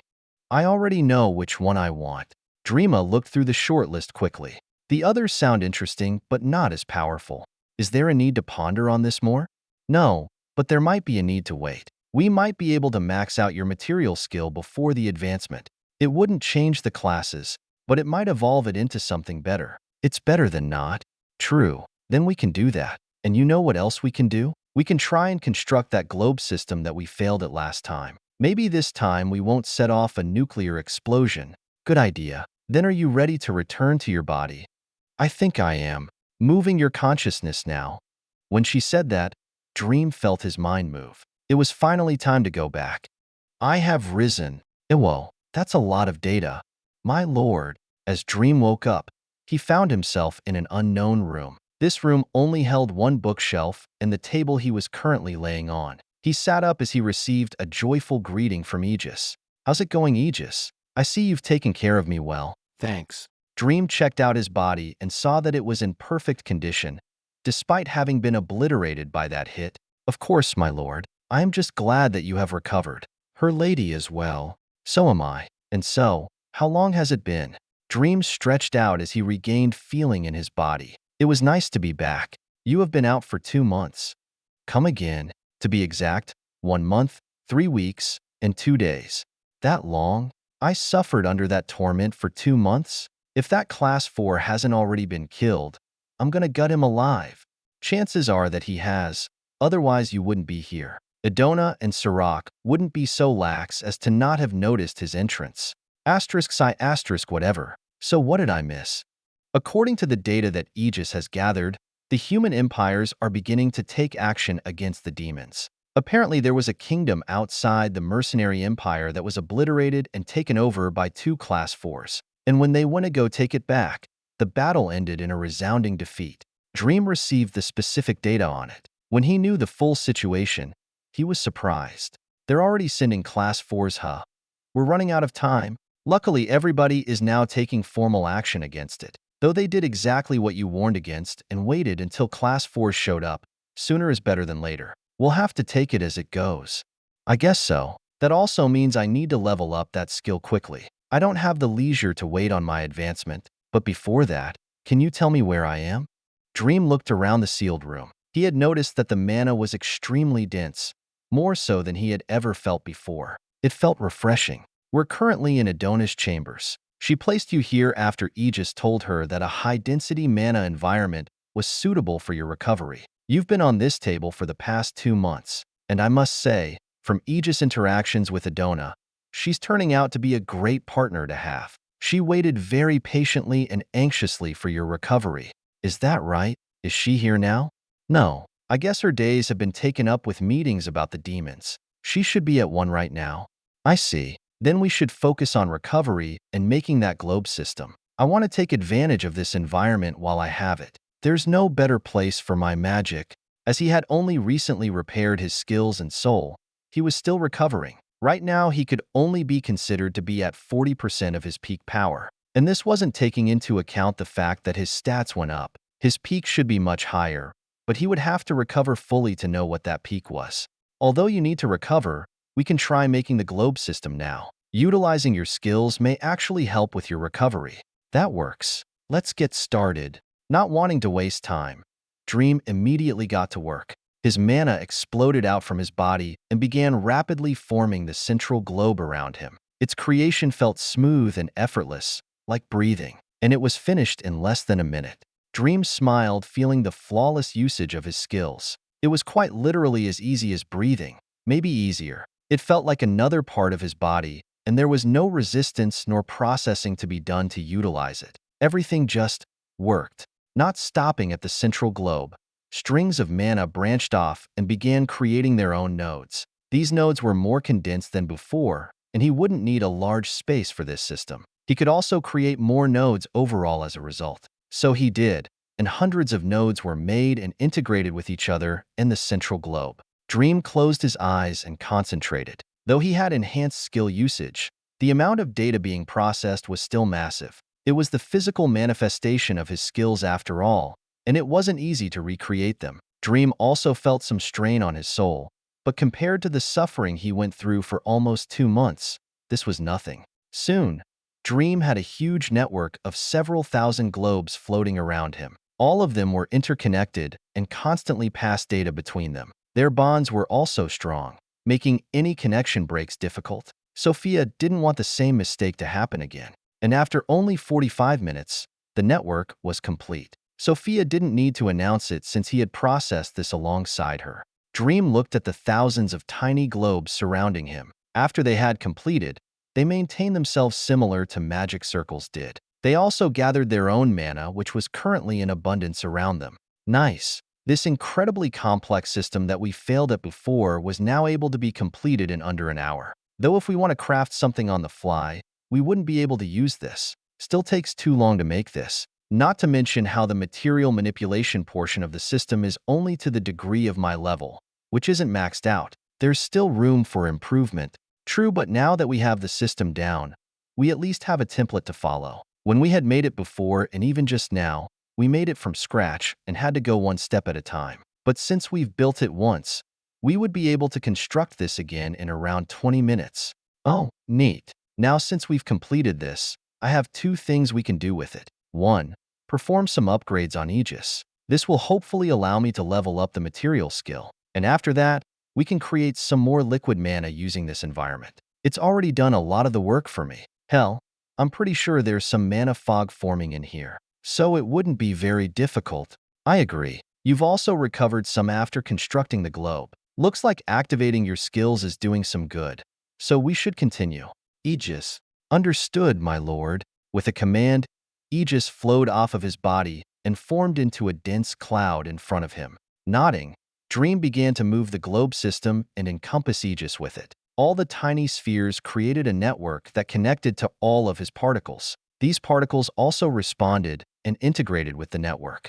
Now, let's make these particles smaller. Although the smaller we go, the more difficult it becomes to continue shrinking the particles. Indeed, steel is an iron-carbon alloy. The smaller we make the particles, the more we have to modify its molecular structure to allocate the carbon and iron properly. Otherwise, it will lose its strength since the ratios will be distorted. But I'm assuming there's a solution? There is. And with this globe network, it won't be hard to enact. I'll show you. After saying that, mana began to move through Egis and the network around him. A chunk of steel particles began to split in two. After that, they split in two again, but this time in a very controlled way. Each particle was around 1 micrometer in diameter. 1 micrometer is equivalent to 1,000 nanometers. So for them to be cut in half twice meant that each particle was now around 250 nanometers in size. This was obviously an absurdly small size, though it couldn't compare to computer transistors which had reached atomic sizes of only 2 to 5 nanometers.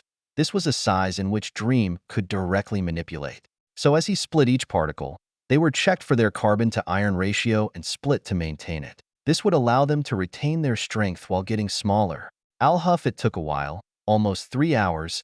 Egis' several trillion particles were multiplied by 4, turning it into around 20 trillion particles. Although it sounded like a lot, one had to note that there were around 70 to 100 trillion atoms in a human cell, and there were 100 trillion cells in the body. So Egis wasn't some gargantuan object. When he finished, Dream checked out his material magic that had leveled from 85 to 91. He then looked towards Egis within the globe network. I never thought of that possibility. When Dream looked at Egis, he saw that he had actually become invisible. Dream, even with his supervision, wasn't able to make him out. I guess Egis particles have become smaller than the wavelengths of visible light. Something like that would indeed render him invisible to anything optical. Violet light has a wavelength of 400 nanometers, so yes, nobody will be able to see Egis now. That means I can equip him at all times. Something like that attack from the demon could have been mitigated if I had Egis fully equipped. Now I don't need to worry about needing to equip him. He'll just always be there. Chapter 119. Attention. With Egis now invisible, Dream could always keep him equipped and safe. He would no longer need to worry about reacting fast enough. And if even Egis wasn't enough to protect him, then he could only assume the world wanted him dead. An unexpected but very bountiful harvest. But I'm still not done with him. Indeed, we can still enhance his enchantments. Beginning now. With that, the globe network activated once more and pulsated with mana. Egis also responded and his enchantments were changed, making him even stronger and more versatile than he ever has been. This only took several minutes to complete under the power of the globe network. When it was done, Dream nodded in approval. Good. A Class 4 should be hard-pressed to easily breach this armor. Should be, anyway. Won't know until I fight one. Anyway, there's one last thing we need to do. Ready, Egis? Of course, my lord. Saying so, Egis formed into a solid sphere with a hollow center. Dream put his hands on the sphere, and the network connected to the two of them. Immediately after, mass amounts of mana were sucked towards the sphere. Dream began condensing the already dense clusters of mana into even denser clusters. It only took a couple of minutes for him to have a fog inside the sphere center.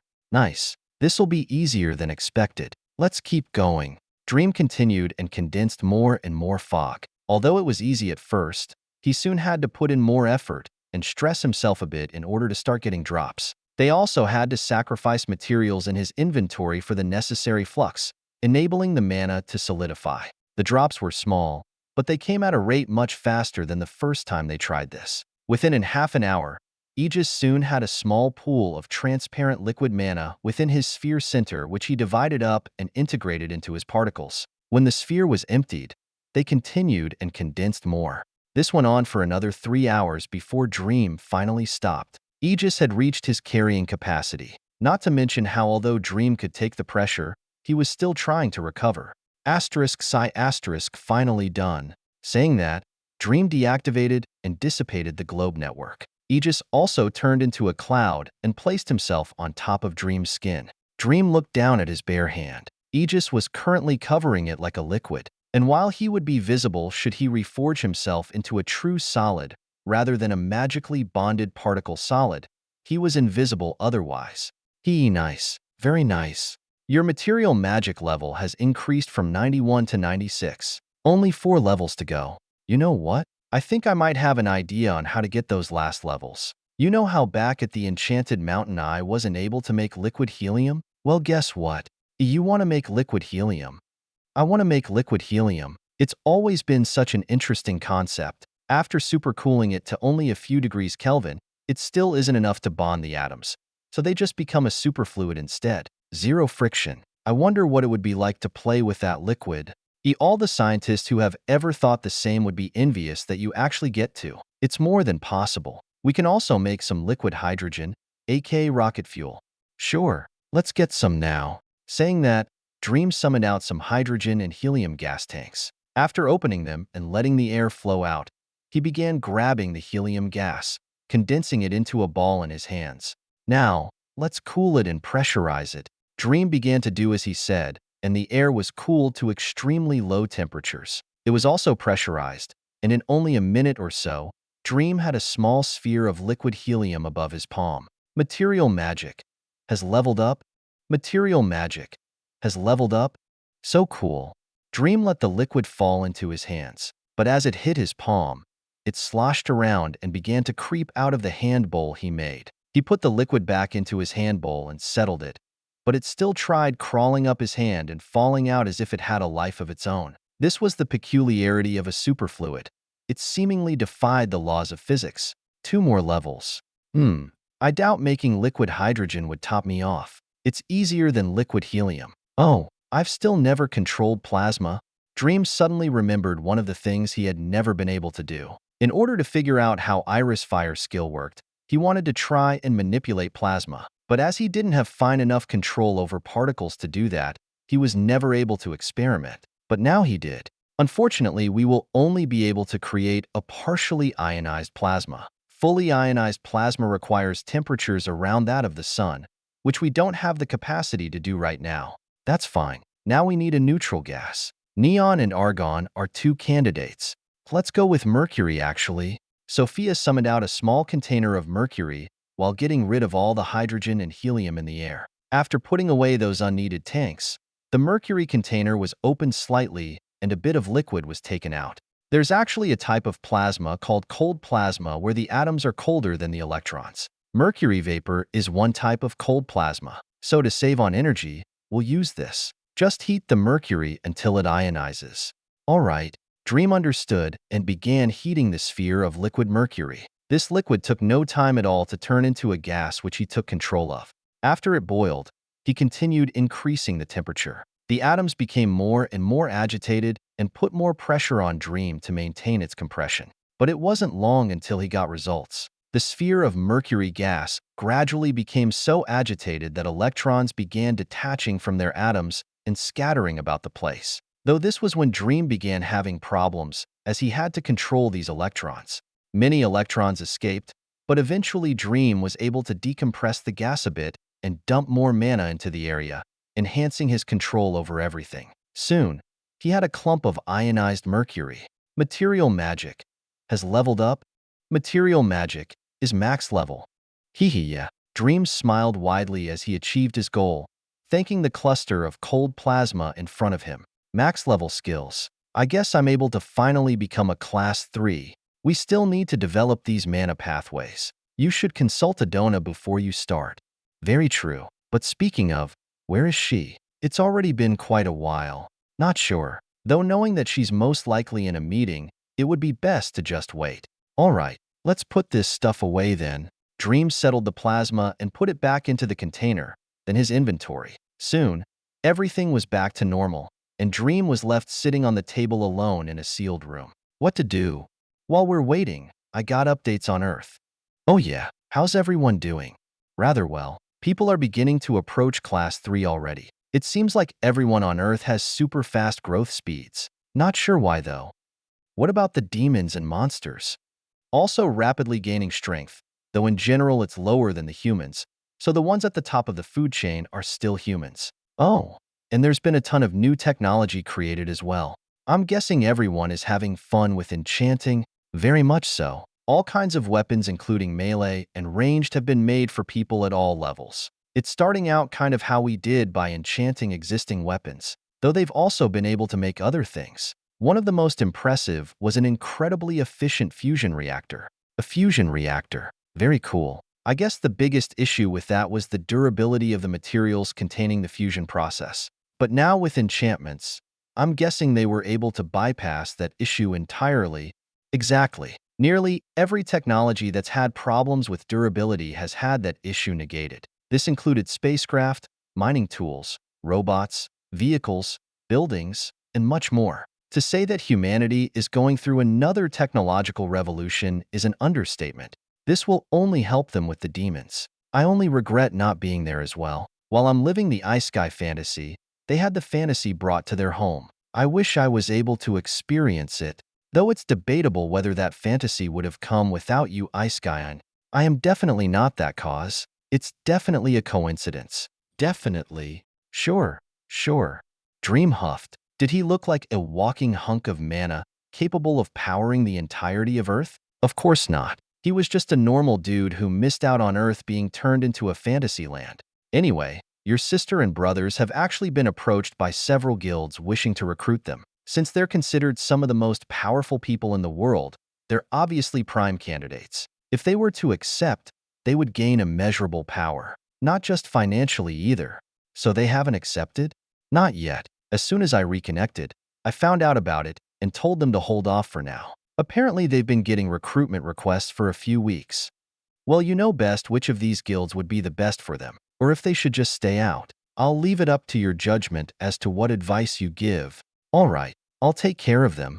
Thanks. Dream and Sophia kept going through different happenings around Earth. They checked out the most powerful people, how everyone was adapting to magic, how far they've progressed, etc. Though not long after Dream began diving down the internet rabbit hole, somebody entered the area. Ugh, damn politicians. No, I don't care about how many class 2s or 3s are going to the meeting. And why am I being paired up with Kiba? I thought I was going to go with Sarak. Maybe I should just sneak away come time for the meeting.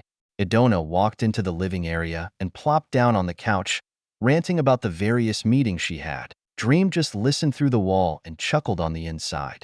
He went over to the door and opened it quietly, walking out. After walking over to the living area, he peeked out from behind a wall and looked towards Idona. Ahem.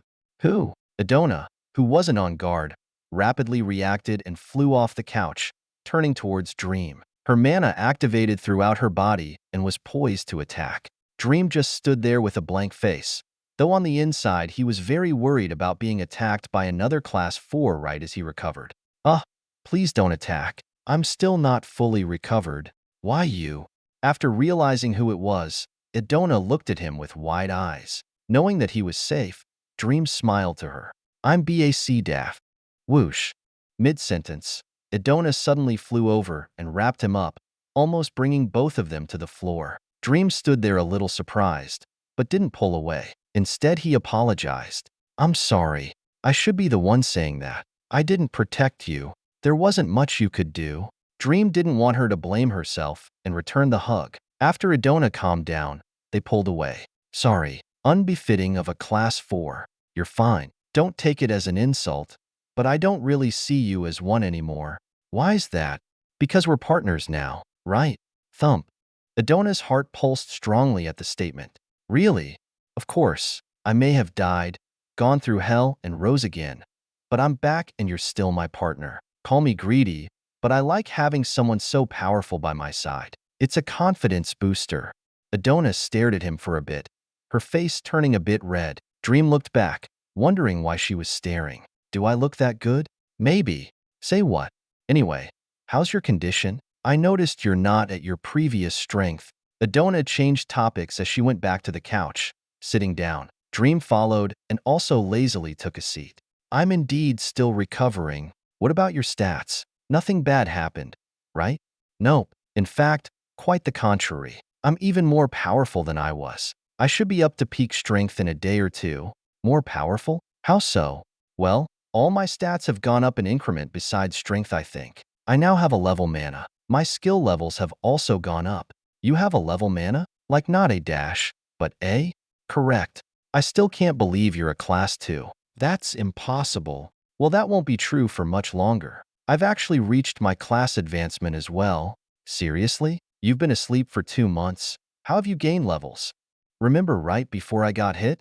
Oh, those balls you brought out that exploded. I do indeed remember. It injured that class 4 quite a bit and made the battle very easy for us. So you got experience from that? Yup, and since it was a class 4, I got a huge amount, enough to get me to the class advancement. And you're sure that it's the class 3 advancement and not the class 4? Very sure.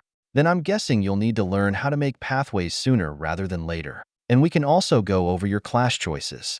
But before we do that, I need to catch you up on the state of affairs in regards to the demons.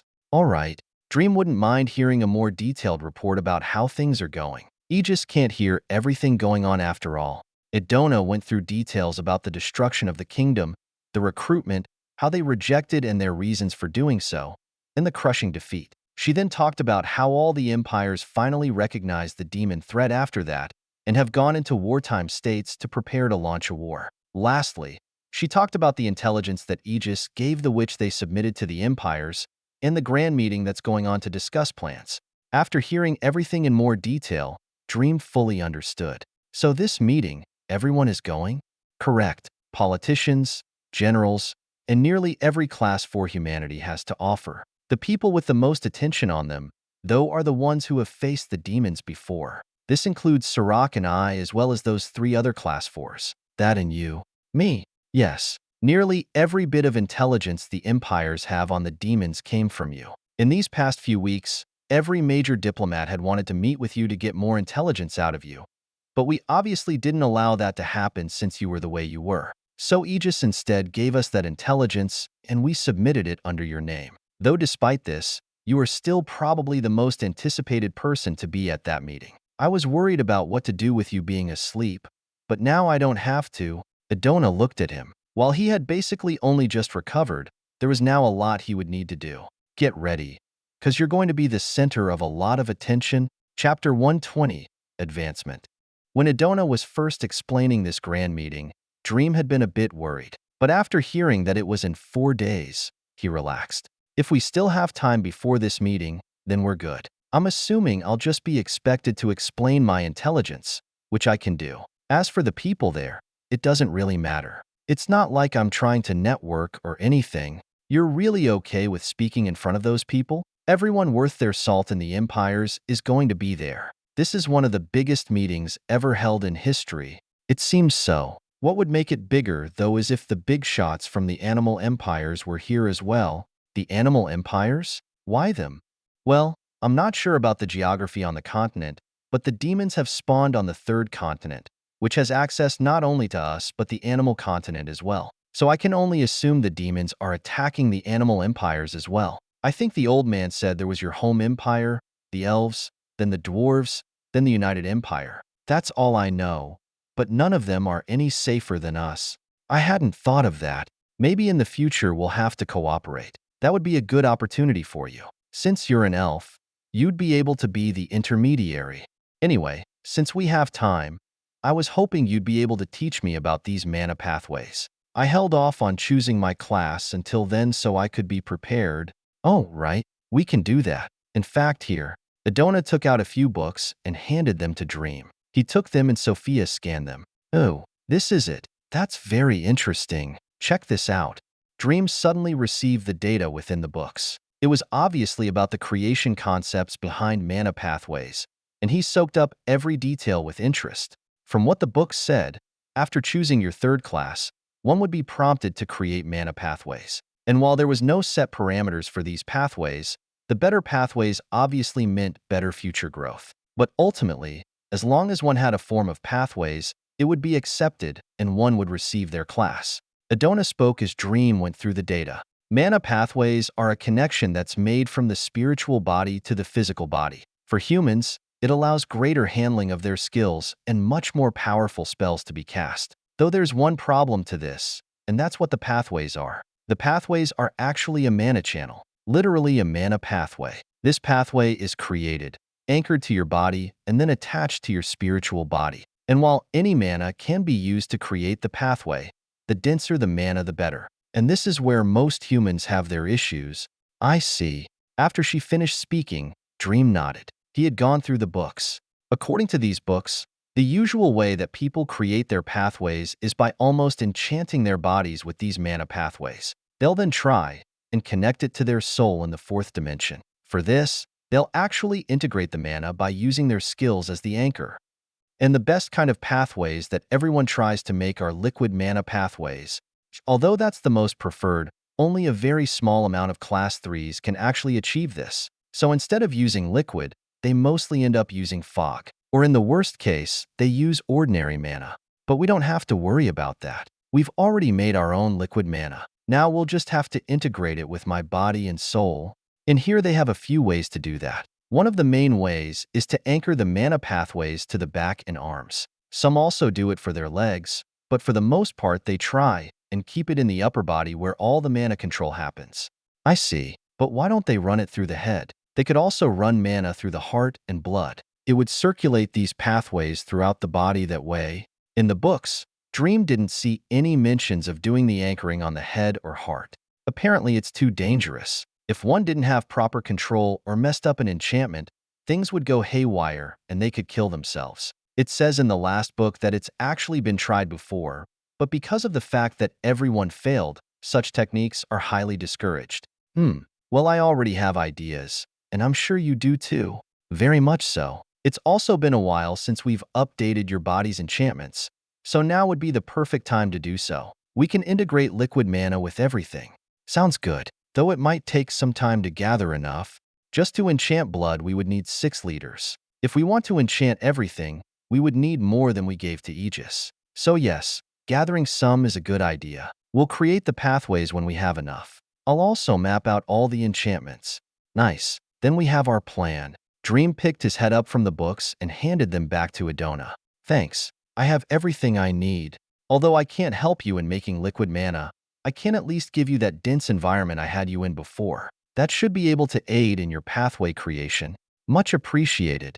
Adona took back the books and put them in her inventory. Sure, though while I can't help you with the mana, I can help you map out the best pathways. I actually think I have that covered. I was planning on doing a full body pathway. What? No way. The ambition is good, but that's way too dangerous. Not really. I've done more dangerous things before.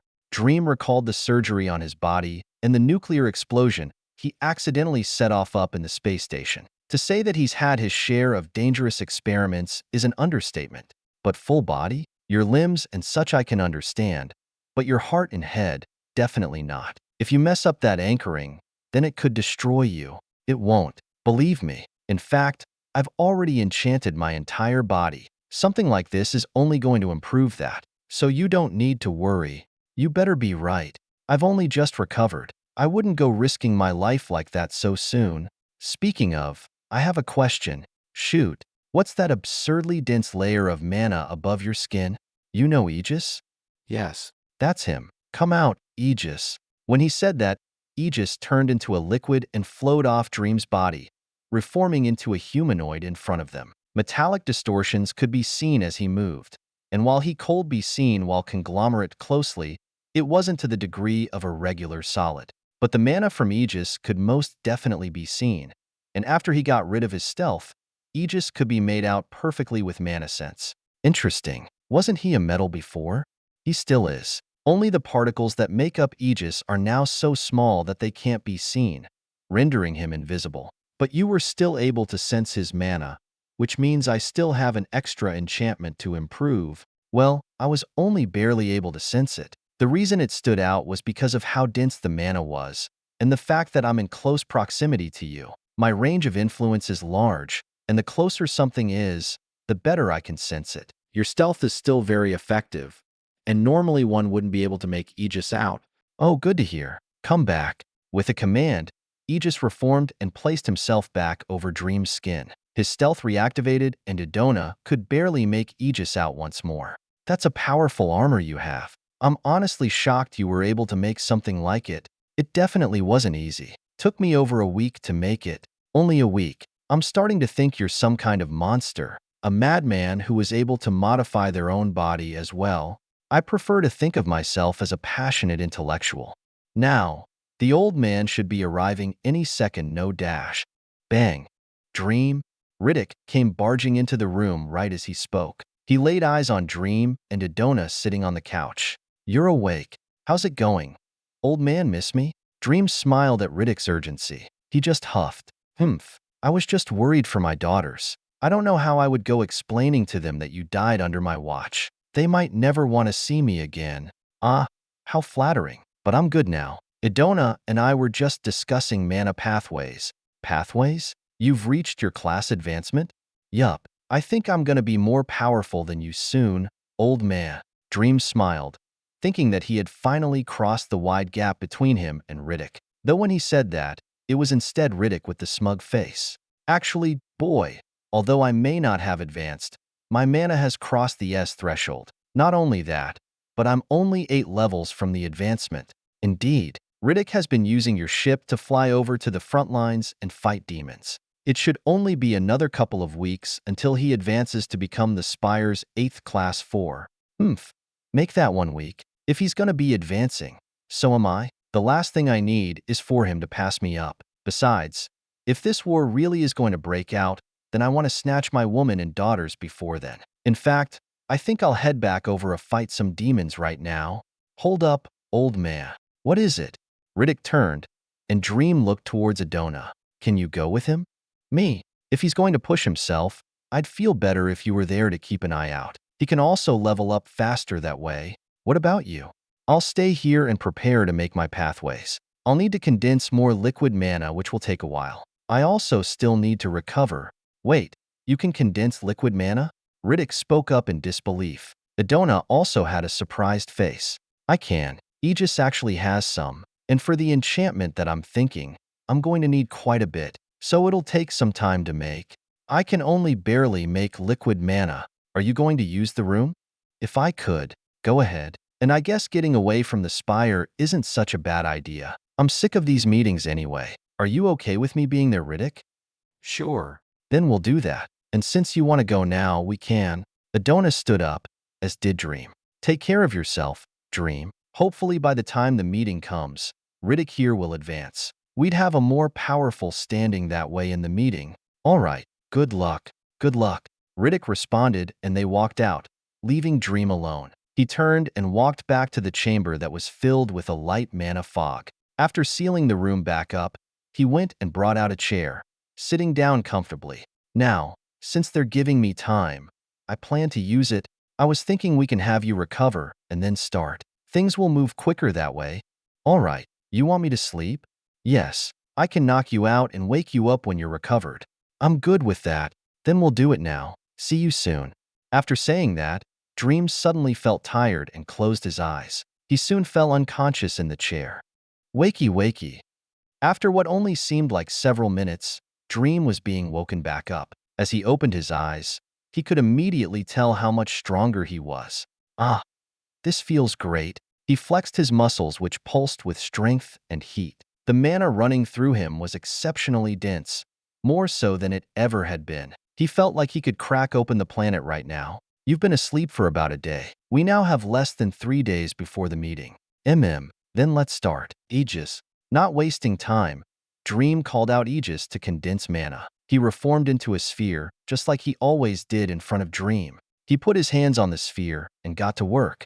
Before he started condensing, though, Dream formed the globe network around them. He thought it would take 20 minutes to make, but after a mere 10, it was finished. This was the result of his recovery, putting him at full power. Everything just seemed easy. After the globe network came out, it activated and harmonized with Dream and Egis. All three of them were soon creating drops of liquid mana. As they created more and more, Sophia pulled it out and stored it in a special enchanted container she made on the spot. This container was made of high-grade mithril and was perfect for stabilizing the liquid mana. It could also store the necessary amount needed for the enchantment she had in mind. Materials were constantly exploded within Aegis as flux sacrifices necessary to solidify the mana. Although it pained him, Sophia told him that the space factory had actually created a large amount of high-grade materials, both steel and silver. She said there was more than enough for anything they needed, and what they had in his inventory was small